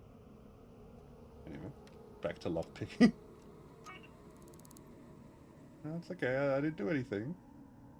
We're good. We're good, yeah? Yeah? Yeah, we're good.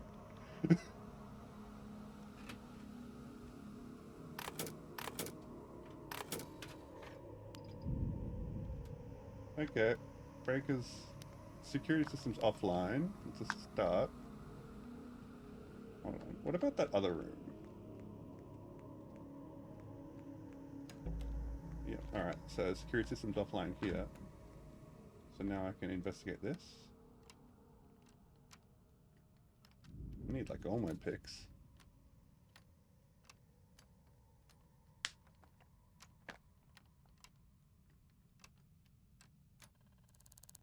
Alright, what's in here?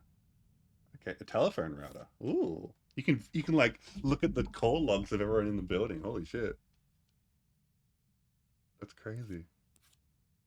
Not what I wanted though, unfortunately. What the fuck is the gun room? What? That's a DIY store? What? No, it's nothing.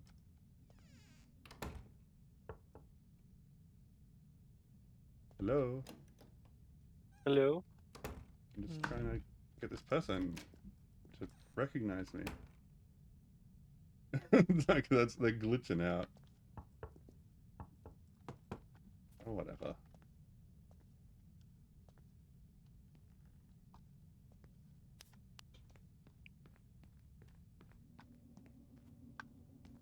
Let's keep looking around.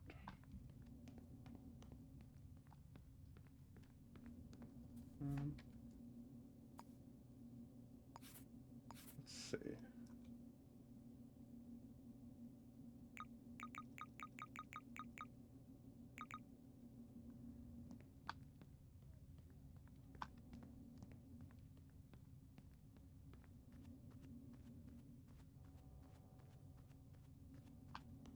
I remember I found this last time, but I'm actually struggling to remember how I found out last time. Did I manage to get, like, download a map of the whole building or something? But where would I find that? I don't know.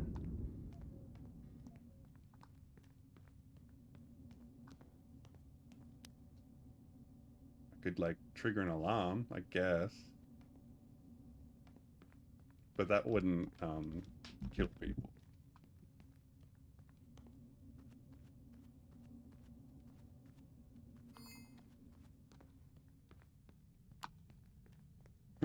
Yeah, everything's powered down out here. Still curious about what. Oh. Okay, someone lives there. That's fine. Anyone live here? Did I just bash that open? That was the toilet. I'm just like not sure what's going on in this one. Let me in. Hold on, what's that?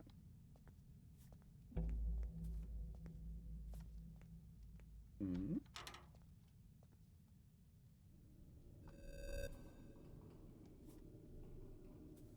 What's this tiny, like, room? Hmm? Nothing there? Is it just... Oh no, the system's back up. Shit! I'm out. Damn it. I wonder if there's a directory I can look up.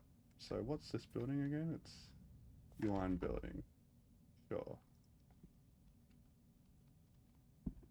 Um,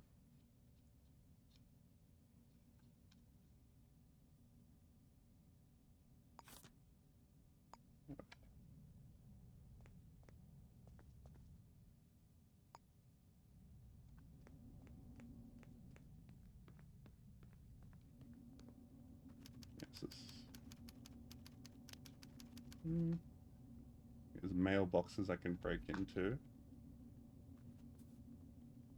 That's illegal. Not as illegal as genocide. If actually, if you commit enough genocide, then everyone is dead and you don't get in trouble. It's still illegal. You're the one that then makes the rules. I guess that's true. You could make it not illegal. Exactly. If I'm the only one left alive, I decide what's legal, and therefore genocide is not legal, or not illegal. It's not illegal. Therefore, I am innocent. Yep. Jeez.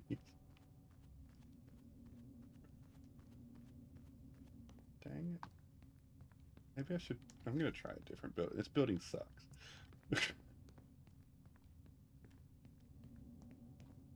In fact, maybe I can like hack into that burger place. They served me a bad burger once. Never again. How dare they?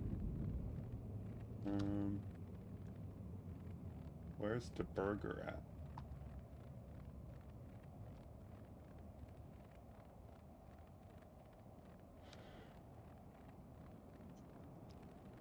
Laundromat.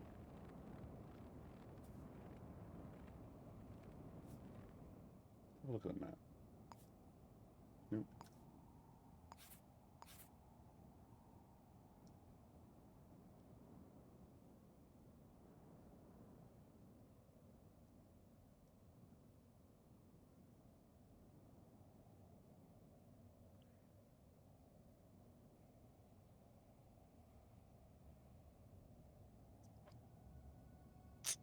Oh, what's that?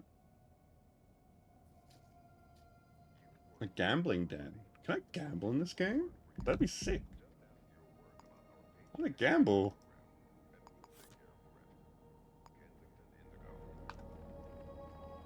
I'm going to the gambling den. New mission. Maybe kill everyone there, we'll see. If you kill them all, then you can't lose against them. Exactly. If I lose the game, I'll just kill them. Get my money back. That's what Akuba Maid Wars told me. Yeah.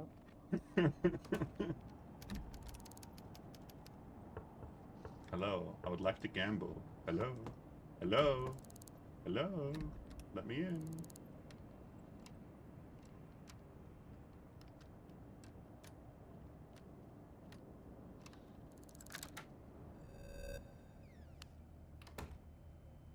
I think I'm after hours.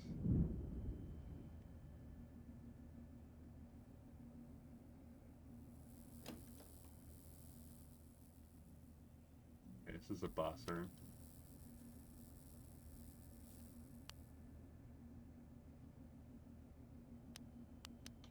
Snack jar. Yeah.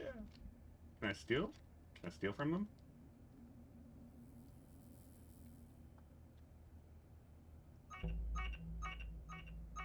Who saw me? Oh, what?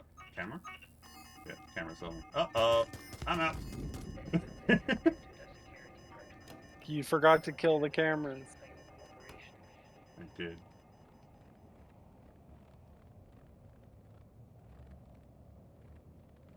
What's up here?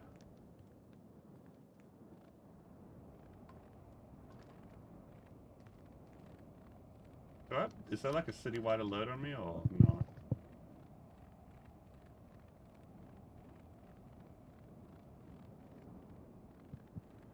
How dare they get in the way of you trying to solve the mystery of why you want to kill everyone? Yeah. Just selfish.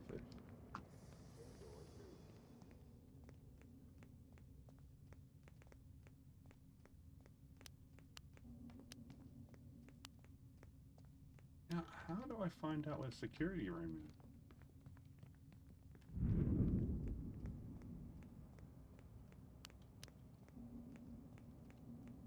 Hmm.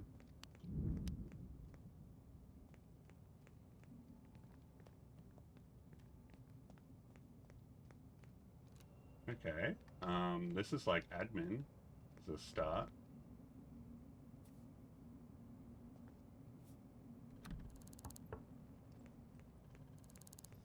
Someone's coming to answer. Is this someone's house?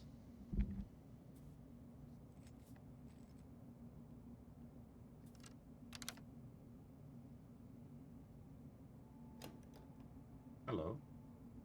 Yeah, this is just someone's house. Oh, good.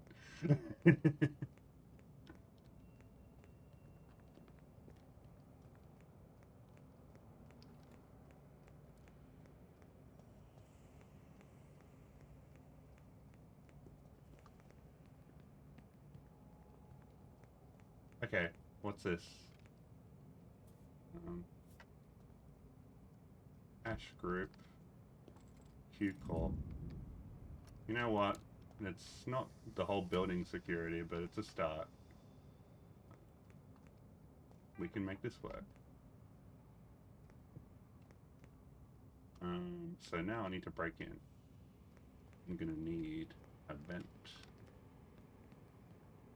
Oh, wait.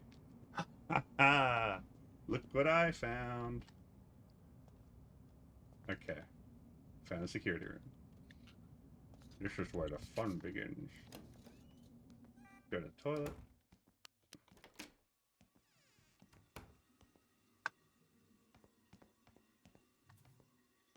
No vents? Oh, there's a vent in here. Yes.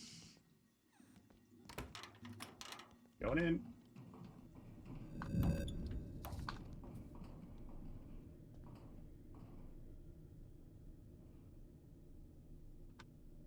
Which room was I trying to get into again on the map?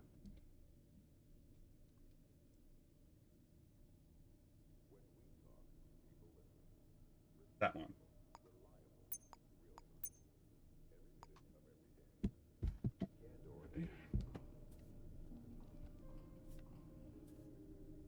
Mhm.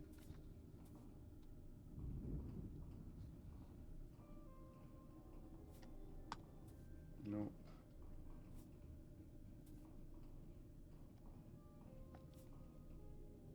This way?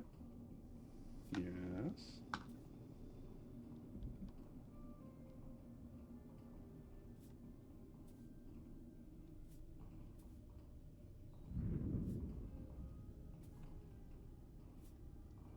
Down. Is this it? Or is this the room next to it? No, this isn't it. Dang it. Hold on, it's not over here. Here? Maybe?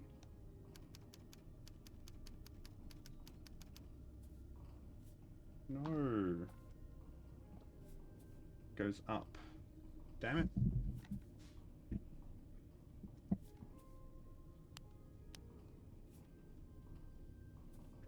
No, did we try this one already? Yeah, we did.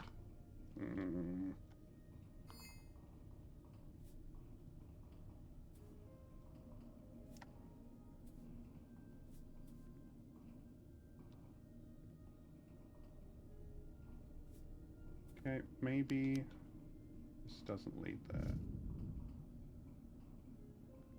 Gotta be some vent in there.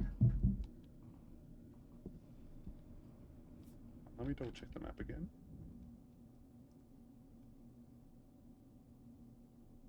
Can I not zoom in? Like, seems like something I should be able to do.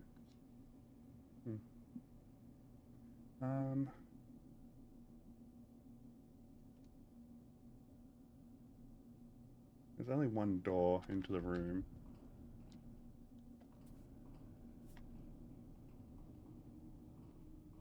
We're gonna do it, gamers. We're gonna break the law. No matter what it takes. Okay, this keeps going. Good. Down. Yes, this might be it. Yes. I made it. Might be a good time to quick save.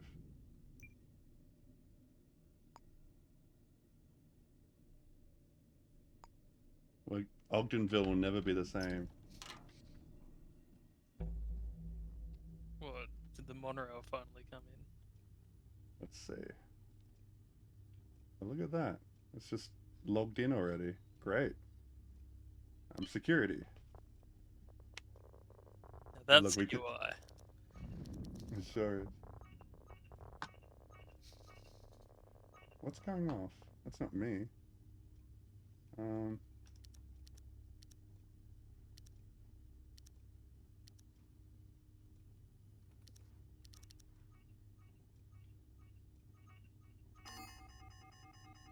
Alright.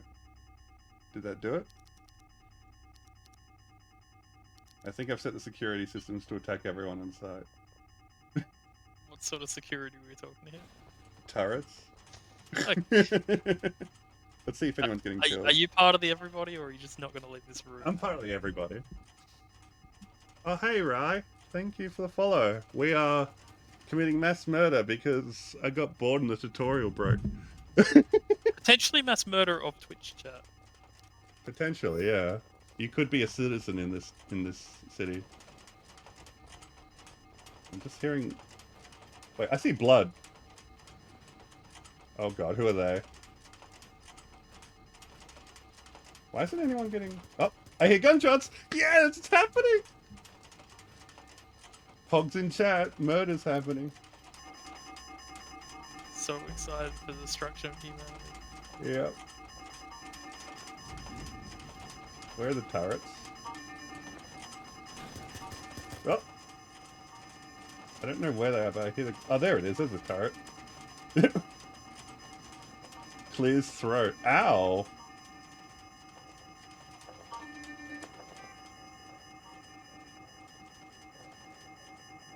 Guess we'll have to take the elevator. Like, some of them are just like walking down. It's just like, yeah, well, I still gotta Yeah, do my understood. job. Yeah. What's your name? I'm not telling you. Have you seen or heard anything unusual?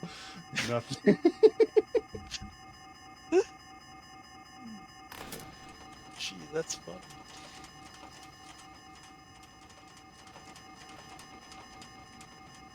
Business as usual. Oh yeah, the last guy was in charge. He did that as well. Oh, here we go. Dead bodies. Yep, there it is.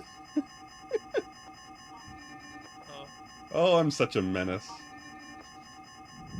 it's a polite way of putting it. Greetings, friend. Evening, what's your name? What is talking to? Is he die? Oh my god. Oh, I'm such a rascal. No. Now to make my daring escape.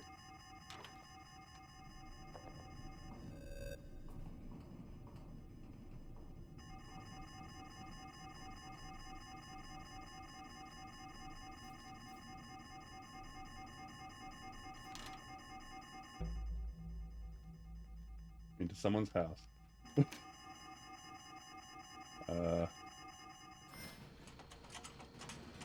Okay, everything's normal. Very good. So that was a very jank introduction to Shadows of Doubt. Dead. Obviously, that didn't quite go according to plan because the tutorial broke. But I want to play more of this game. I'll probably turn off the tutorial next time and just do sandbox mode. But yeah, basically what you can do is you can just go to a diner or something, and you'll see there'll be like notes of like jobs you can take on, and like there's lots of like detective jobs and stuff. So there's like jobs where you have to tail people, get photos, all sorts of stuff. But yeah, like I have yet to experience all that, so I'll have to wait for another time. But yeah, thanks for joining everybody. This was a very chill stream. I enjoyed the chat and the opportunity to hang out with you all again. Um, and yeah, I'm really hoping, in spite of all the craziness, I'll be able to do more streaming now, especially now that I've got my new mic and everything. Yeah, and just so we're all aware, I am currently gunning for affiliate. So yeah, I really appreciate you being here for this stream. Um, as we know, I've had affiliate in the past, but I ended up leaving affiliate, and now I'm trying to get Yeah, back in. I thought you didn't want affiliate. I didn't, but channel It, points are it cool. the truth is it has zero negatives. Well, Like No, it it does have does negatives. it does mean you have ads and you can't do anything about it. Yeah, and that kind of sucks. no, But they're ads anyway. It's just you don't get Uh, anything from them. no, I'm Yeah. pretty sure free channels don't have ads. Yeah, I didn't No. have an ad when I Okay. loaded up the channel now, and I haven't had one since. Do you have Hmm. ad block? No, and I also don't. Well, I'm not Okay. sub. It's just it's because most people you watch are affiliates, so you wouldn't notice, I guess, that Yeah. someone isn't. Yeah, I did want to keep my stream ad free, but I got to be honest, channel points are cool. And if I had channel points, I'll be able to do a lot more crazy stuff. hmm Much more crazier than the come button. Wait, my come button's not working because I'm in meta mode. Make people pay for buttons. Come button. Did it twice. Yeah, I need to find a better speech recognition algorithm. Why is it? Wait, what the heck? Why is Vignan showing up on my stream? It shouldn't be doing that. You know, it'd be a fun one. Yeah. Noita has a voice thing, and also Twitch integration, so you could like mix the two. What do you mean? You could it basically have it so like every 2 minutes a random effect happens that chat gets to decide on. Oh yeah, And yeah, then yeah. also have it so like every time you say a specific word, like if you say Steven, then a Steven spawns on top of you. Yeah. Well, I should do a Noita stream. Noita's such a fun game. hmm But yeah. Um but yeah, like before we had the speech recognition saying every time I said the word come or become or welcome, like it'd just play that. You could maybe make it so that glue spawns around you in Noita when you say it. Oh god. But yeah, anyway, I'm always bad at outros, but oh, let's bring that out. Thank you for hanging out, everybody. As always, I have a coffee that I'd like to direct people's attention to if they want to share some money. I'm not really hurting for cash at the moment, but I'm currently looking to move out, so any help is appreciated. But yeah, hopefully I can move out to get a place of good internet and like enough space to be able to stream regularly and stuff. But yeah, thank you everybody for hanging out. It's a lot of fun, and I'm gonna try probably to stream more in the early hours. So probably less good for Europeans, but good, better for Americans.